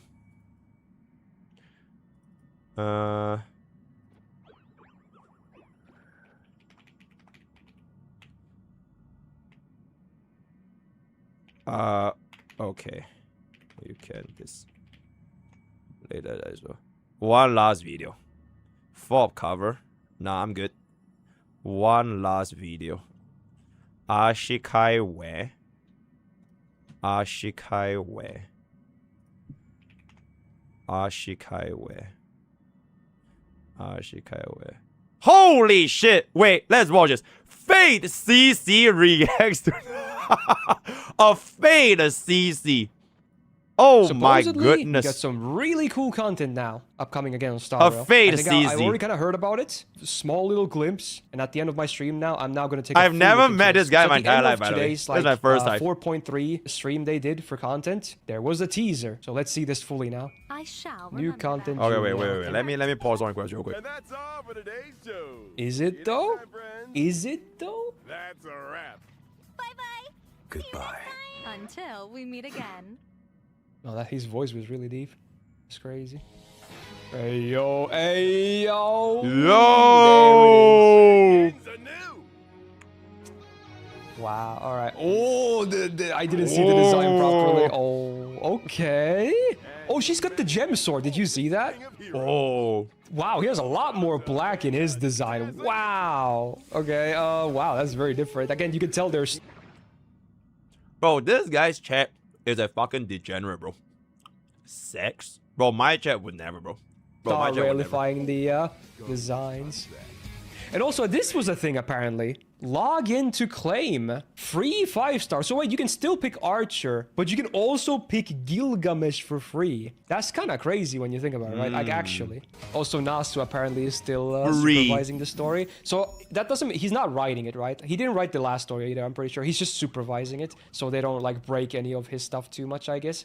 So they're still pretty sure they're still writing the story. But I mean, hopefully it improves because I'm not gonna lie. I think the last collab story was pretty bad. Honestly, even if the story sucks, which it might just suck again, we get some characters. Like, let's see this. Okay, I think there's better drip marketing here as well. Let me see that. Wow. Look at your boy's drip. Let me hide myself for a second. So there's Gilgamesh. Oh, they already show like the path and everything. He's destruction and he's like electric, right? Like Zappy. Oh, look at Enkidu though. Okay. Look at the chains of heaven. So I guess he's kind of included in a pseudo way. His hair is basically the same, just in a different art style. His earrings are the same. But then we have some the armor and the drip are definitely different. But he's still got his body markings and everything. Yeah, that's Gilgamesh, all right. It's also really funny again because they already released Midday in Emporius, who people said was like Timu Gilgamesh, right? Because oh my god, Midday. But then they were like, hey, let's just release Gilgamesh anyway. And again, you can get this guy for free, right? Midday. Yeah, look at this. But let's see. This is the one I'm more interested in. I want to see this one. We got Finally, the actual girl of the whole thing, dude. We got the unlimited blade works girl. We got the Rin now. Oh, yes. Okay, so okay, first of all, I want to say, despite the design being different, I think I speak for everyone when I say, thank freaking God they kept the iconic thigh highs. It's a must. And I'm kind of sad none of our FGO Rin faces like rock the standard Rin black thigh highs. I kind of wish we had that too. But yeah, Gem's sword is real. You can see it. It's her weapon. Wait, that was Heaven's Sphere, wasn't it? But again, it's a weapon of hers anyway. So I guess it makes sense still. Yeah, it's Heaven. As a Fate expert, self-proclaimed, this sword game in the Heaven's Fields movie when she was fighting Saga. All right, and there it is. So it's an interesting choice then, I guess. Get the jeweled sword Zelrech, yeah. But yeah, you can also see she's got her locket, the pendant, the classic. How is he not talking about the fact that her tits got buffed like 3 times, bro? That was the first thing I noticed.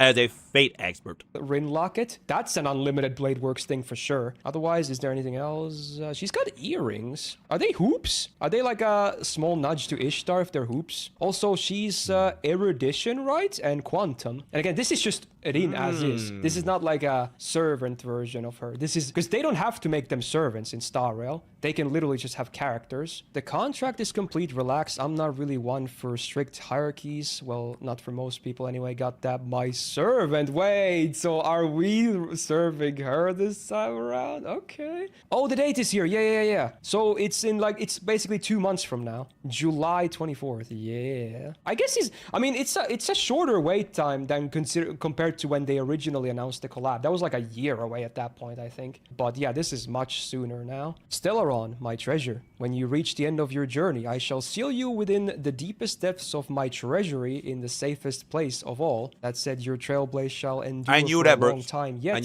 reaching even beyond the ultimate horizon of my foresight. Yeah, it sounds kind of smuggy, Gilgamesh, all right. Wow, honestly, very cool. I think this will be even more popular than the first batch. I mean, Saber is Saber. She's the poster girl, but honestly, Gilgamesh is really popular, and then Rin herself is also really popular, and it should have been Rin in the first place. It should have been Rin and Archer, and then they could have released Gilgamesh and Saber after. I think that would have made more sense. Anyone else agree? It's interesting that they didn't do that. So were they always planning on doing I think Saber first is fine. Because think about it, right? If they release Rin and Archer first, and Rin, I mean, I don't know, right? I don't know. But if Rin was an Archer support, if, that means you will have access to both Fate units that will increase Archer's strength much more in version 3.4 than where it is right now. Like right now, E1 Archer is pretty much already one of the best E1 DPSs. All right, I think we can all agree on that, right?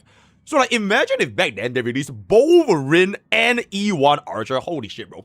Bro, people are gonna complain so much because the collab units will be even stronger than the Remembrance flagship. Because at this point where it stands right now, E1 Archer is like maybe a little bit lower than Remembrance flagship, right? Maybe a little bit lower than E2 Final. But if they had like both Rin and E1 Archer at the same banner, bro, nobody would put him on Saber, bro. No one will ever think that Saber is gonna be the same caliber anymore. That everyone will just go all in Archer and Rin. And then if they missed out on Archer and Rin, they'll be like, oh my god, the collab units are too strong. So it was. I think that's fine. Yes, I wonder. Or was that based on feedback? Also, but that is just I will assuming say this, that as much Rin as I think I still like Archer. Gilgamesh myself, right? and I really like Rin, and I will definitely be pulling for Rin, that's for sure. I still want to say I'm sad. We are not getting Ku, huh? Unless there's a third part or something, which would be pretty. 4-star, guys. 4-star. Alright. Bro, it's gonna be a free 4-star that they will announce in 3 weeks' time. Crazy. I was thinking we would get Ku if there's more, right? I love Ku. He's like one of my favorite Stay Night servants. And we even had him like a full model and everything on the first collab. Even like a follow-up attack animation where he like throws Gay Bolg in the event combat. So there was already like stuff being already made, but we're not getting Ku anyway. So it is a bit surprising as well. Don't get me wrong, I'm still happy with Rin. But yeah, there you go. Wow. That's cool. Awesome. I'm still not sure how I feel about the designs overall. I like the small nudges, the fan service moments, and the thigh highs are great. But yeah, I'm still very happy that this is happening. Like the video if you did. Much like last time when it... WW video, right? I was saying this for the clip channel. Thank you, bro. Clip. Okay, wait. Yo, Santa. There are too many videos for the Clips channel. Join the Poke Glaze video for the main channel. Like that 50-minute react. I'll give it for the main channel. Then keep this one instead. Alright? Thank you. Thank you. The one that we're talking about Glorious Gorio. So I reacting the Glorious Gorio, right? Thank you. MOC right now. Okay, I'm literally about MOC right now. I'm on my last dumpling, guys. Can I please eat my last dumpling? Like, if that is possible. Like, literally just my final dumpling, right? I haven't finished chewing, bro, right? Alright, okay, so last video, right? Last video, guys. Last video, right? There it is. Well played, Aha. Alright, Jay, I'm before you. I don't think I can finish this. I must admit I was not familiar with your game. Here I was thinking you were just some cosmic troublemaker delighting in the twists and turns of life's journey, but no! You are the Lightbringer, the one who steals knowledge and shares it with the masses the way Prometheus shared fire with humanity. But really, I should have seen this coming. After all, Aha is the jester of the eons, and jesters channel their words and wit through the lens of humor to provide thoughtful commentary through parody, enlightening the unenlightened by drawing their attention to the things that matter most. And Aha is no different. They are sharing their knowledge of the world through witticisms and games. But enlightenment will only come to those who are paying attention. And I think the Phantasmoon games in particular hold the key to deciphering most, if not all, of Honkai Star Rail's world-building mystery.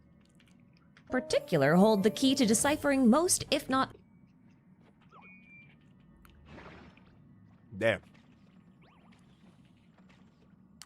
Pretty good. Of Honkai Star Rail's world-building mysteries. From the true nature and role of the eons to the mysteries of path space, and so much more, wish power is the key to it all.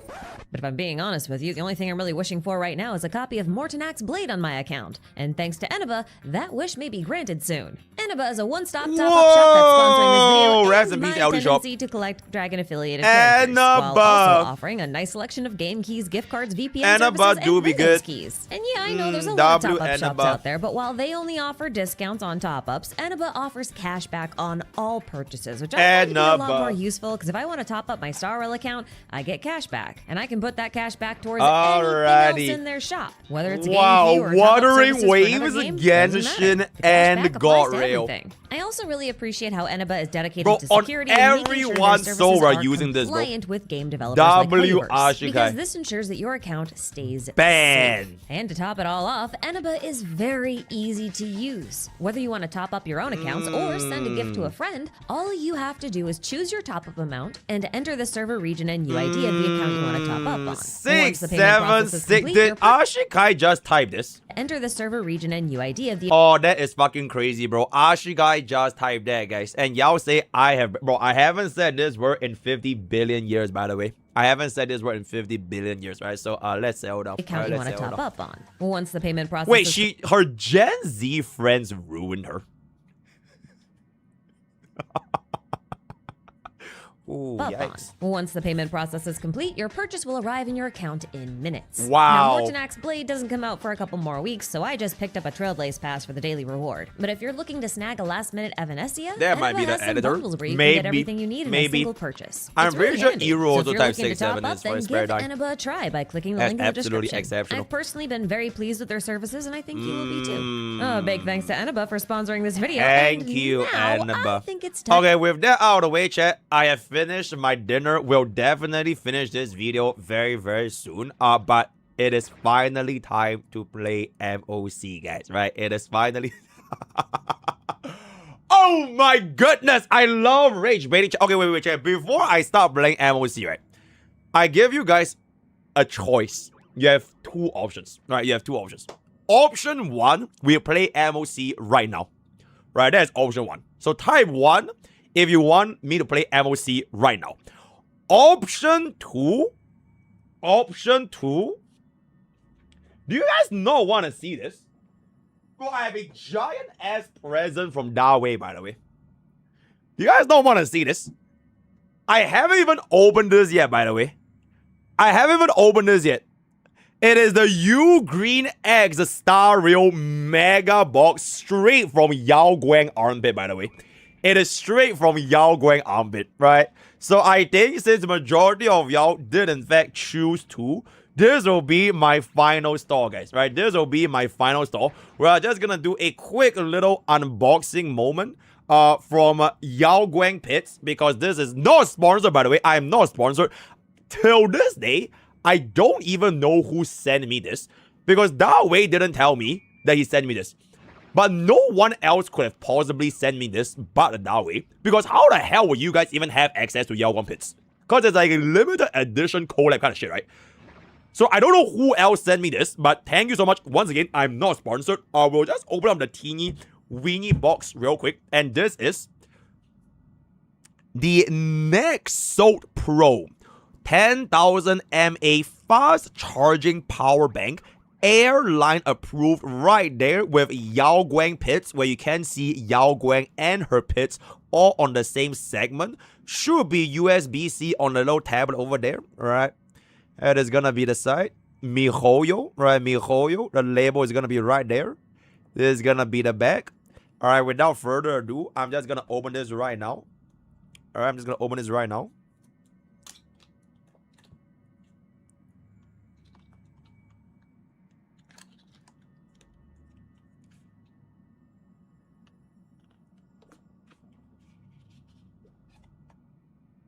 Okay, there's nothing here.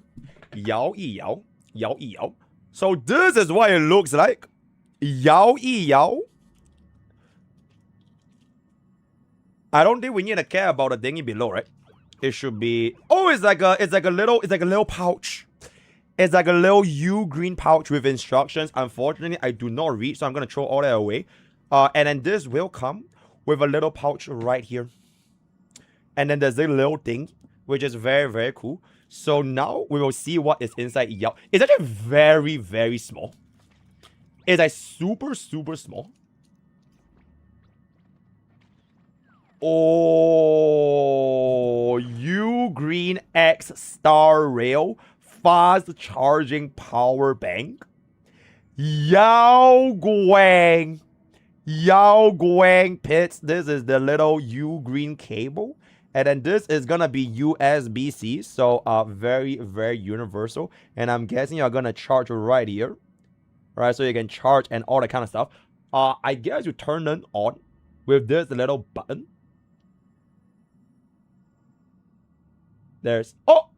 So this is a 29% with 0 volts remaining. I don't think there's anything else that we can press here, right? Yeah. Wait, what is that little thingy doing? What is the 0 doing? It's definitely Da Wei. It just got announced. Okay, so Da Wei sent me this. Thank you, Da Wei. That's a very rare kind of Da Wei.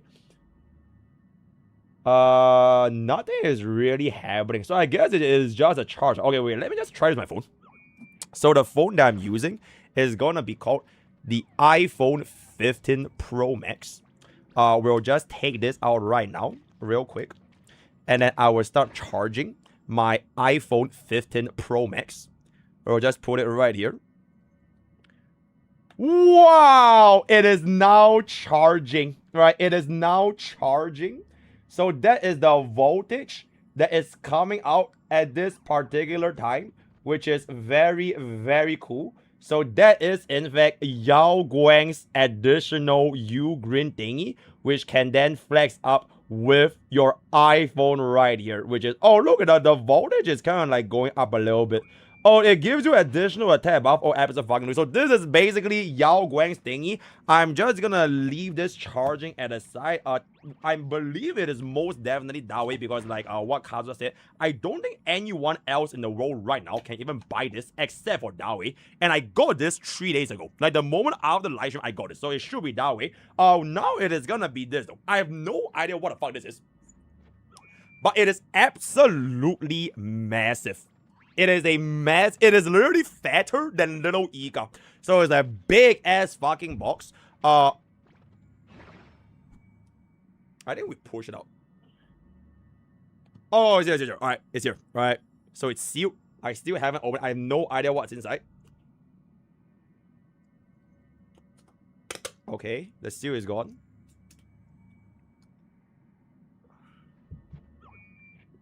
Oh, wait. I'm blank. There's a second seal. Right, there's a second seal.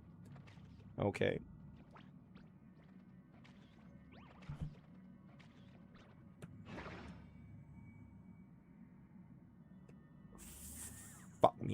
yes. Oh, okay. All right. I have taken out the seal, which means I should just open it like this.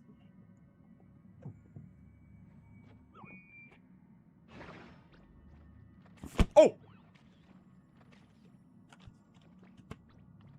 Oh! Bro, what the fuck is that? Oh, am I? Is it opposite? Oh, it is, it is. Holy shit. Wait, it's like a fan. Oh, wait. Oh, this is so fucking cool. Okay, wait.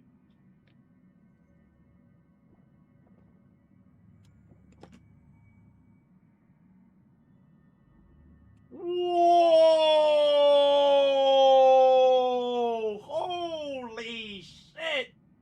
Holy shit! When she decided to out, so it is literally Yao Guang's peacocks, and then there's like all the things right here, which I really hope doesn't fucking fall down. There's like a thingy there, and there's like a little stand there, and then there's like a thingy in the middle. Okay, wait, let me pull this down because it's too fucking big. And I can't show y'all what it is without potentially collapsing my entire screen. So I'm just gonna point the camera down real quick because it is actually really, really fucking big, alright? Okay, so it looks something like this.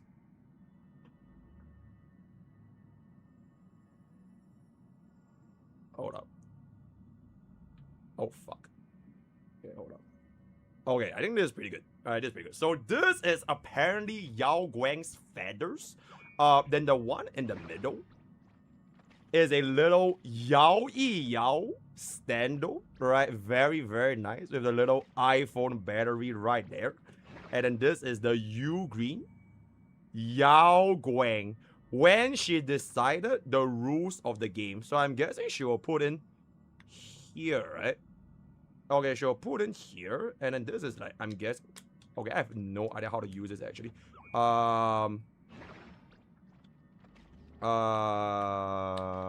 Okay, this should stick here, and then this should stick here. Okay, so it looks like this. Okay, so it looks like this. All right. When she decided to get the U Green portable charger, and then this thing is like a little thing that I have in the box right here, which is very, very cute. And I'm just gonna leave this at the side, and then oh my goodness, it's gonna fucking shift down. I'm just gonna open this up.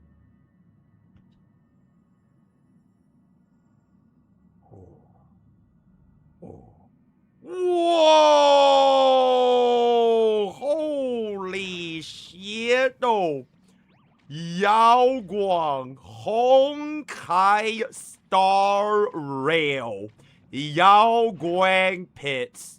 The back is gonna be just U Green X HSR, and I believe inside it should be not in. Okay, so it's like a little baggie.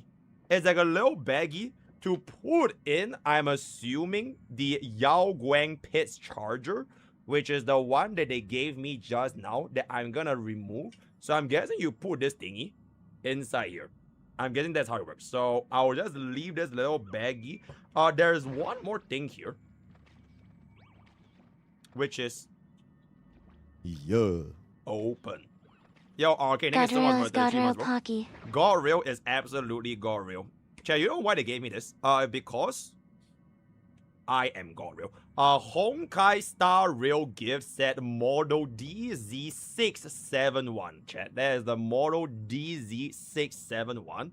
Let's take a peek at what do we have in this set over here. Okay, so it's a bunch of instructions. So everything here is gonna be the instructions. Unfortunately, because I am a gacha player, I do not read. So if you guys are interested in the reading, that's fantastic. But because I don't read, I'm just gonna skip all that. I don't think there's anything else in this box anymore, so I'll just leave this here. And then the Yao Guang stand can be right here. Moving on to the next component.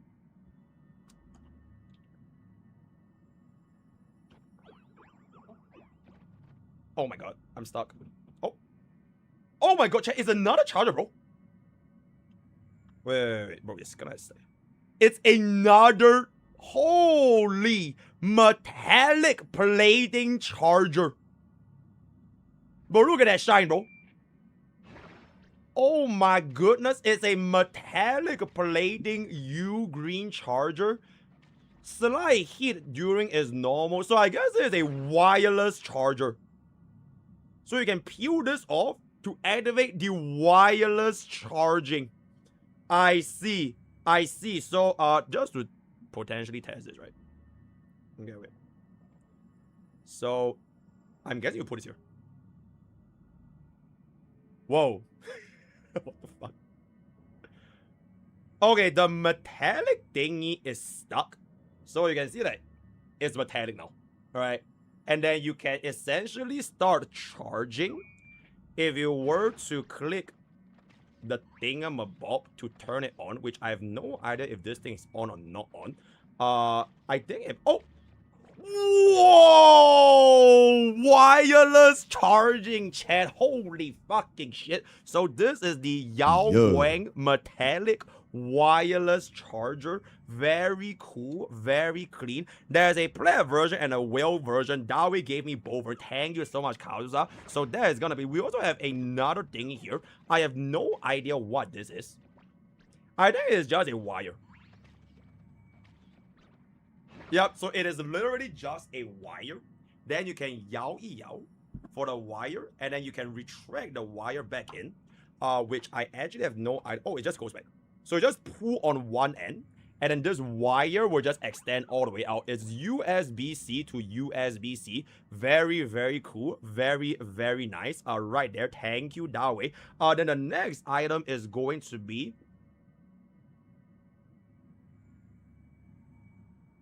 I have no idea. Oh, shit. Oh, is that like a keychain? I'm guessing it's like a keychain, right? So this is like a keychain that you connect here. But I have no idea what this thing does. Wait, it has like a button. It has a button. AirTag? Chat, what is an AirTag? But okay, I have no idea what is an AirTag, but you can click it. You can click this. And then it's like gonna be there. But I have no idea. Oh, he gave me a car. Oh, Dawei gave me a Yao Guang card. Then this is a car key. And it's a car waiting for me downstairs right now. I see. We are just gonna leave this down here. I have no idea what that actually does. Then this is the last item, which I'm guessing is just like a straight up charger. Oh, this would be very nice if I were to travel, right? A 2-pin plug charger, U green, very cool. And then you can connect the little, so I'm guessing you combine this with this, right? So you can stick it here, and then this is like your wall socket charger. Full on Yao Guang edition right here, which is very, very nice. So you can just click it back in. I think that pretty much wraps up for this side. I don't think there should be anything underneath anymore, which leads me to the final thing. For this thingy here, right? This is the final thing. Whoa. Okay, wait. This is just Yao Guang. Oh, it's like a... Okay, you can stick this to the back of your phone. Okay, you can see this? So it's like a little phone sticker. You can peel this off and stick it on your phone case, and then you can hold it. Okay, so this is basically how it works. So it's like you hold your phone like this. So it's like a little bit more manageable, I guess. Yeah, then again, I push it back in. Very, very cool. Very, very nice. And then my last item is going to be... Whoa. Yao Guang card.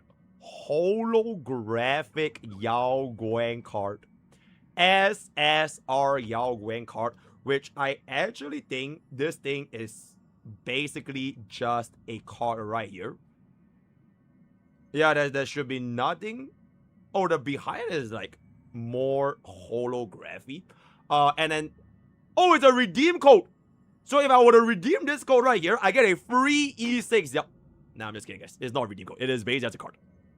Yeah, it's just a card. I think it's just a card. Yeah, I don't think this does actually anything. So it is just gonna be a card right there. But I believe with that, we have pretty much come to the end of our Yao Guang E6 S5 kit charger from the U Green collaboration. Once again, this was not sponsored. Thank you, I'm guessing, Da Wei, for sending this to me. I honestly have no idea why. Oh wait, it's because I am the HSR guy, so I will be seeing you guys on the Clips channel. In order to buy this, I actually have no idea how do you guys even buy this, because I don't even think this is available for pre-order yet. It is just, I'm just that cool as your streamer, if I can say so myself, right? So join Twitch, join Discord, and I will see you guys on the Clip channel. Thank you. All right, bye. Oh, I should do a giveaway. Oh, I should give this away to a viewer. Okay, so let me ask you a question then. Why the fuck would I give this to my viewer if my viewer just backsees me all day 24/7 non-stop? When was the last time chat glazed me for the man that I am? When did that happen? Oh, I am Mr. Nice. Now I am. Okay, wait. Let me put this back in. Oh. Okay. Ooh, that is a crazy ass fucking gift, though. I really do appreciate Da Wei for sending that to me. Okay, chat, like, for do y'all actually need a charger? So if I were to give this charger away, would it save your lives? Would it change everything for y'all? Because I kind of don't really expect a scenario in which y'all actually don't really need this charger. Okay, I kind of close up the entire box right here. That is very, very cool. Tia, oh, I see a lot of no's. Oh, I see a lot of no's, guys. Okay, since y'all don't really think this is gonna change your lives, then I don't think it's gonna be too big of a deal then. Oh, y'all really don't need it? Oh, y'all, okay. Bro, if chat really wanted it, then I would have given y'all for the giveaway, right? But since y'all really don't need it, because y'all don't need to get another Yao Guang armpit charger, I guess it's gonna be fine, right? And there it is. Oh, your mom is kind of homeless. Oh, so if you get a portable charger, your mom won't be homeless from a portable charger. Oh, is that so? Okay, that is just absolutely exceptional. All right. In any case, chat, we are finally going to be playing the Memory of Chaos content right now, chat. We are playing Memory of Chaos right now, right? Thank you, right now. Hold up, right now. All right, and there it is, right now, guys, right now. All right, okay, what team do you guys want me to use, guys? 3 hours 48 minutes later. Okay, we'll do like fun teams only, right, on my main account. Then Bob account will actually log the fuck in. But I don't think it should be too difficult for my Bob account as well. Because we do have something called the Remembrance flagship. You get what I'm saying? Oh, the classic. Ah, yes. The classic. The classic, bro. Okay, give me one. Oh, goddamn. All right. Okay, you know what's the thing? We could actually run this back when Acheron gets her M blade. Then we can run this back. But for now, we can kind of just see who is going to be the better relics. But we'll save this after M blade comes out.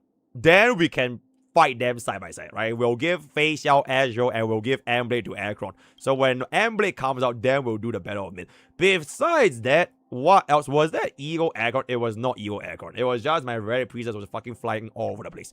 Give me another suggestion, guys. Oh my god, do we do main push versus main push again? E2 versus E2, chat.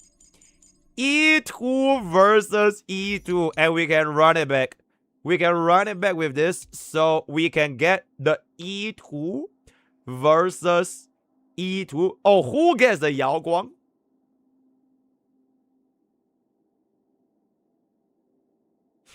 Okay, I feel like we should give Yao Guang to Evanesia, right? No bias, but like, we already have a Sparksy for Silver Wolf. Right, we already have a Sparksy for Silver Wolf, so it will be fair to give Yao Guang to Evanesia. And then we'll have a Huan Huan sustain. And then this one we can run like a... DHPD. Yeah, because DHPD can give Spargo attack buff. Alright, we'll run a DHPD.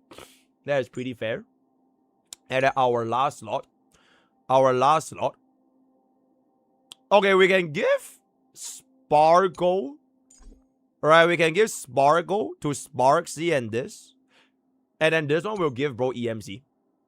Alright, okay. Actually, you know what? Why don't we just give Teep? Hold up. Hold up.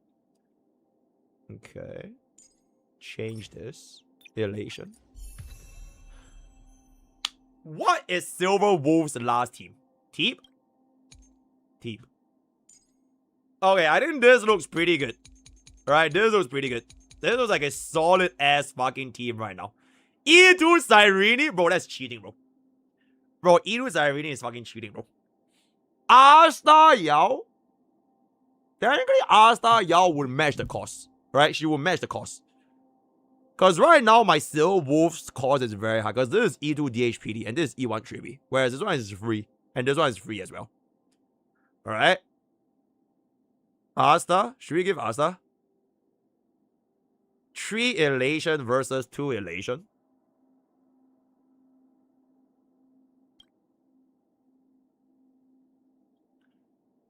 Okay, is this more fair? Is this more fair? I feel like this. Bro, where is my executive account manager, by the way? Where the fuck are we getting this? Yo, can we fucking get it? It's been 50 years, by the way. Alright, let's get that soon. Alright, let's get that soon. Let's get that soon. Oh shit, we didn't have a preset for Asta. Oh.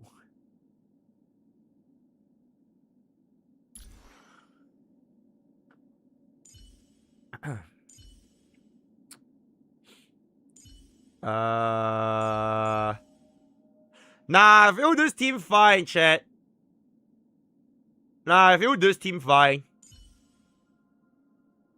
Nah, I feel this team is fine, guys. Alright, this team is fine. Also, in case y'all didn't notice, I improved my Silver Wolves build. Do you guys see that? She is now... Oh shit, but she's 91% crit rate. Because she doesn't have Yao Guang.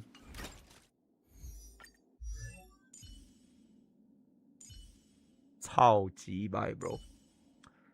But if I take away Yao Guang, she is not gonna be having 100% crit rate.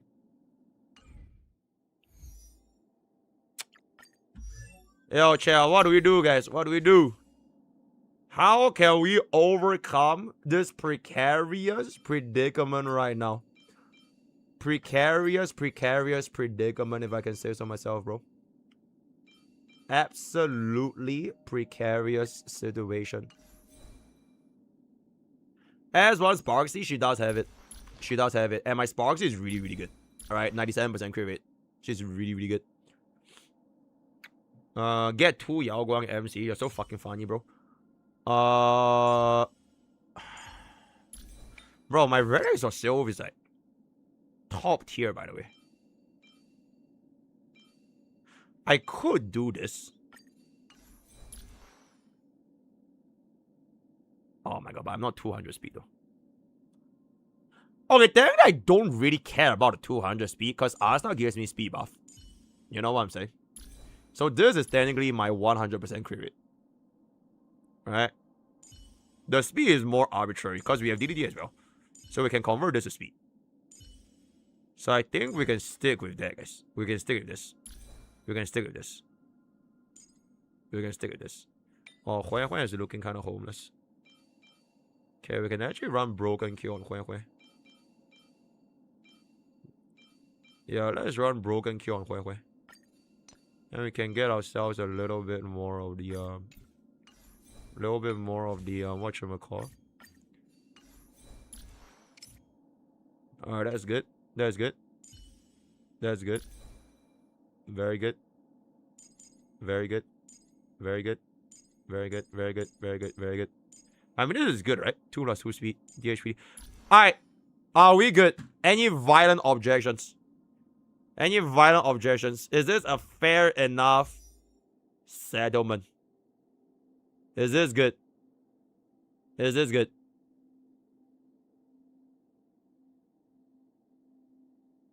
Okay, so it's good. Okay.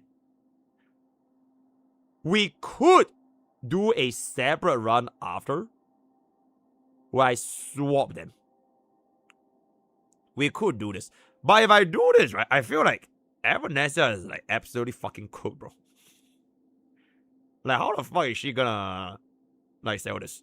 We'll keep Huan, DHPT, Asa, and EMC the same space, because Asa is definitely giving us a speed buff. Then EMC can give us the bangers. So we can swap Sparksy and Yao Gui. Alright? I think that will be pretty fair. That will be pretty fair. Alright. Yo, Elation Wars. Y'all wanna gamble? Y'all wanna gamble? Do y'all wanna gamble?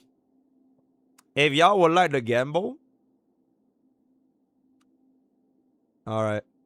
4.2.5. If we are gonna get... genuinely cannot believe this shit. Yo, Lance, thank you so much for the 33 years of tier 3. Check verbal office. Wait, we have verbal office? Okay, wait, let me log in here a little bit. I need to pull up like an Excel spreadsheet to make the 2 different elation teams at 2 different price points. I think it's the same price point, but it's 2 different composition. I'm so sorry. How the hell do I go to Bucko Land again? Where is Bucko Land again?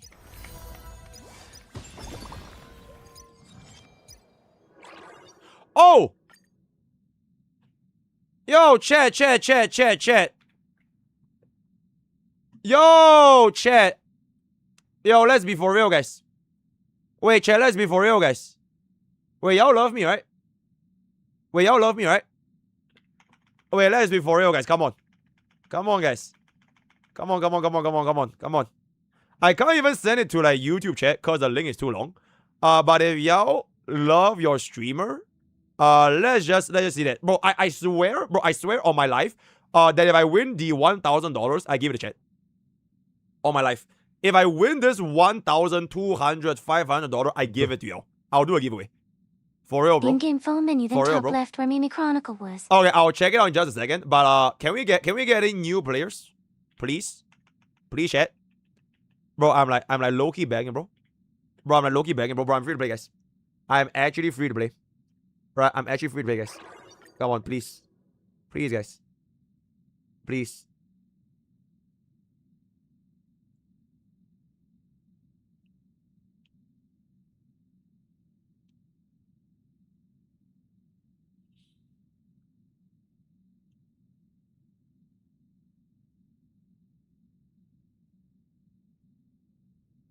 Please! Please, chat! Please, bro! Bro, I'm really saying please, guys! Bro, please! Please! I am pleasing, bro! Are there no more new players in HSR?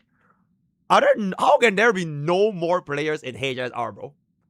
Bro, please, bro. There are no more new players? Really? Really? It's over?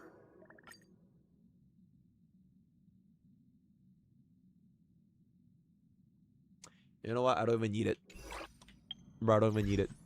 Alright, I don't even need it. Alright, I don't even need it. Yep. Okay, I'm not even need it. Oh shit, did I just press the wrong button? Fuck.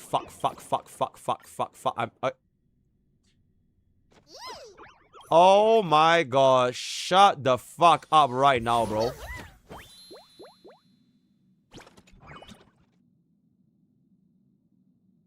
What? Okay, I have no idea why I just did, but that is very, very interesting. Okay, publish.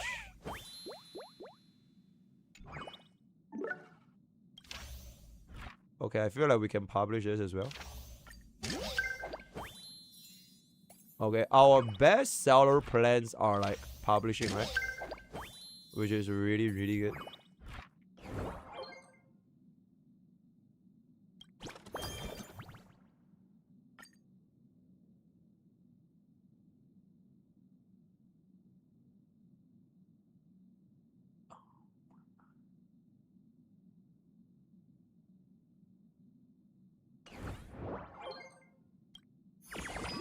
Oh, wait.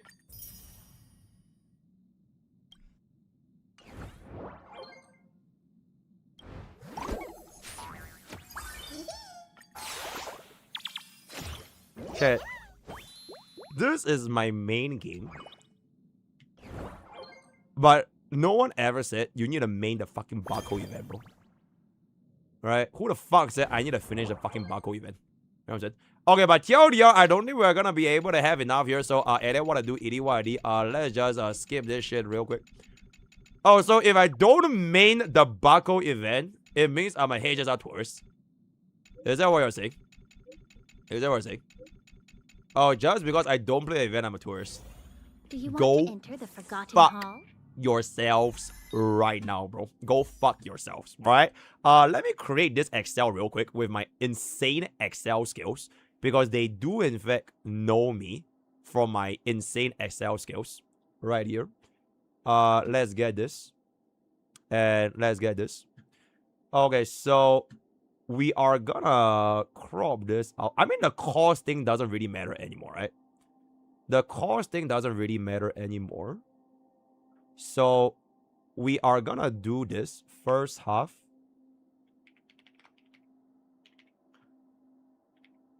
Second half.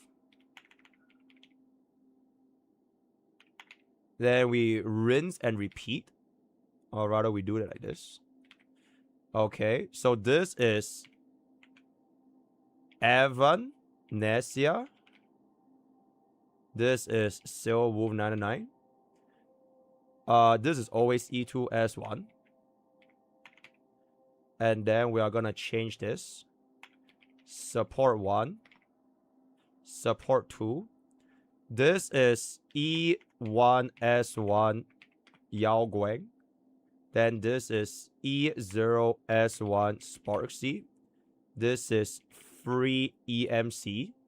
This is free Asta. Then this is E1S0 Huo. Then this is E2S1 DH PT. Then we just yoink. Paste, paste, paste. So this one is where we swap these two, right? So we swap this to here and we swap this to here. And then we do it like this. Okay, any violent objections? I think we just created our cause right here. Okay, the criteria doesn't really need to matter. Right, we can just delete this. This doesn't really matter that much. This doesn't really need to matter that much. Alright, is this good? Is this good? Is this good? Isn't Evanesia's team a lot better? I mean, like, I can only swap around my E0 Sparksy and E1 Yaoguang, bro. There's nothing else I can swap. Because Asta is tied to the Silver Wolf and the EMC is tied to the Evanesia. Because I can't give Asta to Evanesia, right? So like, this is like the best team I have. Right? Alright? To keep the cost as close as possible to the setup that we have right now. I am returning player. I stopped playing versus 2. I have no idea what to pull now. Can you help me, please? All in Himiko SP when she comes out. Evanesia is better anyways. Alright, in any case, let's do it. Right, 5, 4, 3, 2. Welcome back to the second episode of the Aha Wars, featuring Evanesia versus Silver Wolf once again. Because if you were an Elation flagship main, you don't really care about how do you play Elation. You only care about, is my Evanesia better or is my Silver Wolf better? So for the latest Memory of Chaos reset, we are oh, and why am I small? For the latest Memory of Chaos reset, we are just gonna be taking a look into the 4 different variations I can cook up for my Evanesia versus Silver Wolf, both E2S1 by the way, running all sorts of permutations against first half and second half of MOC. My name is MrPokke, and you are watching the Aha Wars. Cue intro. Okay, yo mods, is the first gamble ready? Is the first gamble ready? If the first gamble is ready, we are about to go in. We are about to go in right now. Is the first gamble ready? Is the first gamble ready? Is the first gamble ready? Oh, I'm more just fucking sleeping right now. Is the first gamble ready? Also, wait, hold up. Chat, I might not have enough time for Roco Kingdom, by the way. I'm so sorry, but Aha War Eva vs Silver Wolf Part 2. Again. Thank you. Okay. I will wait for the Gamba to be ready. I'll wait for the Gamba to be ready. I'll wait for the Gamba to be ready. I am still waiting for the Gamba to be ready. And the Gamba is set. We are now gonna start going in right now, right? So this is gonna be the first hit over here. Only first tries, no resets, right? No reset allowed. First try, right? First try. Alright, that is really, really good. Alright, that is really, really good. Let's just go for a quick little basic attack. And then we are gonna start smelting our Yao Guang hits. 40 punchline because I am a relatable player. Alright, that is good. So we should be getting maximum Evanescence out right now. Because it is gonna be 40 punchlines. That is really, really good. Alright, so let's cast one ultimate right here. Oh, she decides the rules of the game. I see that she decides the rules of the game, which is really, really good. That is a good question. Do you think we can just one-shot the Manta Ray right now? Okay, low-key I think it's possible. Let's pop this. Alright, she decides the rules of the game. Okay, low-key we dealt a bit too much damage. I need to slow down. I need to slow down, right? I'm gonna save all my ultimates because we are dealing way too much damage. Okay, we're gonna slow down a little. Alright, we're gonna slow down a little. Right, him summoning the fish here was intentional, by the way, so that the fish is gonna hit us for a lot of free energy, right? So we wanna stack on our thingamabobs. Oh, she's gonna decide the rules of the... Oh, shit. Okay, so she's just gonna immediately cleanse us into this wave right here. Yao Guang pop this. We'll let him drag our Evanescence into the domain expansion.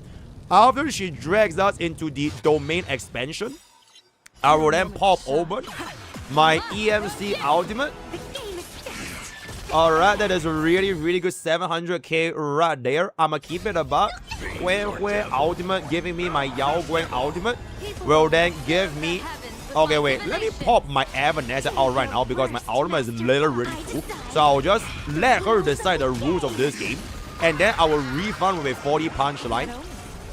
Alright, then this is gonna give us Master Fox in just a second. Alright. Master Fox activates right here.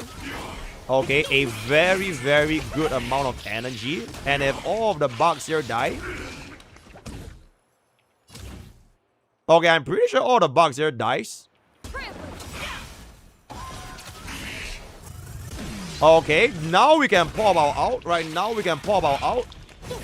Alright, she's gonna start deciding the rules of the game. Alright, there is a good... Holy shit. There is a good decision of the rules of the game, if I can say so myself. I mean, let me try the AV real quick. This is 98 AV 0 cycle. Alright, let's decide the rules of the game. Alright, 9%. Not quite enough to clear. So we are gonna be... It's most likely gonna be a 93 AV clear, right? Because Aha is gonna get in 1 AV. So we'll just pop a skill, a little bit of shared feelings. 1 AV, Aha 48 comes in, and there will be a 93 AV 0 cycle, right? So Silver Wolf, let's see how bro is going to be doing at a 93 AV 0 cycle. Alright, so let's get this here. 0 cycle, 93 AV. Alright, now it's gonna be Silver Wolf's turn with our Blair. Right, we do have a little Blair right here. So DHPT is Barksy, and then Silver Wolf is just gonna immediately come in, and we'll see how this is gonna cook up without a Yao Guang pit. Later on, we are gonna be changing their team, so it shouldn't be that bad. Alright, Asta is just gonna be a little bit homeless. I'm literally just gonna pop this because I do want to get myself the little thingamabob here. Alright, this do be permanent. Alright, we're just gonna pop.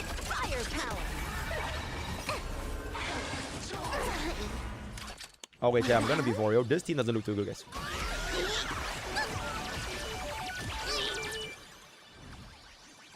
This team does not look too good.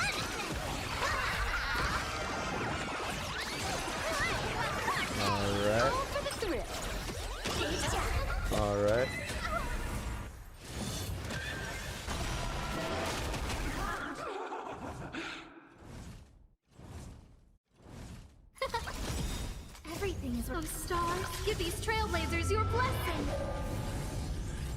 Let me teach you some moves.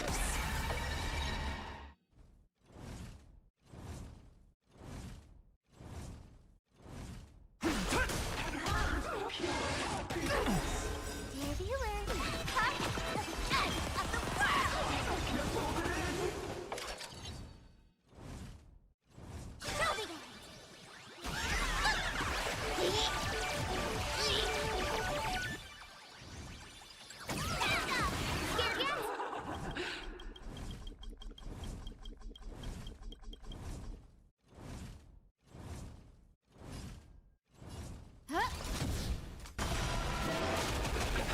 Unlimited firepower. Oh my god, ran out of fucking damage, bro. Wiped him out. This next round, real gaming. Bonus round.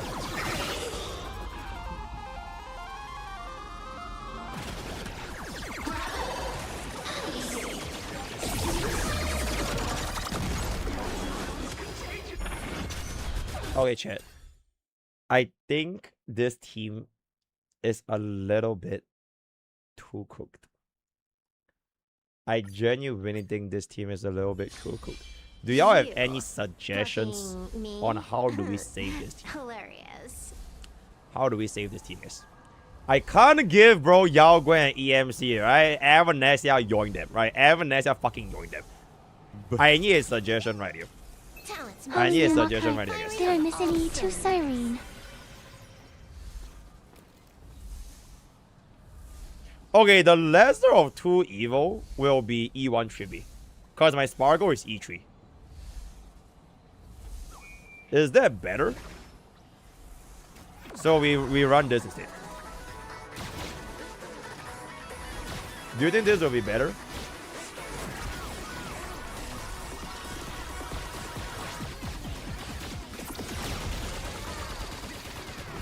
She still never gets her out. Combos across the board.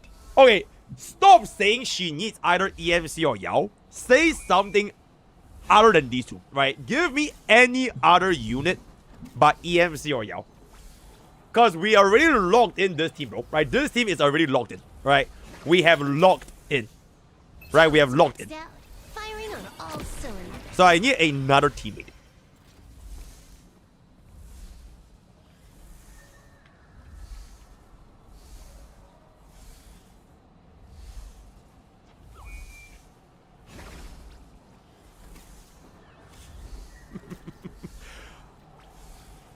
I think this is a good save, guys.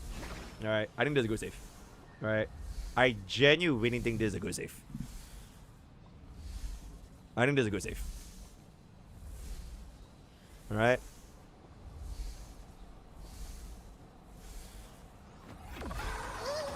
E2 Cyrene is cheating. Okay, Tribi or Sparkle. Trivial Sparkle. Trivial Sparkle. Trivial Sparkle. Trivial Sparkle. Sparkle. Combos across the board. Okay, is this fair? Is this fair? Is this like more fair? Is this more fair now? Is this more fair now? Okay, this is more fair now. Alright, let's go, guys. Alright, technical difficulties, right? Technical difficulties. Give me 1 second. I will be with you guys right back in just a second. Let me kill this buckle right here. Alright, let me just get this in right here. I'ma need myself the presets with the eagle right here. Oh shit, my EMC took it. Fuck, do I not have any other Vonwex? Okay, nobody plays Dahlia.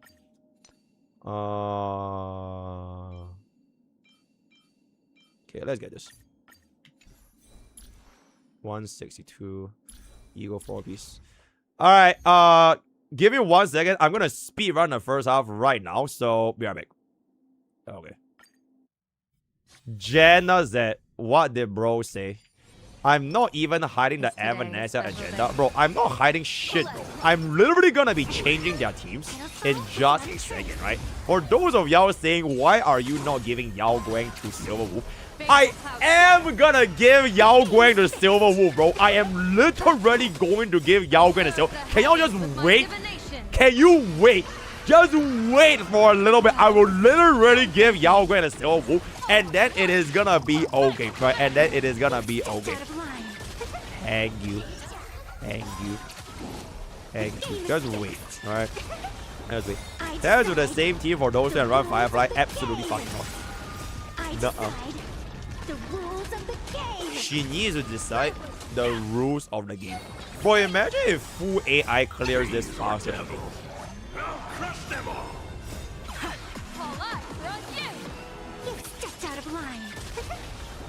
Nah, the AI is too silly.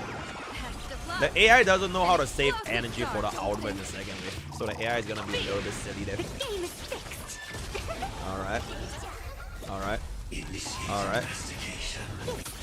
Okay, if y'all wanna do best in slot team versus best in slot team, right? We could do something like this. Final.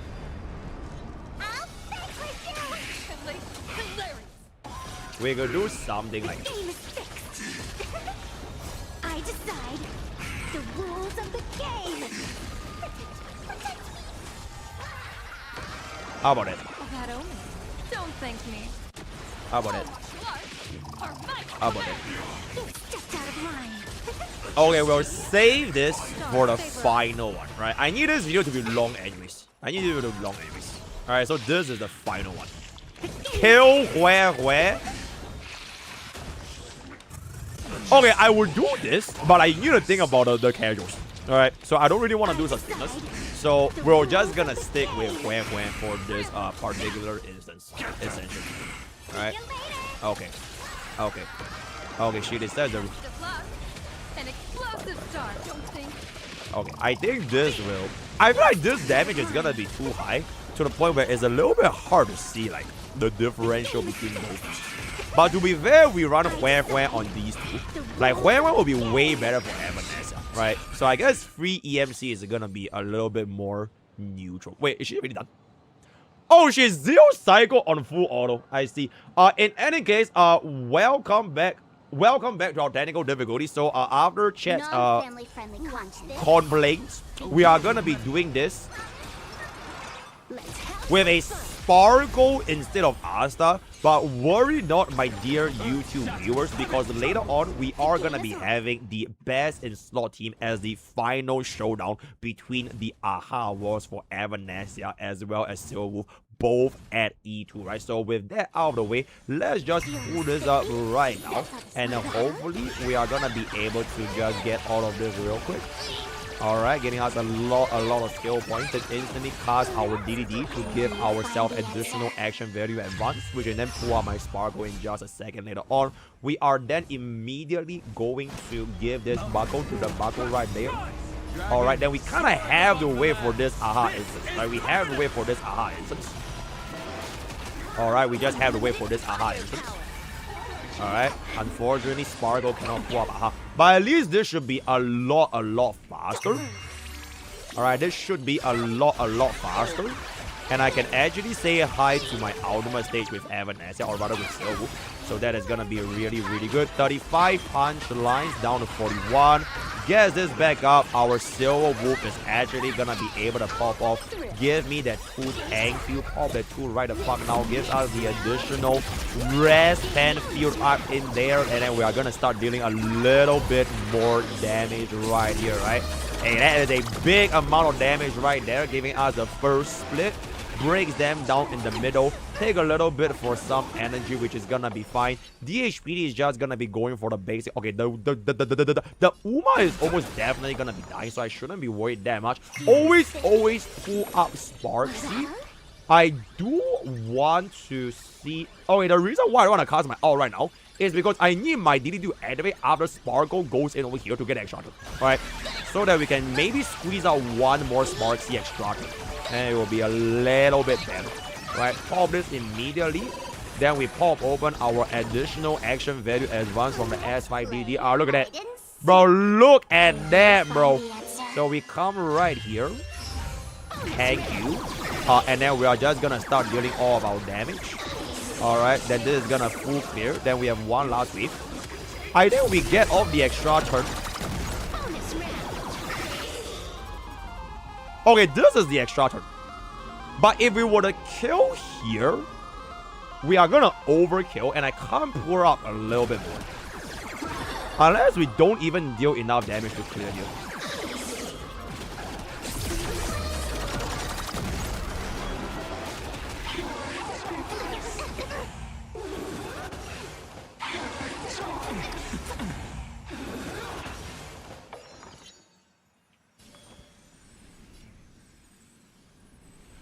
Okay, chat. The right play, we have to pull up Sylph. Right? Because if you pull up Sparksy, she can't kill You Awful. have 10 seconds. I literally have to pull up Sylph. 9.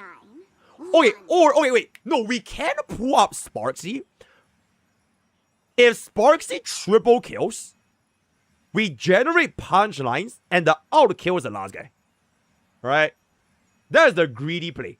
Because if we do this with Sparksy, we get more punchlines for the next Zero Wolf instance, which means that we can hit 240 hidden MMR. But if I pull up Zero Wolf right now, she definitely expires. Right? She 100% expires. Like, her form is gonna die, bro. Like, she's gonna leave the form, bro. The Pac-Man can kill. The Pac-Man can kill. The Pac-Man might kill. Wait, chat, the Pac-Man might kill, guys. Yeah, the additional domain expansion from Pac-Man might kill. Okay, let's read. Right, let's read. Let's read this. Okay, I can't really tell who has the lowest HP.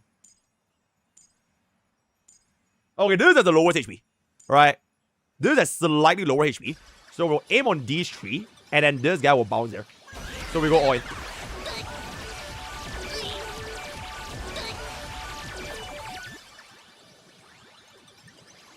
We didn't get a single Pac-Man. Wait! I've kept you waiting. Oh my god, Greed is good, guys! Oh, Greed is good. Greed is very, very good. Greed is absolutely exceptional. That was the perfect AV for us to do the maximum fucking damage, bro. That was actually fucking perfect right now. Oh, don't even mess, bro. Alright, don't even mess. Alright. Unfortunately, we still can't hit 240. I mean, it is what it is, right? But it is what it is. But unfortunately, we're not gonna hit 240 here. So we will kind of go Bubbly Explode. Let me get us a free dragon immediately. Alright. Okay, I feel like for this one, we can give Silver Wolf one turn of buff. Right, one turn of buff. Because this is about to take a turn anyways. So that Silver can get a little bit of that crit damage. Right, just one turn. Then we can cast DDD to pull up our Sparksy. So Sparksy is gonna be 0 AV. So we didn't really waste too much. Then Sparksy is gonna come in. Then It's very impressive how good he is at Honkai Star. You know what? I really appreciate that, bro. I really appreciate that, bro. Let's just go for the basic. And then the more we come. I mean, I have to do this. Right? I literally just have to do this. Alright. Instant out. Alright. This will be 0 of 2. Fantastic. So we get full damage. Full damage. Okay, we are good enough here. We can get us a full snipe. Okay, we're not quite good enough, so it is what it is. I mean, this will definitely get us a full snipe right here. 64 punchlines. We're gonna be generating a good ass fucking amount of additional the thingamabob right there. Okay. Then our little bucko is not gonna be buckoing too much. I do need to pull up Sparksy this time. I do need to pull up Sparksy because if I pull Bro out, we're gonna expand our turns. So if I pull up Sparksy, we can generate a little bit more punchlines for us to face a little bit more up and down, right? Okay, I'll wait for this little guy to go in first so that we can reduce all the stacks. Then I'll cast my out. Alright, so this is gonna be one stack. Cast my out. Okay, summon the goons. Okay, after he summons the goons, then I cast my ultimate. Right, then I cast my ultimate. For the full AoE, bro. There we go for the full AoE. Then we should be getting out the double break on the buckles. Then this is gonna be 0 out of 2. Absolutely fantastic. Absolutely fantastic. Absolutely fucking fantastic. And then Silver is gonna come in. Can we 0 cycle? 37 AV left. 37 AV left. Alright, we got 37 AV left.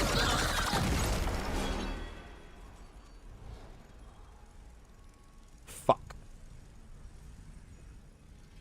I have the basic to generate punchlines. Right? I literally have the basic.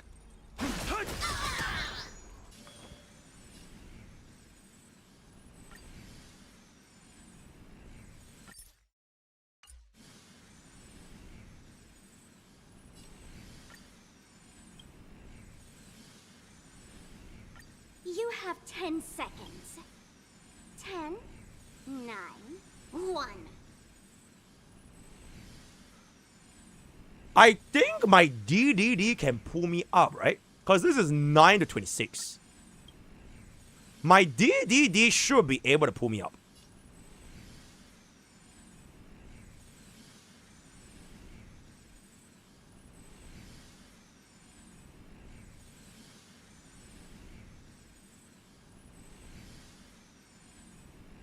I get more DDD value from Sparksy because Sparksy's base speed is lower. Right, her base speed is lower. Where Silver Wolf doesn't get as much action value because the base speed is higher. Her base speed right now is 198. So there might be a chance that my Silver Wolf can't get pulled up. She can just kill. Wait, what's the guy's HP? Yo, I don't know about that, bro. I don't know about that, bro. Okay, honestly, I think to play it safe, right? I will just pull up Silver Wolf. Because I definitely gain more action value advance from my DDD on Sparksy. Because the slower unit you have in battle will have more action value from DDD. You get what I'm saying? Like, faster units will gain less action value because your base speed is already high enough. So if my math is correct, right? If my math is correct, I can pull up both Silver Wolf and Sparksy with a scale in DDD. So this will be a moment to see if I'm a tourist or a fraud. Because I am pretty sure my Sparksy gets extra on here. With that out of the way. Let's play hide and seek. And there it is. That's why they call me Mr. Fucking HSR, right? And then we are just gonna very, very, very easily, right? Okay, honestly, it was like a bit of an overkill because we were killing enemies. But there will be a 9 action value 0 cycle, right?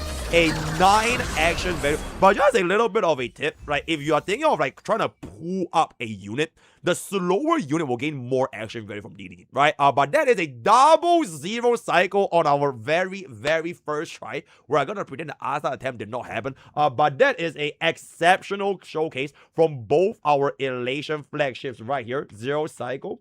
What was the AV? 9 AV, right? Now we're gonna do a swap back by changing out both teams. So can I just do this here and do this here and then do this here and do this here, right? First, okay, maybe not first, but first combo. First combo. Second combo. This is third combo. And then this is the fourth combo. Alright. With that out of the way, let's see if Evanesia is gonna be clearing a lot more I mean, at the end of the day, bro has a Yao Guang and an EMC, right? Bro has a Yao Guang and an EMC. So I think, frankly speaking, bro is probably gonna be doing an exceptional goddamn job regardless of the situation right here. So let's just pop this right here. Alright. Yao Guang will always be needed. I mean, clearly you didn't need Yao Guang if you're going to invest 5 billion costs for this particular team, then that is going to be possible. But Evanesia did 0 cycle this with 93 AV remaining, which is honestly pretty substantial. So let's see if we are going to be able to do this a little bit higher, essentially, right? Also, if you have been liking this stream, drop a heart because I heart all of my viewers and my viewers heart all of me. Alright, drop a follow, drop a like, I'll go easy join this our time. Discord, and I am going to immediately come here for a little bit more punchline. If you are gonna say no, I will find out where you stay in real life, and something's gonna happen. Also, the Manta respawning is actually not that bad, because if the Manta respawns, you get more energy, right? I do believe we get more energy. Hold up, I want to get my Sparkle. I'm gonna greed for my Sparkle. Okay, Sparkle out of the greed here. Now immediately cast my Silver Wolf right here. Squeezes out a little bit more damage. Okay. Okay.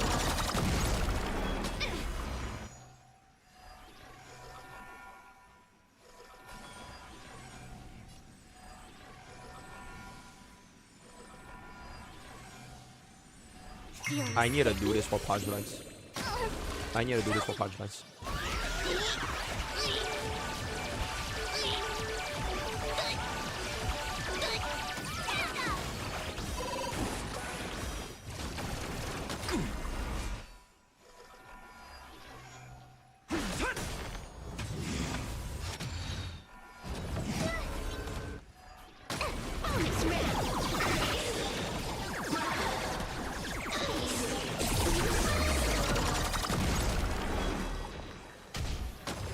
For fuck's sake, bro. Dragons soaring above the lands. This is permanence!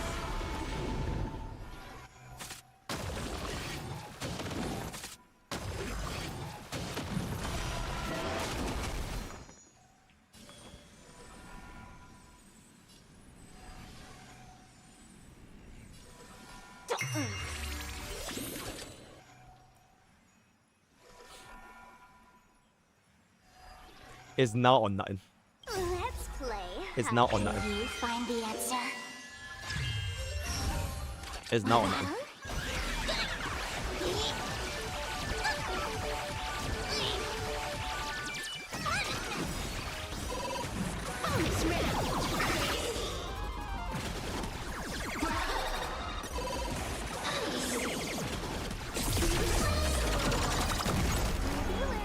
It's now or nothing.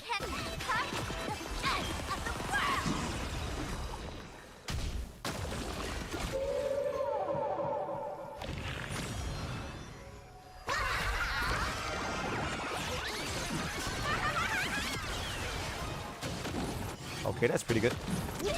Wait, that's pretty good. Did that kill? That didn't kill?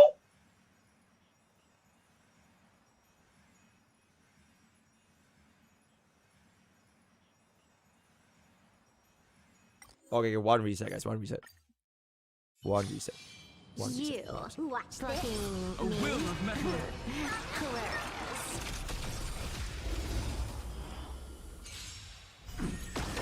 Earth shatters, heaven trembles. The game is on. Okay, first buff, we always give a Sparkle. Or rather Sparksy, right? We always must give this. We must give this. Fuck it, let's just out right now. Can you find the answer? Let's just out right now. All right now. Squeeze out as many skill points as possible right the fuck now, bro. My purpose is to protect. Okay, I'll try to kill this guy without progging that thing. Let me teach you some moves. Dragons soaring above the lands. This is permanence! Alright.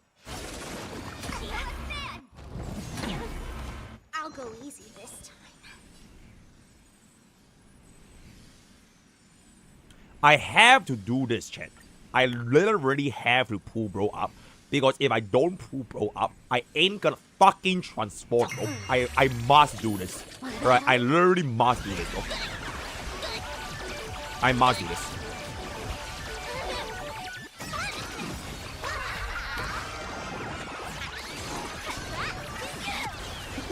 Wiped him out. Hold up. Let's play hide and seek. I don't even think I can kill the Manta right here, bro. It's not possible.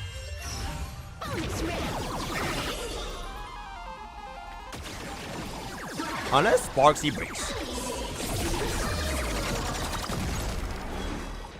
Dear viewers, I've kept you waiting. Come break.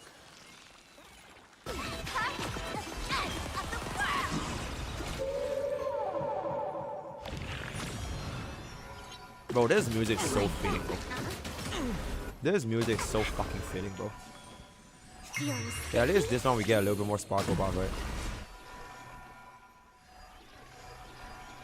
Okay, now we need to hit him as much as possible.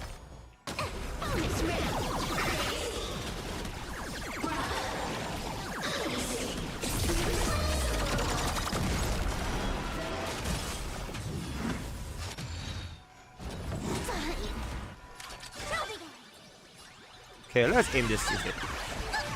So it's like two of the beats at the same time.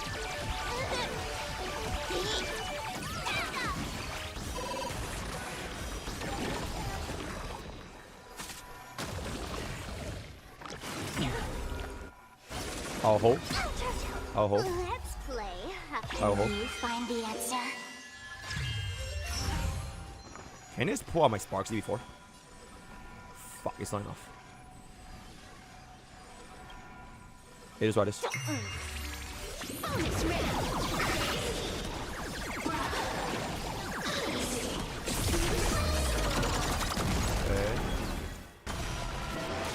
Dragons, obey this or soaring above the Obey. lands. This is permanent. Obey, obey, obey, obey, obey, obey, obey, obey, obey. Bro, obey, bro.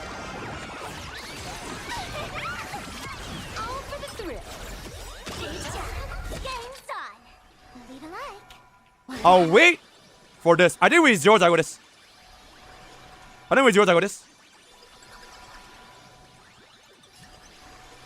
Retreat target, hit the fish. Fish comes up, get DOT. Zero transform, get zero tag. That is the best we can go about it right now. Then we save all these punchlines for the final phase. Fish dice.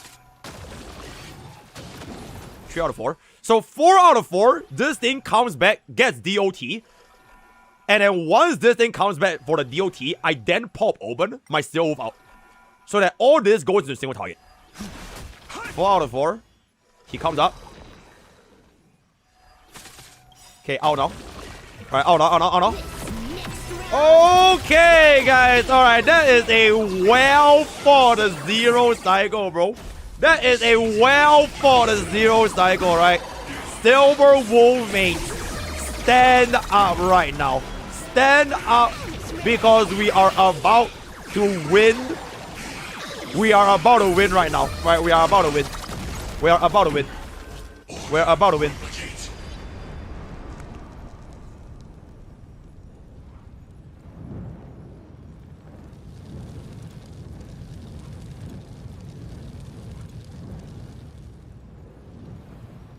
If I pull her up now, I'm gonna lose my buffs. She's gonna leave the state, bro. But if I pull up Sparksy, my Silver does no damage.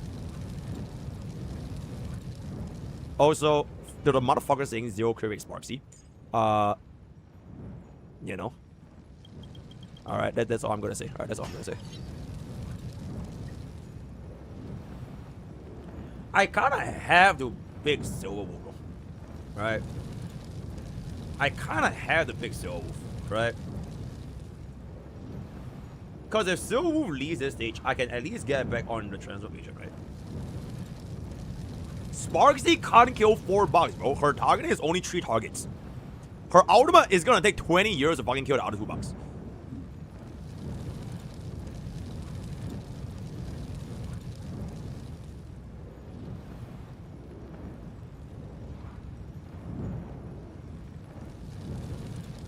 If Sparksy clears bugs with turn ultimate and bounce. Okay, chat, do y'all believe in Sparksy more or do y'all believe in Silverwolf more? Which one do y'all believe in more? Because either scenario is like pretty bad. Because right now, if I do this on Silverwolf, she loses the ultimate next turn. If I do this on Sparksy, it's like we have to gamble on the fact that the bounce can kill. Because we're going to be getting another bounce. Then at least I can stall Silverwolf for the next wave, right? I can stall this for quite a bit. Then maybe we can get extra turn. Sparksy? Because if I do this for Sparksy, right? At least I can get off one free EBA from 120. Because this is 86. Then we definitely get another free EBA. So... Alright, let's go for it. Alright, we believe in Sparksy. We only aim... Oh my god, bro. Chat, the bug doesn't have fire weakness, by the way. The bug does not even have fire weakness. Technically, whoever we hit here doesn't really matter. If we kill these two, it's a bit easier, because these two will be a little bit easier to aim. So we're just aiming to the right.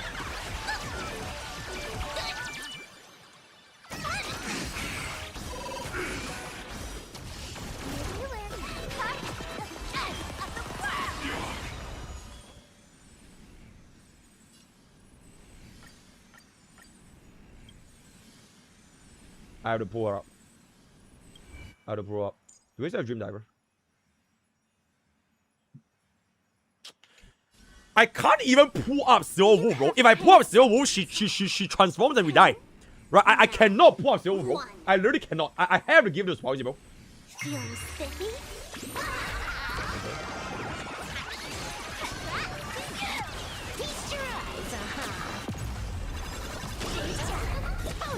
Yeah, this is a free EBA, right? I mean, the damage is actually not that low. It's fine. The good thing is that this thing is free, right? It's free damage. Free is always good. Free is always good. Free is always good. Free is always good. Dragon soaring above the land. Free is always good. Now we get DDD.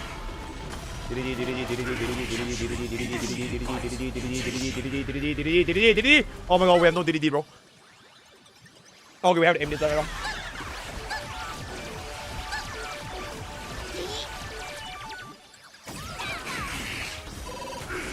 Let's play. Can you find the answer?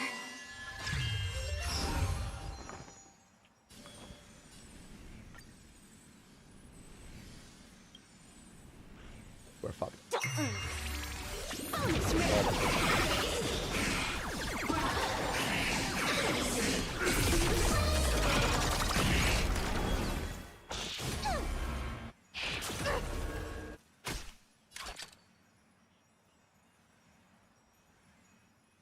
Okay, better I can do it right now. I aim this. This thing dies from the bounce. Then this thing kills this. And then it kills this. That is the best way. Right, that is the best way. That is the best way right now. Okay, good. Get me out. We have the edge. Can't get out. Can't get out. Can't get out. Can't get a fucking out. Can't get a fucking out, bro. Give me an out! Okay, thank you. Give me a sec. Wait, the bug didn't die? Oh my god. Oh my god. Time to unwind.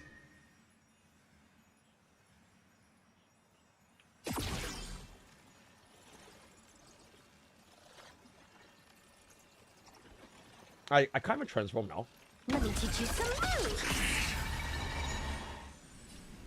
Feeling spiffy? Game's up. Show me.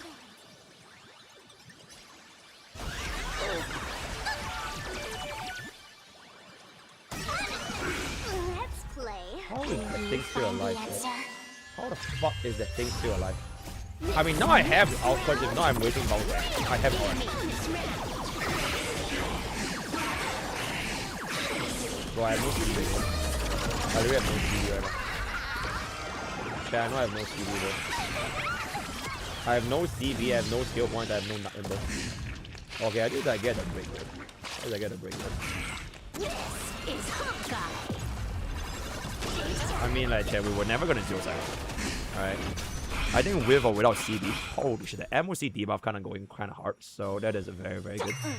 But with or without that CB, it is a bit hard, right? It is a bit hard to deal with this stage without Yao going.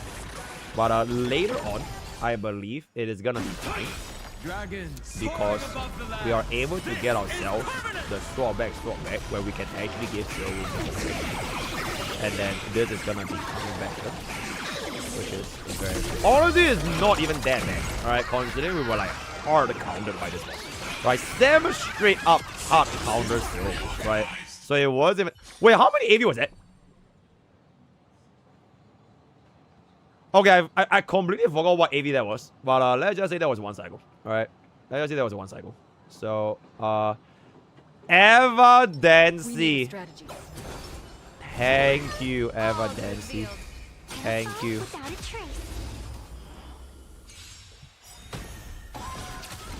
Thank you.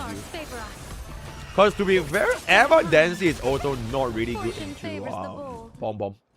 Alright, she's really not too good in the Bomb because she doesn't have the punchline generation to spawn the new Bomb things, which might be a little bit annoying. It might be a little bit.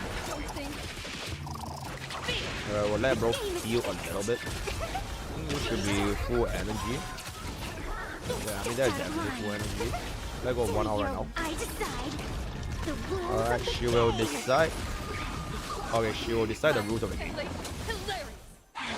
Okay. Can we let... How many Huan gives me out here, right?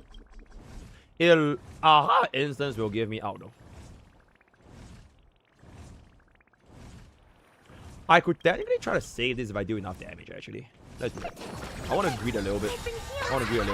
Because if this gives me out, that'll be huge.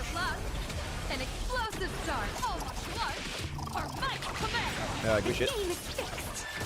Good shit. Okay, we out on this first. Then out with Evan immediately. I will save Huan out for next wave. I don't think we need it right now. Okay, we definitely, we most probably don't need it. Okay, we most probably don't need it. Okay, we definitely don't need it. Let's just save damage. Alright, let's just save damage. Because we have a lot of turns left actually. Let's wait a little bit. Yeah, our punch lines are still high up. Okay, I'll wait for Yao Guang. Oh wow. The world is your worst, Master Fox. That was a very, very good zero cycle. I will wait for him to... Should I just wait for him to summon his goons?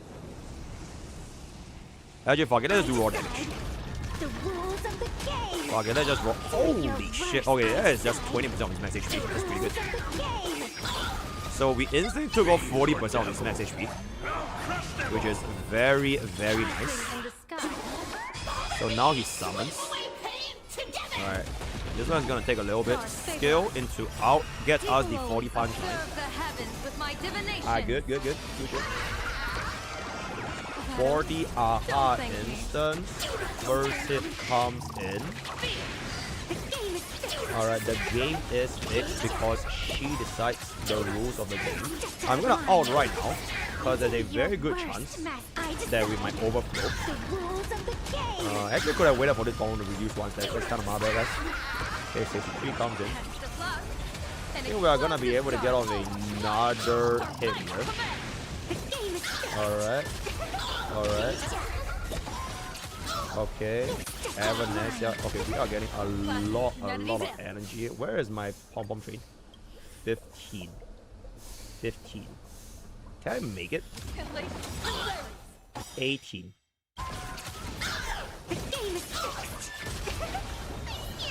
Aiden is really annoying. Unless I kill him right now. Do your worst, Master Fox. I decide the rules of the game.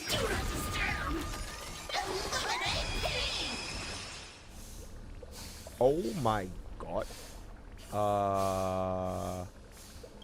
Okay, we're out here. We'll get our bomb up. So 23, we break 1 step. Wait, skills. Then we wait. Then we wait. Alright, we're waiting. Basic does give me punch lines, but I genuinely don't give a flying fuck about punch lines, bro. Actually, no, I need to give about our punch lines because I need to remove the last deck. Alright, I need to remove the last deck. So this is 8, 5, 10, 15. So we get a last deck. Okay. Okay. Then now we get it here. 0 out of 2.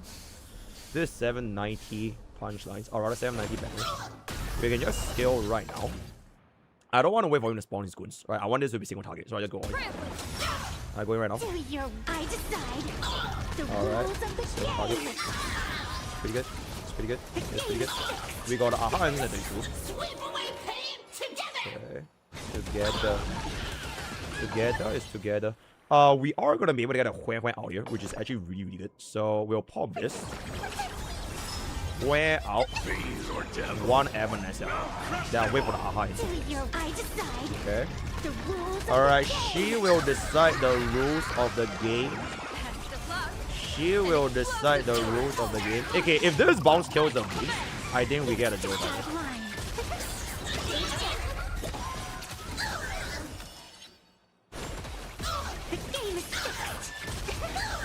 Your worst, Master Fox. 37 AV. I think he's done. I think he's done. It's 37, right? 37 AV. I decide we have it out. the rules of the game.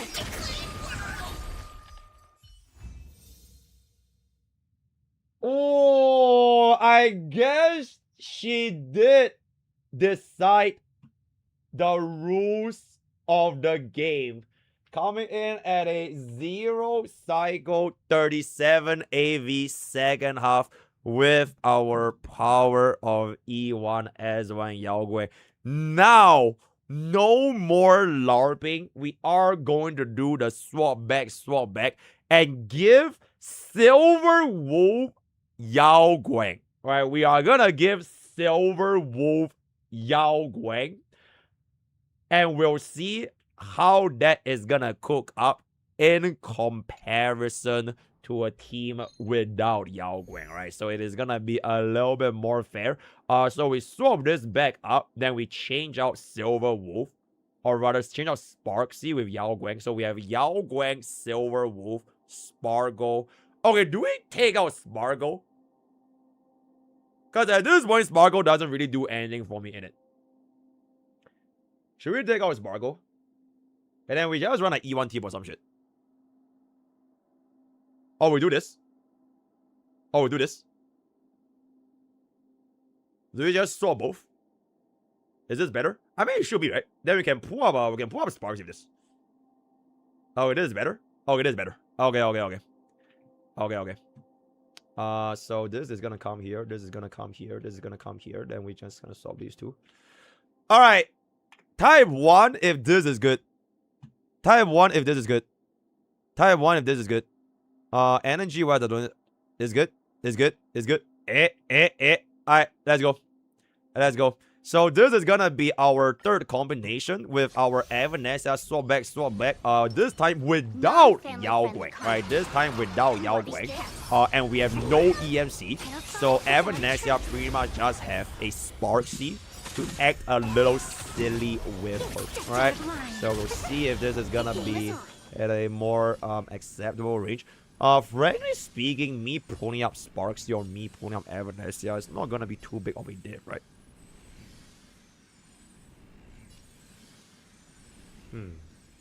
Because if I pull up her right now, she don't actually get the additional whatchamacall.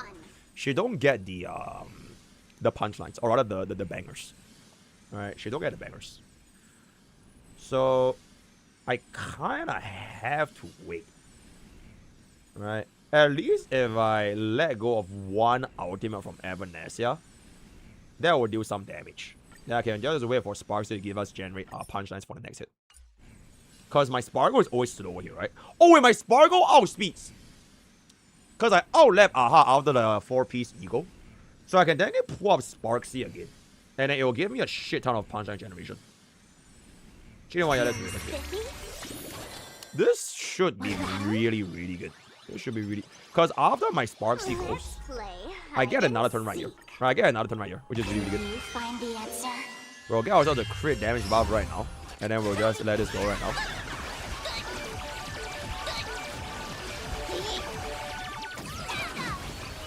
No matter what happens here, I don't think I can get enough. But if I were to do this, at least I can let go of one out. And I save it. I'll save this. Okay, wait. I'm a little bit of an fingers. That's my bad. That was completely my bad. Some fingers right there. Okay. If I pull up Sparksy, she comes up again. So this will be a shit ton of punchlines. Right, this will be a shit ton of punchlines. Then ever next year we let go of one out. Right, then we save. Alright, then we save. Alright, then we save this shit. Okay. Okay. Okay. Bro is gonna recover unless Sparksy kills him. Unless Sparksy kills him right now. 50 punchline is a shit ton of punchlines. Okay, not quite enough to kill. Wait! Fuck. Okay, I was running it down, guys. I was running it down. I should have honestly just gambled with Evanescence right there. I should have just gambled with Evanescence right there. Honestly, that was me. Honestly, that was me. That was me, guys. Yep. I wanted to end Evanescence a little bit because Silver Wolf is doing too good. So I need to end Evanescence a little bit. Wait, actually, high key doesn't even matter. Wait, a high key does not fucking matter, bro.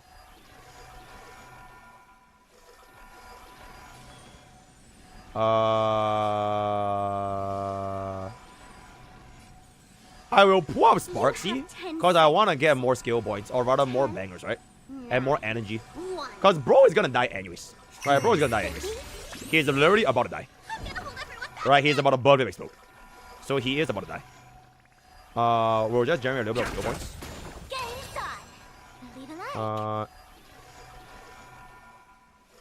Ideally, I can hold out a little bit more. Nah, he's gonna die to the DOT though. He's probably gonna die to the DOT. So he's kind of dead. Yeah, he's already kind of dead. Alright, let's chill. Let's chill. Then we saved up a little bit more of the skill points. Okay. This is chill. Alright, this is chill. Okay. I will pull up Evanescence. Evanescence gets off a skill for a little bit more energy. My bangers might expire, but it should be okay, right? I think it should be okay. I think it should be okay. How many turns do my bangers have left? Shit, they won't both expire, right? Hesitation means defeat, you know. Because I can AV advance with Hui Hui. I can AV advance with Hui Hui.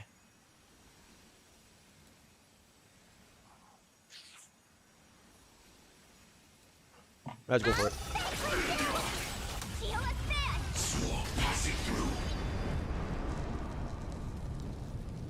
So we pull this. Thought I was just a mascot. This is always 480 base, so it's chill. This is chill. Then we get more energy because we managed to pull up our Evanescence. Yeah. Actually, as a matter of fact, after I DDD, this damage defeat, you know. will be good. See you later. Do your work. I decide the rules of the game. Let's find the answer. Up. Master Fox. Okay, we still have a bit of bangers. That's good. Okay, as long as I have a bit of bangers, it's good enough. Okay, whatever Sparks is out here, it's inconsequential. I just need a little bit of bangers. Just need a little bit of bangers. This slaps. This slaps. And this gets Master Fox. This gets Master Fox. Master Fox comes in. Alright, out right now. Alright, out right now. Okay. Okay, that is pretty good.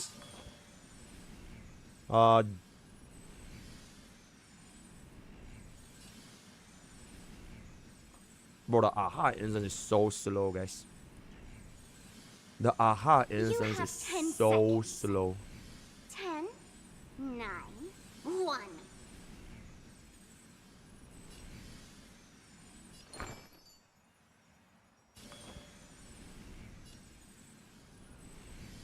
I have to do this, otherwise I have no skill points. Feeling spiffy? I literally have to do this.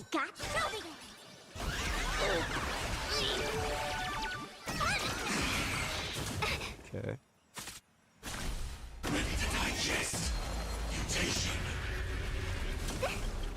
Can someone punch Sparksy in the fucking face? Oh my god, bro. Okay, wait, actually this might kill.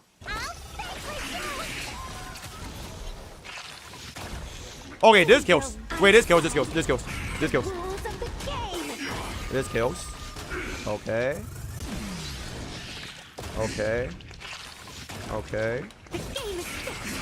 Alright, the game is fixed. Did that hurt? Okay, I only have one more turn left, and it's gotta be Sparksicle.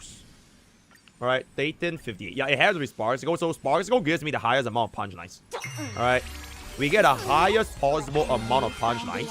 And I will see if Evanescence is gonna be able to zero cycle this buggle. Hey, but check, guess what, guys?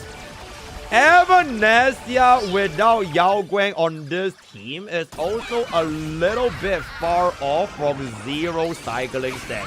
Which means that Silver Wolf is actually still a really fucking strong unit. Unless I deal enough damage with zero cycle right now. Does she decide the rules of the game? Oh, she does not decide the rules of the game, because the real person that decides the rules of the game is actually going to be Yao Guang. And there it is, and there it is, and there it is, alright? And there it is, and there it is. I'm not really actually sure if this is actually faster than Silver, because it honestly doesn't look like it's that much faster. Can I get it out? No out. Bro, it honestly is not that much faster, right? You wait out at the end of the mobs. You know what? At the end of the day, I'm just gonna take this as a one cycle dispatch because we're only taking our very first try. So at that, what I do, now we're gonna be going on with Silver Wolf. Which is gonna, hey, wait, is that Hardy? I don't even remember if that's Hardy, but we're just gonna go for it. I have no idea who was actually faster, but it was basically one cycle dispatch for both. So Fortune favors the bold. we'll just let this go right now. Serve the heavens with my divinations. That only. Don't thank me. Oh, all for the thrill. Wow! It turns out with Yao Guang, or rather, yeah, with Yao Guang, I can instantly get my Silver Wolf ultimate, which I guess will be really good for damage. But I'm not sure if this will be enough damage though. Get out here for a free ultimate.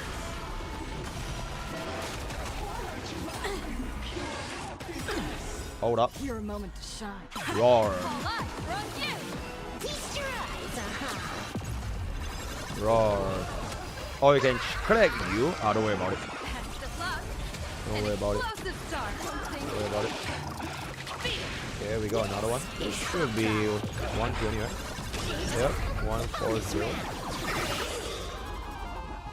Oh, this should be easily zero cycle. Oh, this should be an easy zero cycle.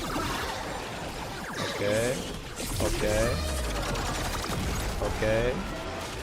Okay. Yao Guang basic.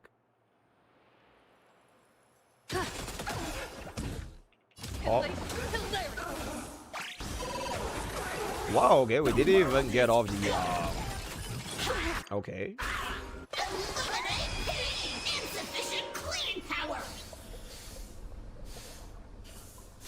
Unfortunately, we didn't get off the kill there.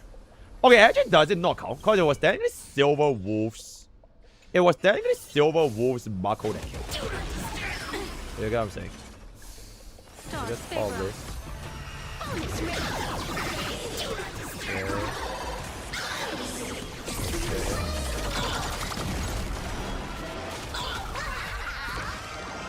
That only.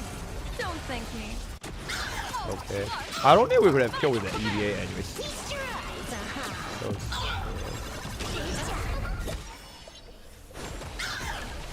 okay.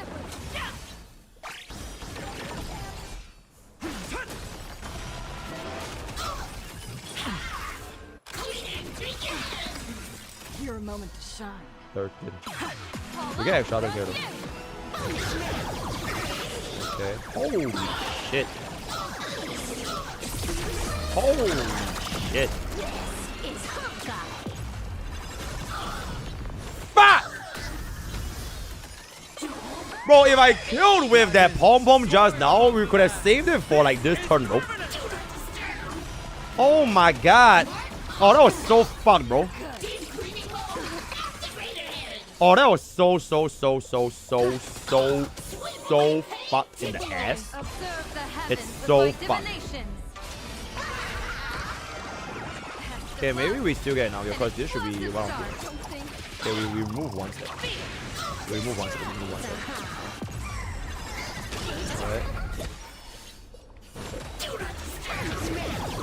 300 hidden MMR, bro. 300 hidden MMR. Holy shit. 3.5 million and we get instant. Okay, at this point it's just overkill. So yeah, moral of the story is essentially it doesn't really matter if you have E2 Silver Wolf or okay, this is just Giga Ultra or how is it? AV at 50 getting us a super overkill 0 cycle. That is gonna be that at 50 AV, which means that we did in fact win Avanasia. Alright, our E2 Silver Wolf actually won Avanasia by clearing 13 AV faster. I have no idea which one of this was faster, but they were both definitively one cycle. We are just gonna be doing one final swap back. So this is gonna do this Swapperoni. And let's see if Silver Wolf level 999 can bring this home right here. Okay, Hearty. Okay, I did not even get the fucking Hearty because this game fucking hates me, which is pretty crazy. Bob MOC literally right after this. Right, literally right after this. Alright. Fortune favors the bold. Alright. Always observe the heavens with my divinations. Free jam. Don't thank me. Free jam. Oh, we can got off our instant out right here. Bam. Bam. Bam.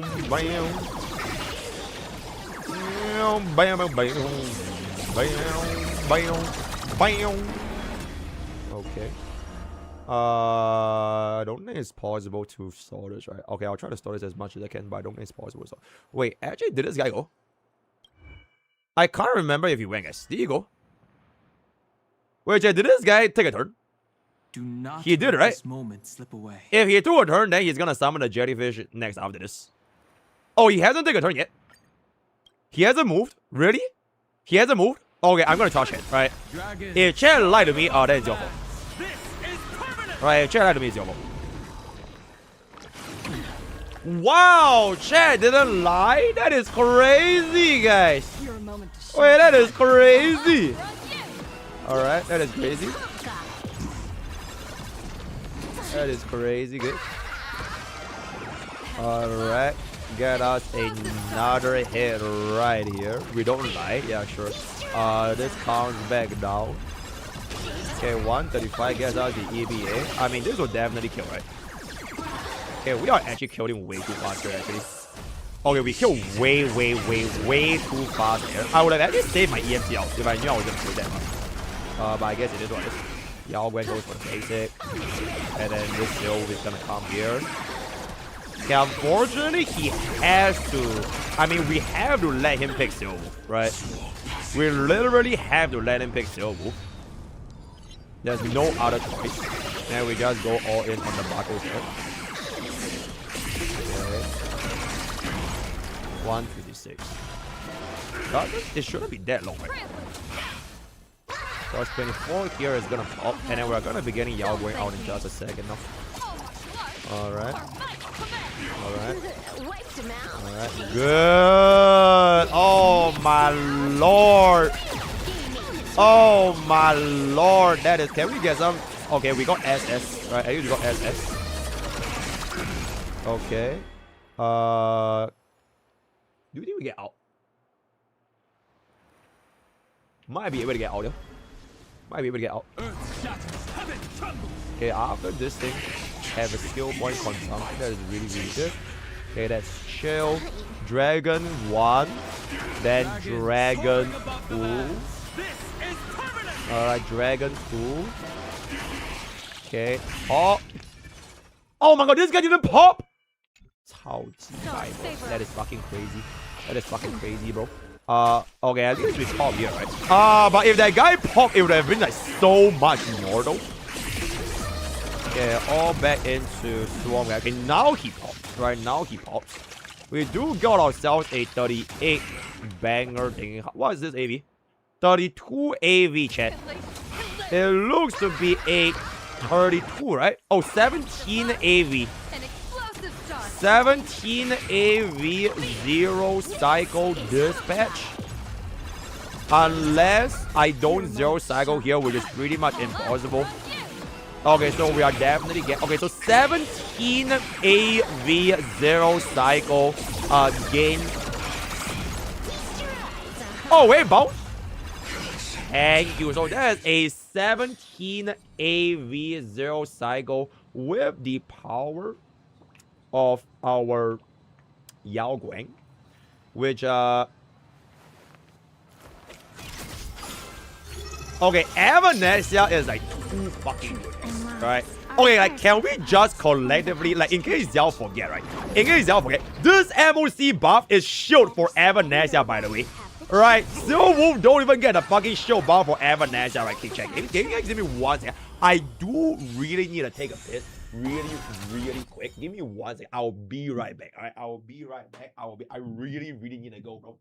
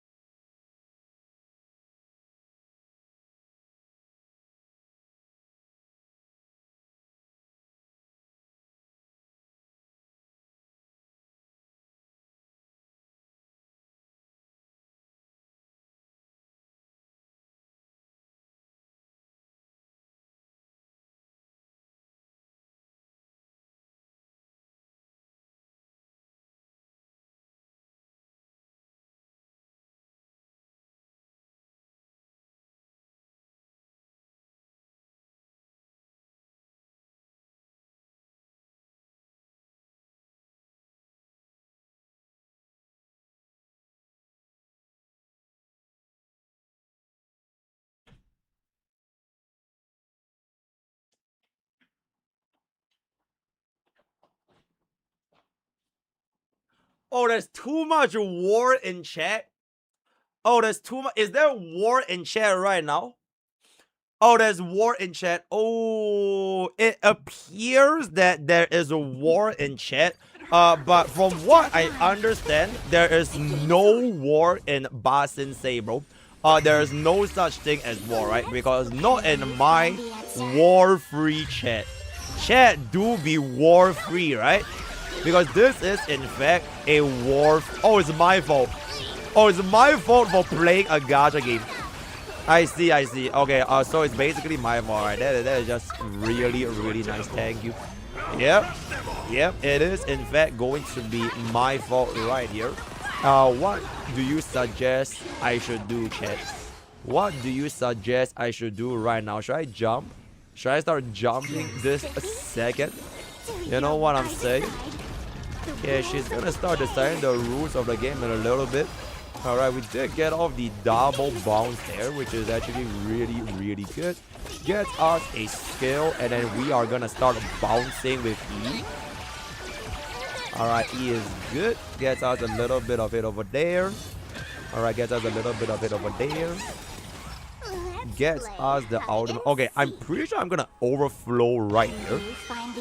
So we're gonna let go of one Evanescence out because we are almost definitely gonna overflow.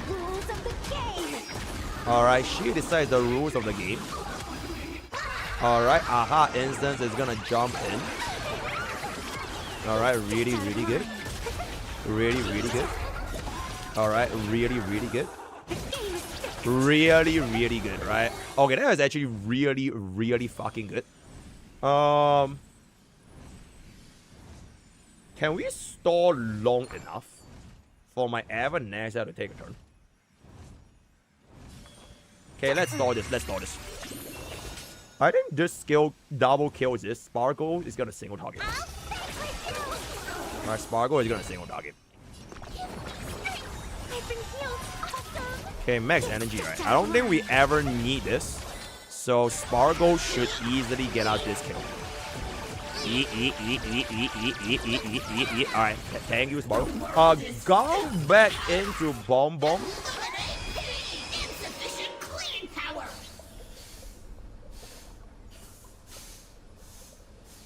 Because I have Sparksy, we can break out these stacks a lot faster, right?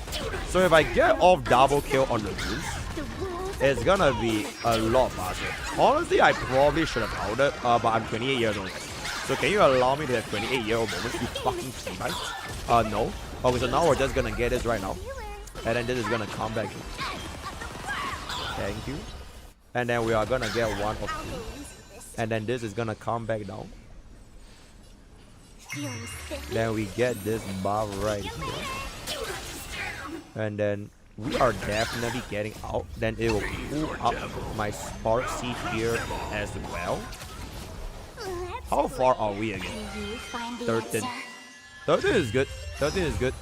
And then we are just going to get this 20 stacks. This is fine. And then this breaks. And then now is at 0 out of 2. And I can cast my out 1.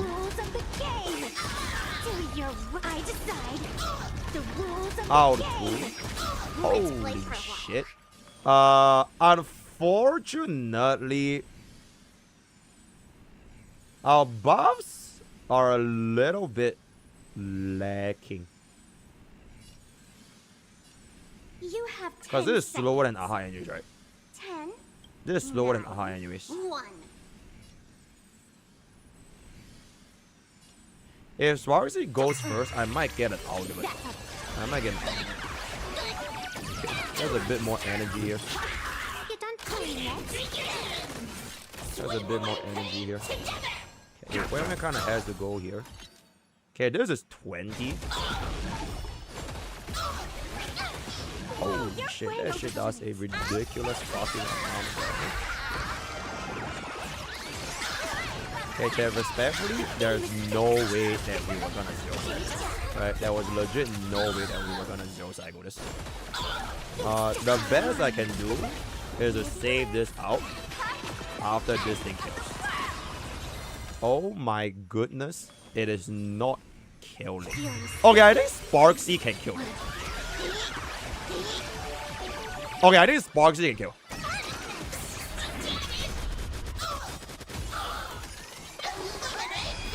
Do your worst. I decide the rules of the game.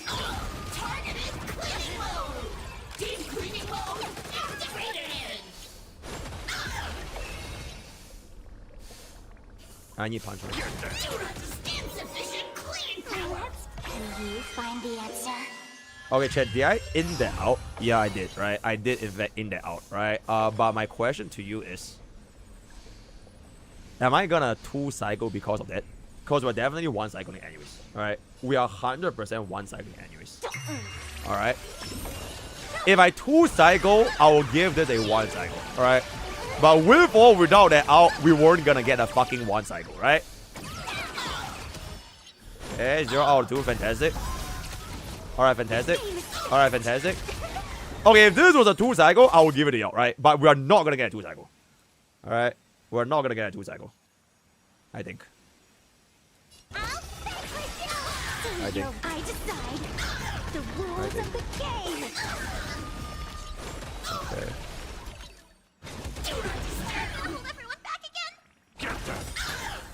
Okay. Now we 1 cycle, bro. This is easily 1 cycle, right? This is easily gonna be 1 cycle. Okay, my Sparksy kind of ran out of bangers, which is kind of hopeless. Okay, now she has bangers, so it's not that bad. But it does appear that it will be a, what is this? 1 cycle coming in at 41 AV. Except that it is not 41 AV, it is 37 AV, right? So this is gonna be 1 cycle at 37 AV, which basically means I think we can all agree that whoever gets Yao Guang gets the 0 cycle. The only unit that got a 0 cycle without Yao Guang was this team. Purely because Sparksy works so well with Silver Wolf. And this was barely 0 cycle. Right? Just barely. Every other team, it is with the power of Yao Guang. Right? So before we wrap up this video, I will have 1 final test. This is the final test. Do you guys want to do it on Pom Pom or do you guys want to do it on Sam? I ain't doing both halves again. Pom Pom, or it will be the exact same team. Silver Wolf, Sparksy, EMC, Sustainless, and I will just swap around the DBS. First half. Alright, let's go, guys. This is the final fight. Alright, this is the final fight. We need a strategy. This is it. Alright, this is it. Cast your gamble right now, because this is the final fight. Bro, imagine if we actually can't do this as seamless. That would be a little bit embarrassing. Let's just pop that. People always observe the heavens with my divinations. That's the plug. An explosive start. Oh, what? Or might commence. Alright. Okay. High key. Nervise. Pop that. I'm a little bit scared I deal too much damage and they die immediately. Because if they die immediately, I can't store enough for energy, bro. Yo, can we even do this Sustainless? Light it up. Bro, I'm gonna die, bro.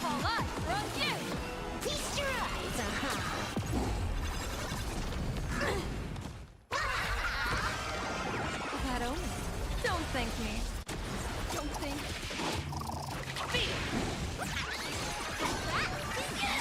This is Hawkeye. Bonus round.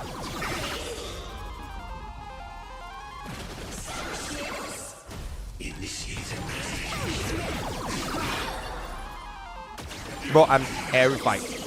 Bro, I'm terrified right now, bro. I'm gonna cry, bro. Bro, Sparksy literally, bro, she straight up did nothing.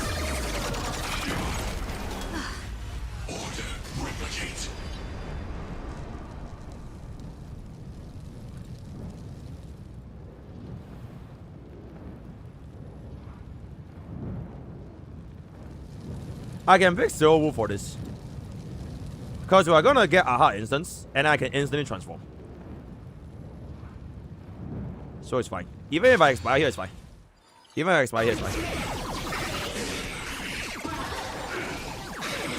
that's a shit ton of fucking damage, bro. That is a shit ton of fucking damage. It's fine. It's fine. Okay, then we can instant transform back in again, so it's good. Then Sparky can actually do something. Alright. Okay, actually this boss is kinda chill, bro. Wait, this boss high-key kinda chill. Okay, I'm just gonna activate my ult right now. And then Sparky is just gonna give me hidden MMR stacks. Alright. Okay, if she kills, fantastic, but like, if she doesn't, then it is what it is. Try to get all them little boxes. Okay, then we'll see if Silver can clear out the sword. Alright. Alright. Alright. Alright. Please tell me that kills the box. Please tell me that kills the box. Okay, thank you. Thank you. Thank you. Thank you. Alright, now we can slap this, right? Now we can slap this.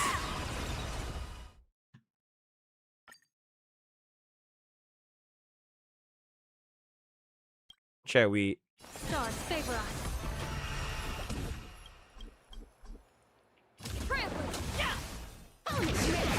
Shall we? Okay, like, this is not even Silver Wolf's fault that we're doing. Bro, Sparksy did nothing, bro. Bro, Sparksy legit did fucking nothing, bro. Like, what did she even fucking do? She did nothing. Bro, she did nothing in the first wave, bro. So, that was what? Zero Cycle, what? 34 AV? Was that 34 AV? I think that was Zero Cycle 34 AV, right? Bro, how the fuck are we gonna fucking clear this sustainless slower than Evanescence with sustain? Okay, I swear that could have gone way better if Sparksy did something. But unfortunately, Sparksy did absolutely nothing. So let's just swap this back down. Wait, I swear? Without Huan Huan, it might actually be worse, guys. It actually might be worse without Huan Huan. Sparksy is a bomb, bro. Bro, she's actually sabotaging my runs. She legit sabotaging my runs. Alright, let's see. You mad? Alright. Alright. Favors the bold. People always observe the heavens with my divination. Okay, we're always gonna take this damage. Right, we're always gonna take this damage. So there's nothing we can do to change that right now. Alright, I'm gonna do the exact same thing I did as compared to Judge now. So there is like... Okay, Sparksy is 593k with the little bounce. Okay, my Yao Guang is gonna be at full energy here. Let's just out right now. The rules of the game.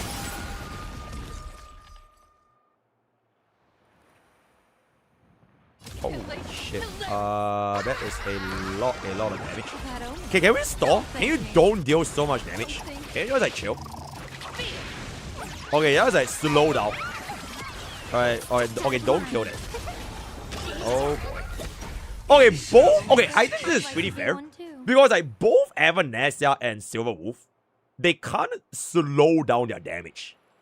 That is like the reason why Sustainless is worse. Because if you ran it with a sustain, right, you can slow down your damage wave 1 and charge energy for wave 2. But because I cannot slow down my damage wave 1, there's nothing I can do before we go to wave 2. Alright, so it literally is counterintuitive to do this sustain.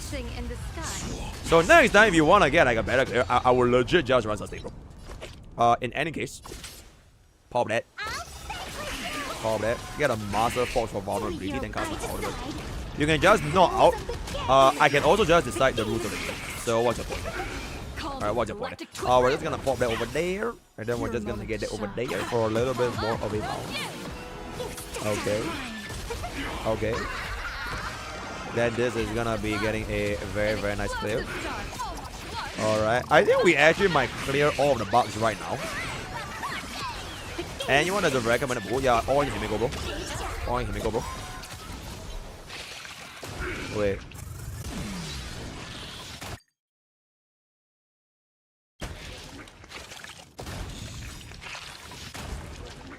Stepped out of line.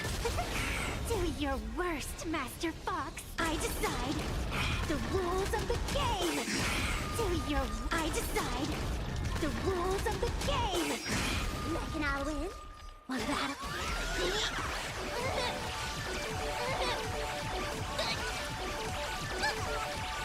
Damn. Troublemaker? I'd like to be For one too. fuck's sake, Yao Guang, you fucking dog, bro! Okay, unfortunately, we just gonna have to do this. So, it is gonna be a most likely 47 AV, okay, or rather 15 AV dispatch because we couldn't slow down our team, right? So, I believe with that, we are going to end off this final one more Aha Wars right here, featuring E2S1 Silver Wolf with all of the different units. Couple of notes, I would say number one, Yao Guang is absolutely insane for either Evanesia or Silver Wolf. Number two, Sustainless, you really need to just like don't do damage, and then you can actually clear a lot faster so that you can save the wave 1 AV going into wave 2 with full ultimates, right? Number three, between E2 Silver Wolf as well as Evanesia, I would say the team that is gonna be getting a little bit more benefits, all things considered, is going to be, if you can take a look at this right here. What does that say, guys? Chat, what does that say? Ah, yes, that does in fact say crit damage dealt when using their ultimate damage. Ah, yes. So I wonder why they actually added this particular line. Do you think Silver Wolf is gonna be able to make... Okay, I guess it's technically a little bit neutral because both Silver Wolf and Evanesia can cast their ultimate. So they both get 50% crit damage, right, when they use their ultimates. But at the end of the day, though, right, Silver Wolf's ultimate doesn't really deal damage, does it? Because Silver Wolf's ultimate is a buff. Ah, so if your ultimate don't do any damage, some might say that Evanesia will be having a little bit more of a elevated performance in that sense. I will leave it to you guys to decide who is gonna be your favorite Elation main DPS. Honestly, going forward in the future, I don't think we're gonna be doing Aha Wars as often anymore because I realized that chat lacks peace. Chat always goes into war whenever we have Evanesia versus Silver Wolf. So this might be our final Aha Wars because I like it when my chat is not as war and is more yay and more happy. Personally speaking, frankly, the real main push is neither Silver Wolf nor Evanesia. It's gonna be fucking Himeko, guys. So you got pranked by Aha. Aha tricked you. Have fun pulling for Aha in the first place. The real winners in HSR will be those that all in Himeko. So with that, I'm gonna come to the end of this video. Word of the day is going to be, remember to pull Yao Guang if you're playing Elation. Remember to pull Yao Guang if you're playing Elation. Join Discord. Use code POKE for 10% off gamers off all the best of guys. I'll see you guys next time. Thank you. Quite amusing. Alrighty. The final Aha Wars. Evan vs Silver Wolf 999. Alright. Pull Yao Guang and Huan. With all due respect, ain't nobody in this goddamn planet is gonna be pulling Stellar Jades for Huan, if I can say so myself. Alright. We are just gonna hop on into my free-to-play account. Tomorrow, I will do a little bit more things with like other setups.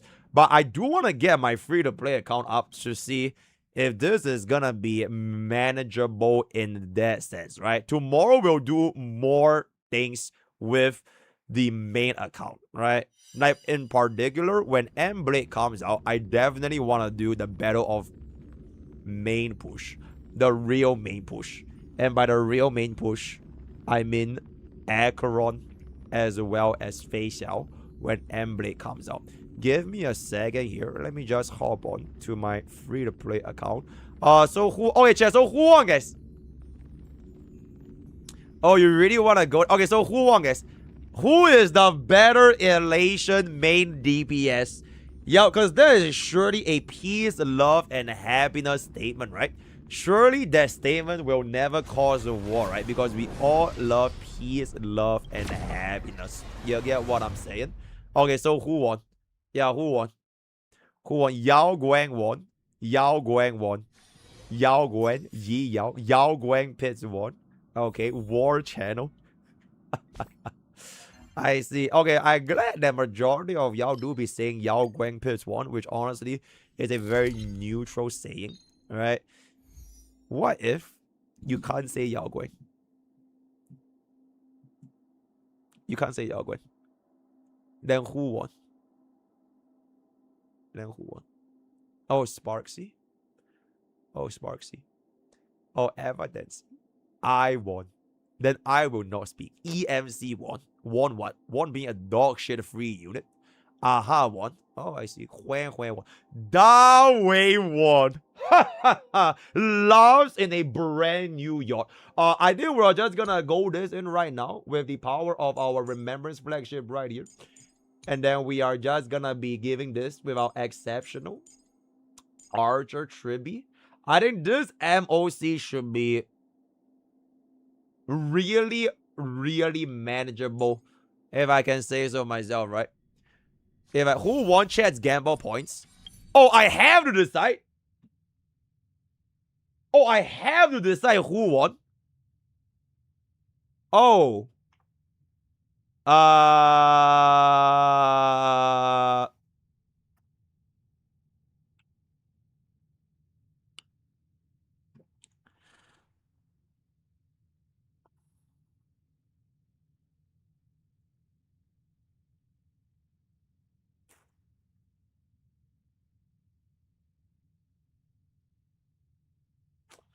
Okay, chat. Objectively speaking, we got a heads or tails, guys. Alright? One try, right? One try. Hits, Evanesia wins.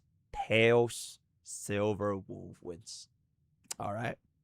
Alright, let's go for that, guys. Hits, Evanesia win. Tails, Silver Wolf.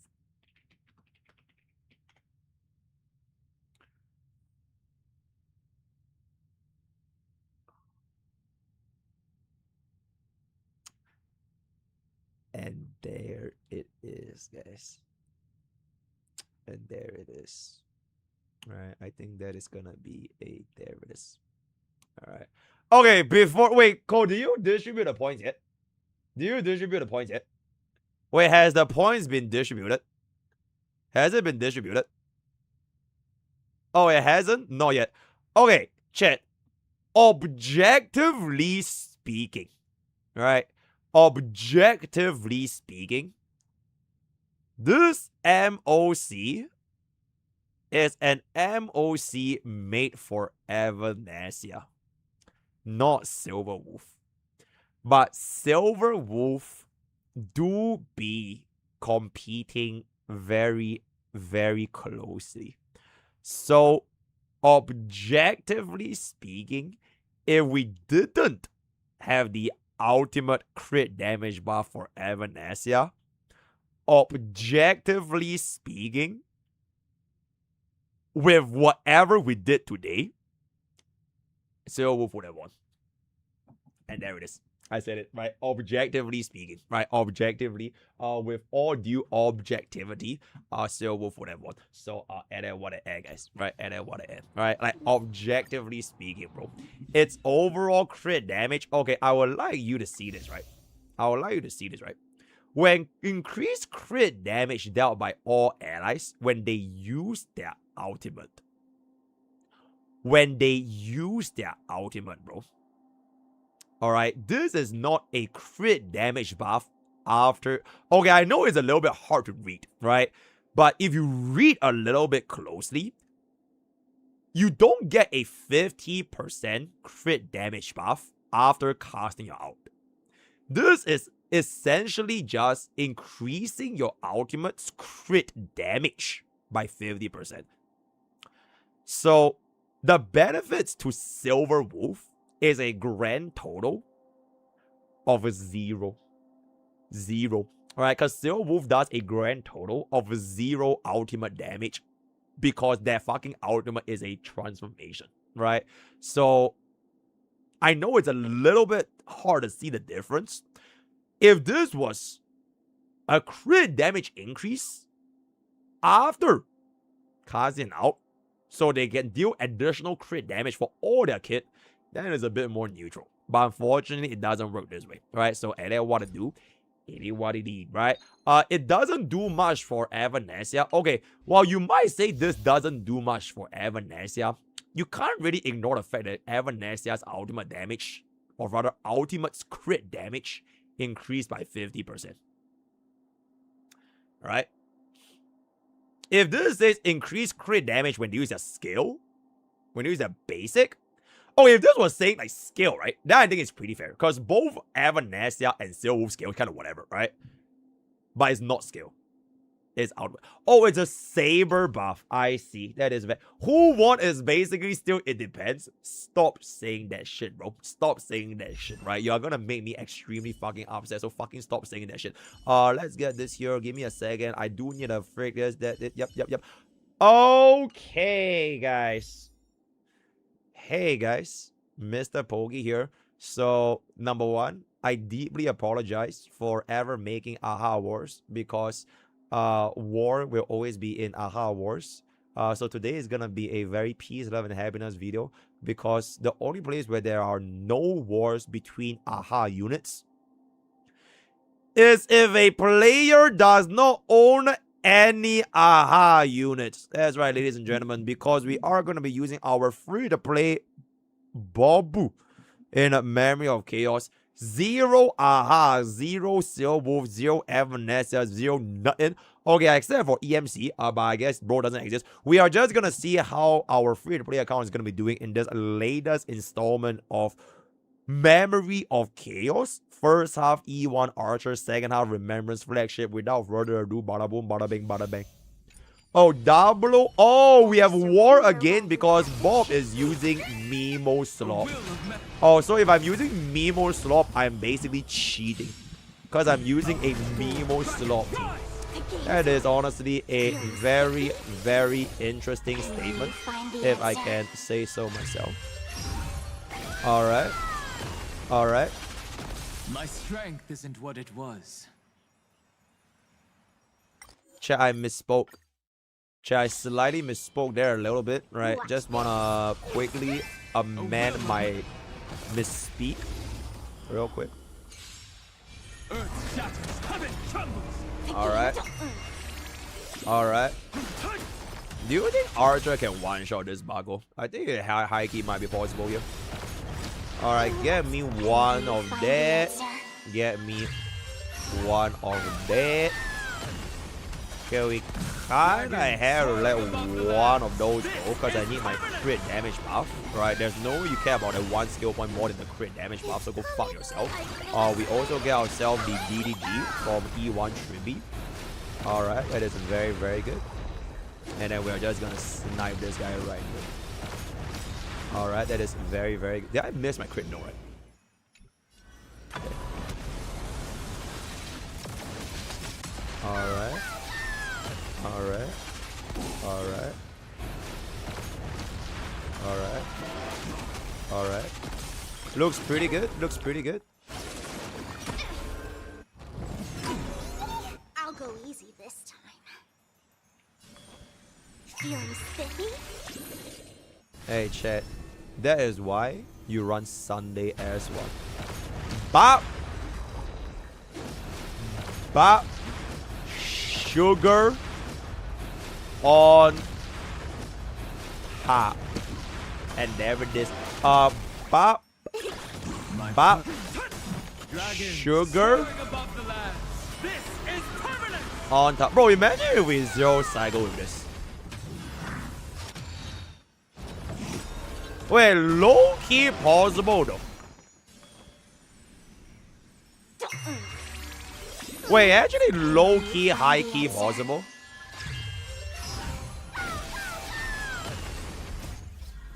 Okay, luckily we didn't waste our skill points there, so it's good. Can Archer one-shot this?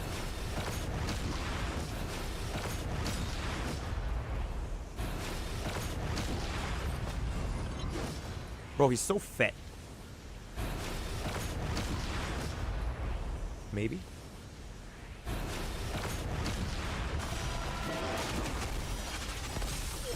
Oh my god, he's too fat, guys. He's too fat, guys.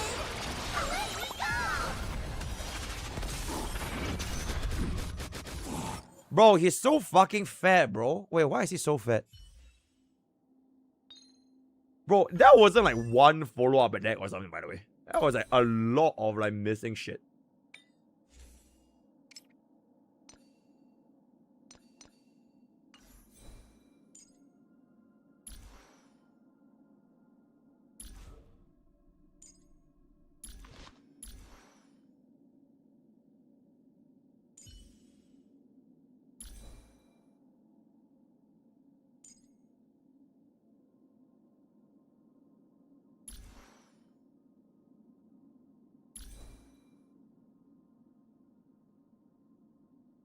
I probably still need this as thing.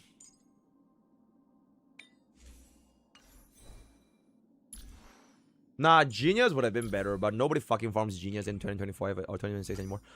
Alright, I guess we just kind of go for one cycle dispatch then. Alright. Let's just go for one cycle. Oh, we are not doing sustainless. So shut the fuck up, bro. We are not doing sustainless. What the fuck do you think this is? This is a free-to-play account, by the way. This is a free-to-play account, by the way. Alright, we ain't doing sustainless. Alright. Free-to-plays don't do sustainless. We still have to keep hitting this guy.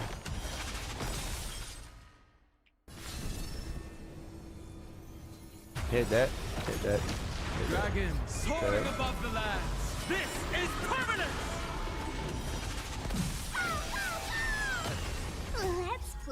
And this will give me my TV one.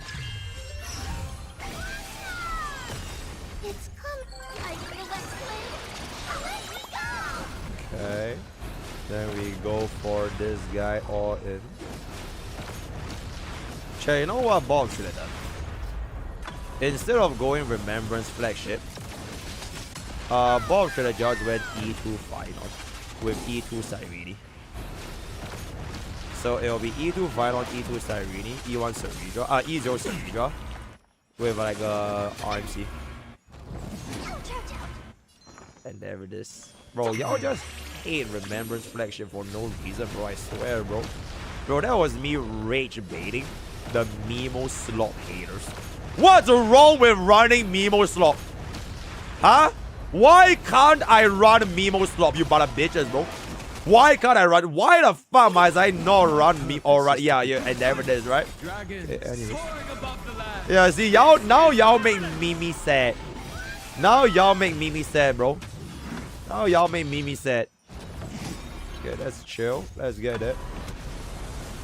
Okay. Okay. Okay.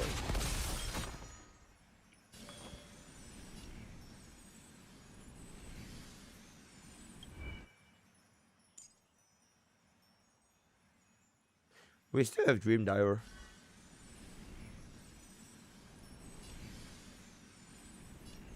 We could do this.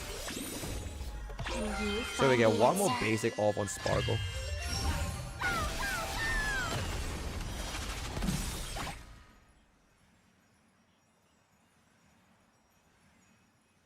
I need this to kill. If this don't kill, it doesn't matter anyways. Nah, it won't kill, bro. Bro, he's too fucking fat, bro. He's legit too fucking fat. Okay, I'm just gonna save. I'm just gonna save. Okay, I can't even save. It's a fine, alright? It's okay. I love not saving. That is a very, very good. Alright, we are just gonna let this. Hey, Che. Since when the fuck do we need a 0 cycle? Right? We have never once said the criteria of clearing this fucking game is to 0 cycle. So let's just settle down a little bit.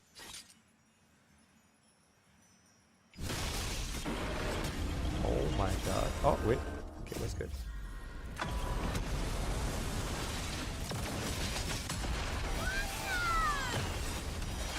Bro, that is a fat boy.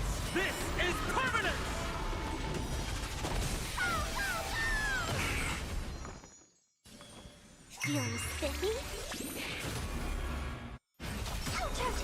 Let's play hide and seek. Alright, I'm using Sunday. Oh my god, I'm using Sunday S1. Oh my god, I was like, why the fuck did we not put? Oh my goodness, bro. Preparing to feed. My purpose.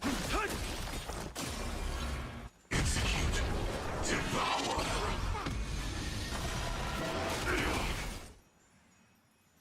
Yo, this clear is kind of bad.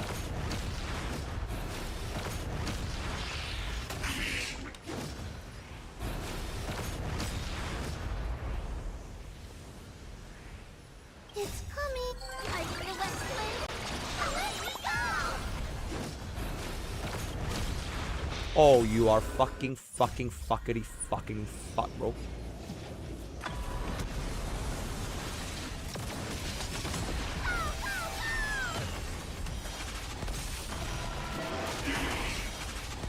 Let's play for a while. Okay, bro, let MOC debuff save us, bro. Hang you, MOC debuff. The real carry of this great nation. There we go. Okay. Soaring above the lands. This is permanent. Okay. Okay. Skill point. Skill point. Skill point. Instant out into a skill right now, or rather an instant skill into an out. So Spark Archer still gets the turn here. Alright, get me my out. Oh my god. Oh my god. Oh my god. Oh my god. Holy shit, guys, he is so bad. How is this man so fucking fat, bro?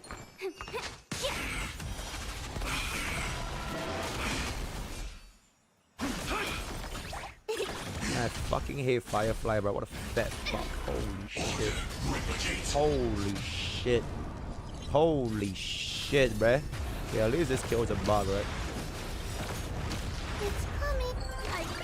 I low-key and that a little bit. Dragons soaring above the lands. This is permanent. Can anything die? Okay, that's good, that's good, that's good. I have to do that. Well, we might be able to clear this here.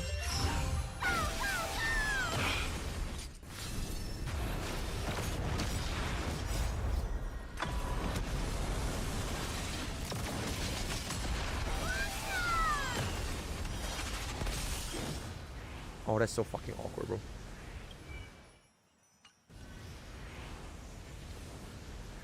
Greet.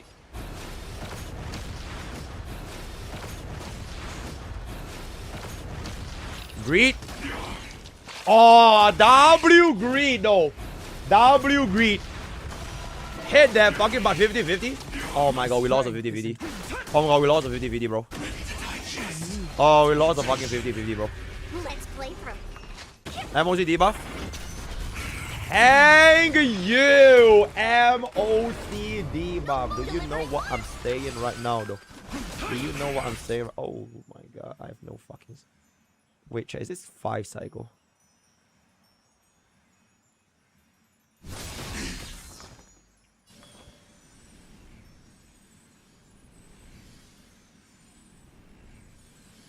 feeling spiffy? Dragons soaring above the lands. This is permanent.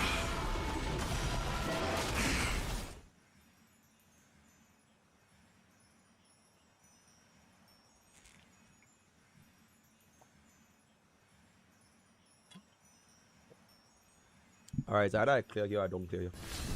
I'm all in.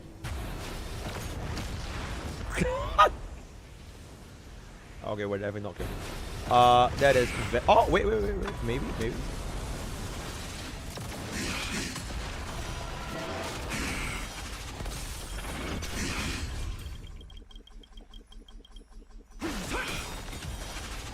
Is it coming? Are you gonna let play? Let me go!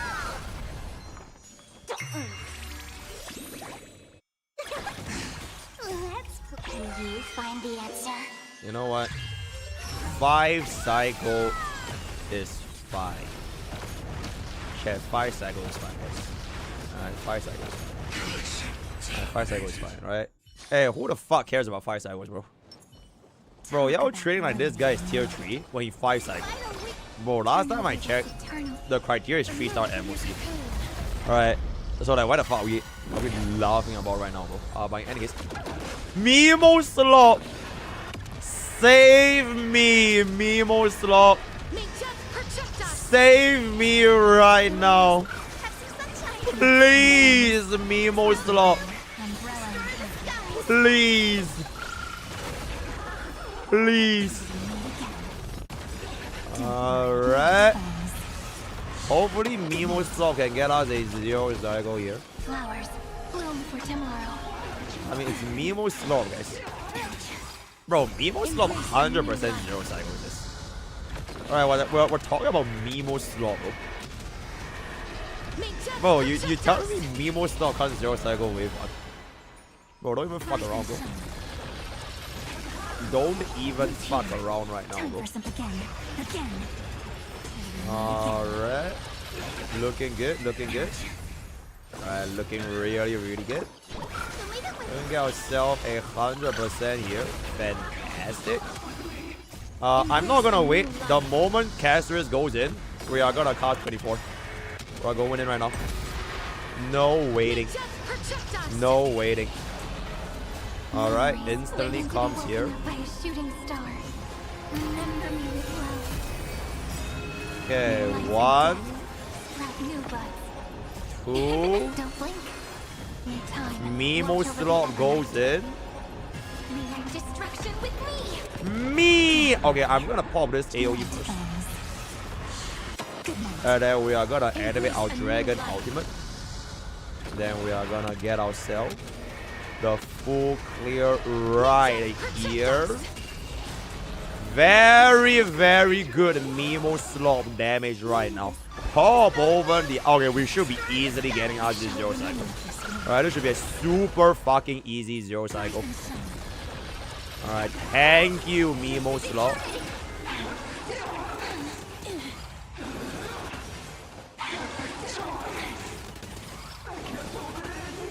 Life is not so fragile. Wait, it is 0 cycle, right?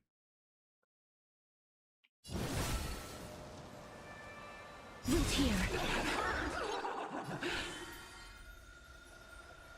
Again. I'm just gonna let go of my dragon here. So I can save this Acheron for next time.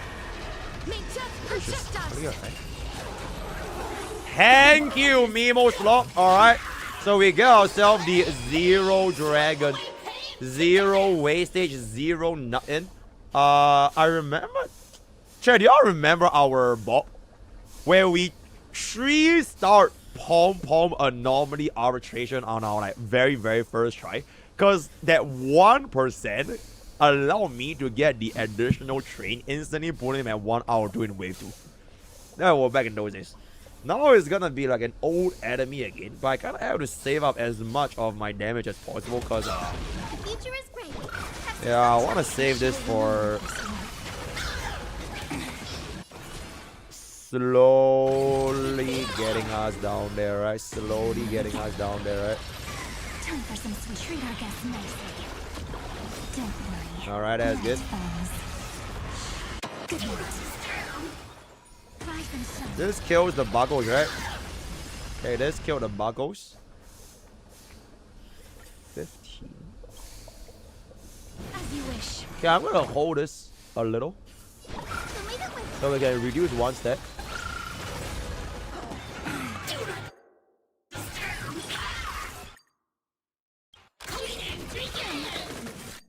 Bro. Insufficient cleaning power. Embrace a new life. I really thought I was gonna get in minus 1 stack. I really thought I was gonna get in 1 stack. The ripples?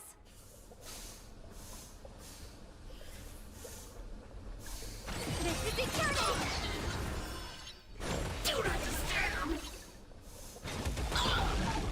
Have some fun. The basic attack punchline only happens on the second phase.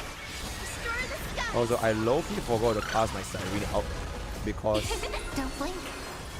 I am feeling silly. I'm feeling a bit silly. Have some sunshine thing. All energized. Leave root here. Yeah, I just don't think we'll ever get out this phase right here. So we'll let this go. Okay, we still got 4 more cycles remaining, right? We still got 4. Holy shit! What was that? Oh my god! Oh, that is some crazy shit, bro. Holy, that was some crazy fucking shit right now. And God Rail is God Rail. Because only in God Rail will you have a wheelchair called Memory of Chaos Demons, bro. God Rail truly do be God Railing. Alright, we get off the break. Okay, wait.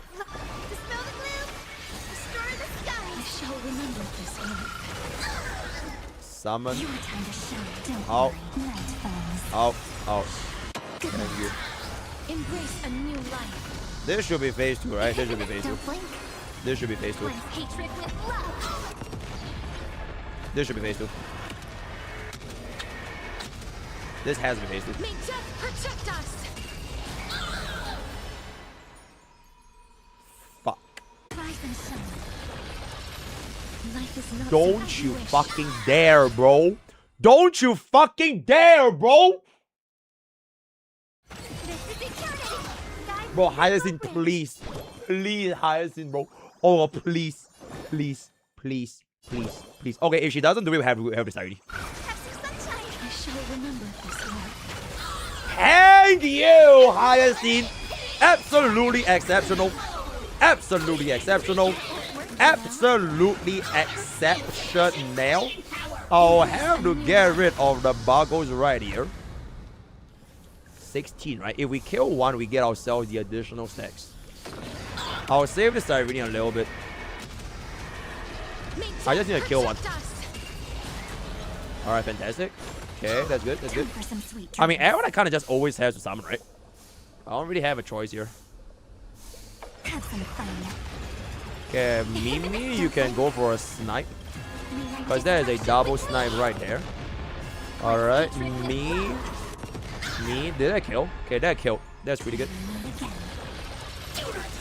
Okay. Alright, we are definitely clear.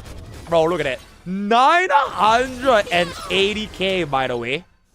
980k is pretty silly. I'm actually gonna base it with Hyacinth so we can get ourselves the final bomb trade. So we break this. Then we are gonna be able to snipe that. Then we just wait a little bit. Alright, we wait a little bit. Alright, bro is gonna start charging. Single target, right? Okay, wait, hold up. I will out this first. So when the jellyfish goes in, we are gonna get ourselves Evernite Field. After Evernite Field, we get ourselves the Evernite out. After Evernite out, Jellyfish is gonna basic. After Jellyfish basic, we goes for the Cyrene, or rather the Casteris. And then after Casteris, Cyrene goes for the Bombo Blast. Bombo Blast number 1. Bombo Blast number 2. Alright, and then our dragon is just gonna spit on that thing right now. And then we are gonna slam all of that damage. But look at that. Ooh! Wait, can we kill?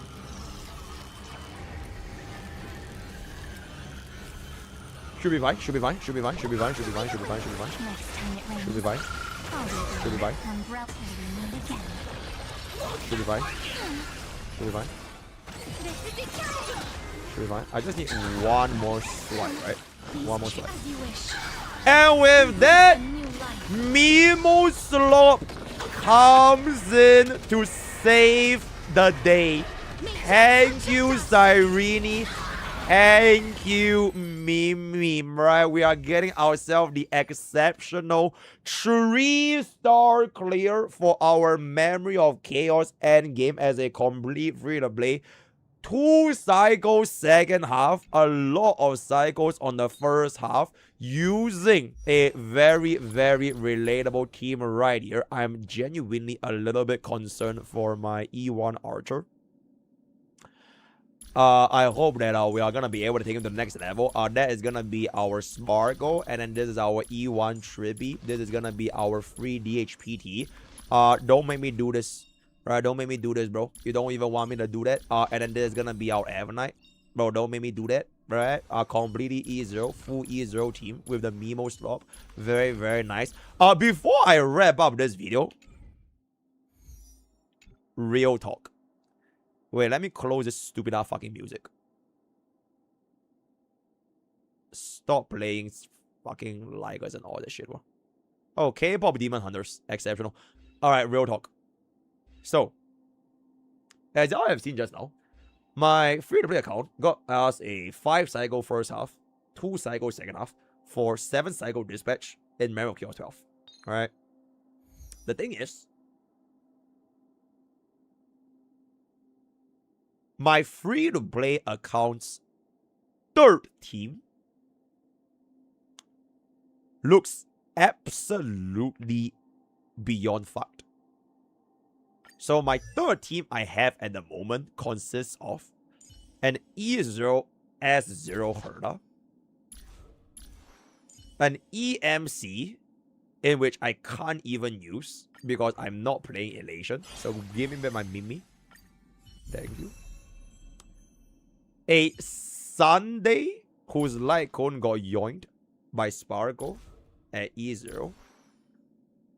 An E0 S0 Anexa. Frankly speaking, my Anexa build is pretty good. Guys, let's be real, guys. This is a pretty fucking good Anexa build. Right, 97, 103. That's honestly pretty good. As well as a E0 S0 My Day on 47, 200, 8k HP. Right, E0 S0.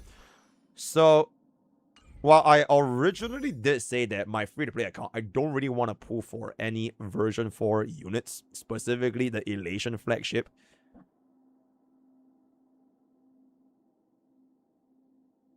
I don't know how am I going to go about doing my third team if I have to wait out for version 5. Because between now and version 5 is like 6 more months. Alright, 6 more months. One way I can think of, I shit you guys not, Tribby, M-Blade, Hyacinth Wheelchair. So for 1 cost, I invest 1 cost, I get a E0 S0 Mortonix Blade. I take away Tribby. Okay, wait, I need to do this like right here, right? I need to do this right here. Alright. Option 1. Option 1. We do something like this. Where the fuck is my Sunday? Alright, option 1, we do something like this. All I need is 1 cost. I get M-Blade, Sunday Blade Hyper Carry. And by the way, M-Blade Hyper Carry on this setup literally clears faster than Acheron, by the way. Alright, this is a very, very, very nice team that I can consider for myself. Team 2, that is where my Hyacinth becomes a bit of a problem. Because I obviously can't run Hyacinth on both halves. So, I may have to employ Gallagher, guys. I'm not sure how viable this team is, but I might have to employ Gallagher, sticking with Remembrance flagship. And then my first team is going to be Archer, DHPT, Sparkle, and then last slot, my guess, right? My guess is pretty much, I'm guessing it's going to be Rin. That's my guess. So if my guess holds true, I think this might be Bob's most cost-efficient team to get us through version 4. Otherwise, if I really want to cost max,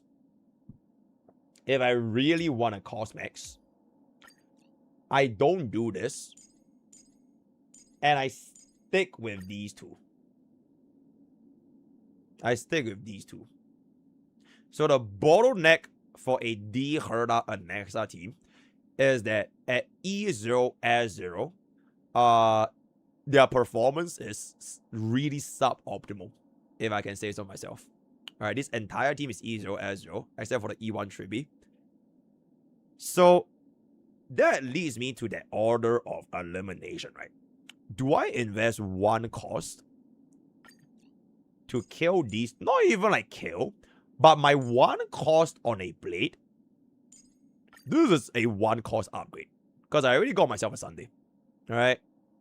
Because if I don't do this, and I still stick with Herda and Nexa, I might need more than one cost to bring them up. That is the fundamental basis of cost maxing.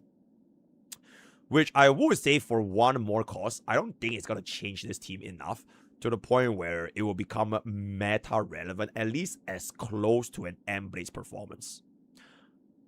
So those are going to be my thought process as to how I want to invest in Bob. There is a third option. There is technically a third option. But this option, I frankly don't really want to go there because this option is kind of expensive. That option is none other.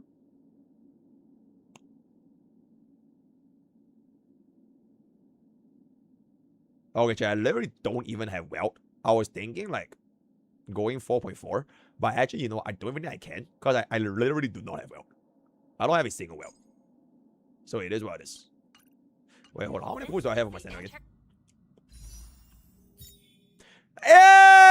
Hey, yo!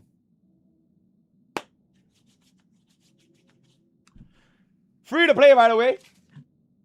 Free to play, by the way. Completely free to play, by the way. I have never, ever, ever spent my standard summons for 1 billion years because I have the self-control of a fucking monk.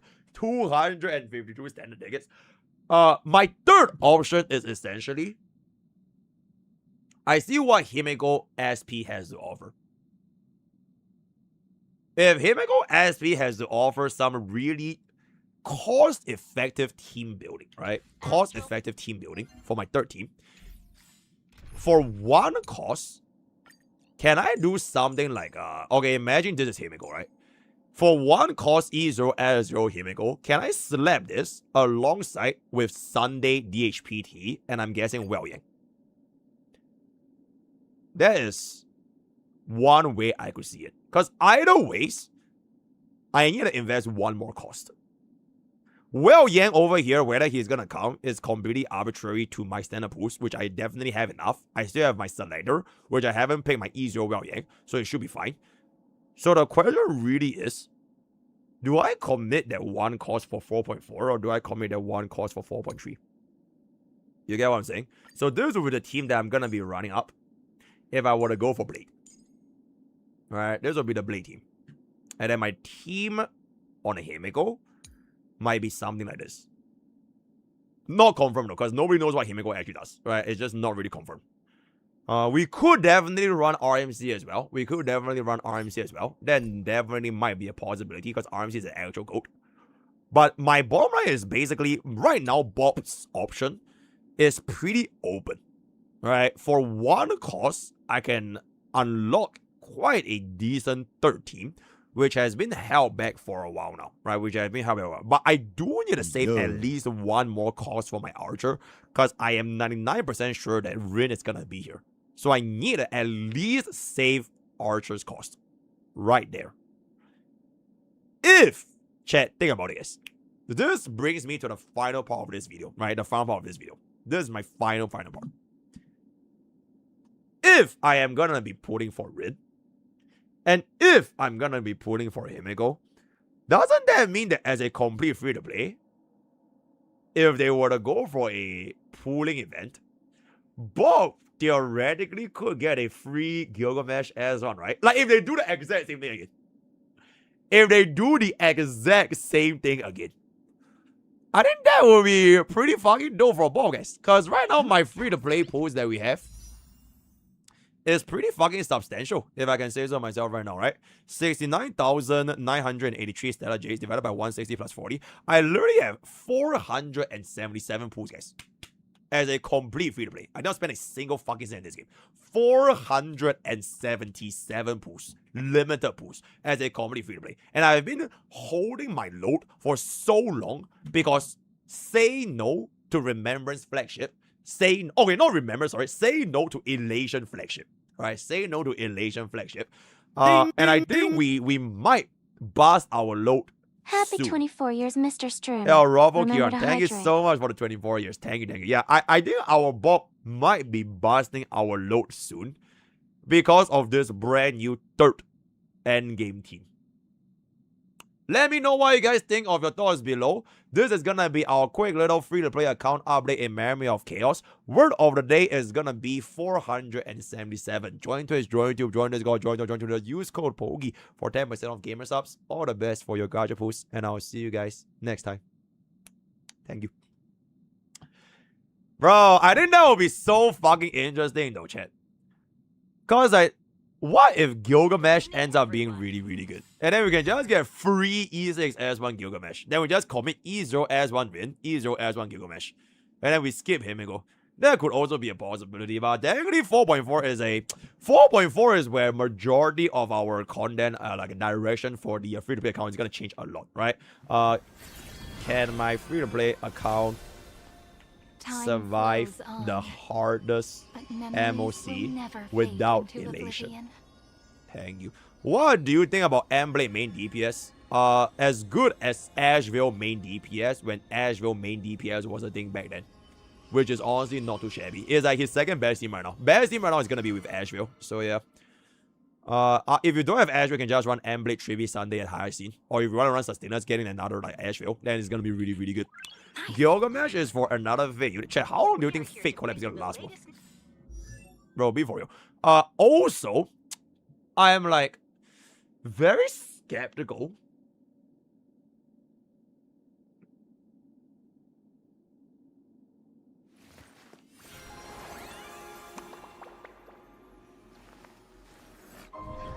This story deserves a perfect ending. Don't you think? Should I E2 side reading, guys? On my free-to-play account. It's a huge gamble though. Because 2 cost upgrade is insanely expensive. It is an insanely expensive cost maxing decision for Bob.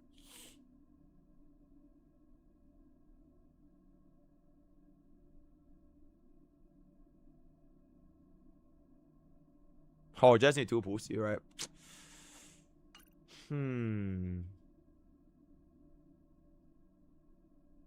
I would honestly rather get this first.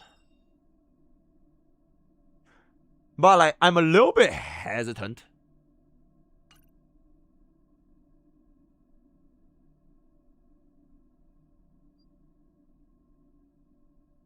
Because what if they change out the Remembrance team comp, guys? That is like my problem right now. Because I already have an E2 Casterus. And I already have an E1 Ammonite. So if they were to ever change the Remembrance team, right? I'm not even sure if like it's gonna be a... Like, who is gonna go? Who's gonna go? You know what I'm saying?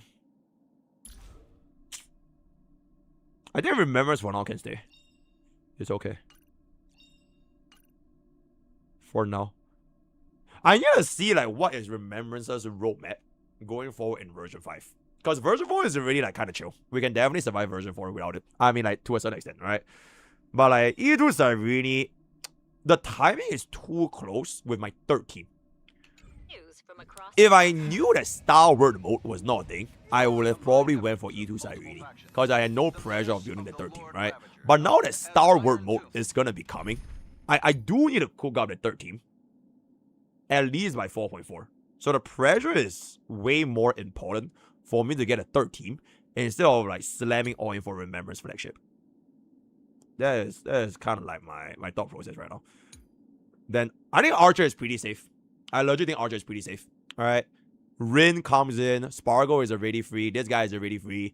If Gilgamesh is gonna be a bomb, I just get E2 Archer. Then we implant physical, or we implant quantum weakness. So Archer team is honestly really, really good. I don't remember, it's just chilling. Honestly, you know what, chat? I'm actually kind of glad that we didn't go for E2 Final. Because if we went for E2 Final, my Sunday would have been yoinked out. Because I need Sunday for either Emblade or Himiko if that's going to be a thing. So I have more options. Right? I have more options not using Sunday with Remembrance flagship. So this is like a standalone team. So in the future, this team is a bit more fluid as to whichever the main DPS is going to come on. Because theoretically right now, this team ain't even that bad. It's technically not that bad, right? My day is not that bad. It's just that it's full E0. I have no islands, no Cyrene. So if I were to cook this with like a E2 Cyrene, this would be really fucking good, right? I take out Triby, running E2 Cyrene with a Sunday. That would be really, really good. Then I give Triby to the Remembrance flagship. So this could also be a way I can cost max. Right? I plus 2 cost here, take out Triby, add E2 Cyrene, and I give E1 Triby to Remembrance. Right? That could be a way, but like, still quite expensive. Give Emblem to Casters and Cyrene to I actually have never tried Emblem with Remembrance. I'll probably save that for the live server. Oh wait, I can't, guys. I have no Casters. Okay, I'll see what's up. I highly doubt the Remembrance team will get replaced because they took work too well. They always work too well until someone else works even better. I genuinely will never believe that a HSR team is gonna be stuck in place for forever. No such thing. I feel like eventually, some way or another, they're gonna take out one of them. Like, even for like Firefly Super Break, right? I can pretty confidently say, if they are gonna kill a unit, I think Fugue might die. If Fugue doesn't die, then they will need like a really fucking good sustain. Because Dada is already like super fucking good. Right? Then who knows what's gonna happen 2 or 3 years down the road if they even give like any more break upgrades. Same thing for DOT. Right? DOT right now we have High Sense, Kafka, Black Swan. I'm pretty sure Black Swan's gonna die. Right? They just need like a better, bigger Black Swan. Then you keep High Sense, Kafka, then you kill Black Swan. Right? So I just don't think any unit in this game, it will forever be there. Alright, they were gonna change eventually. Yeah, like it's just a question of like when are they gonna change it? Alright, 6.0, 6.5, 7.0, all that kind of stuff. So that is pretty much gonna be that. Okay, Black Swan deals the most damage, but it is exactly because her role is so replaceable. Because she is basically the big Arcana, right? But what if you just give out another DOT with even more damage and more utility? Then you don't really take out High Sense. Because High Sense E1, E2 is just a little bit too strong. Then Kafka is like the face of the game. So Kafka is going to be there. So that is kind of how I make. They made the Kafka we have bigger. You're absolutely right. Bro, I swear Kafka will just not get replaced. Because she is such the face of HSR. They will rather give her like 20 Noah flares than replace Kafka. Because she is legit like the face of the game. Alright, so Adam, what to do with it, buddy? By your words, MDB is good. Alright, isn't it better to invest in Blade and Lambda in 3 patches?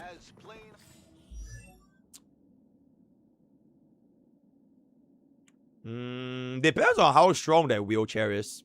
If the wheelchair can pivot into version 5. Because right now, Emblem wheelchair is Blade Triby Hyacinth, right?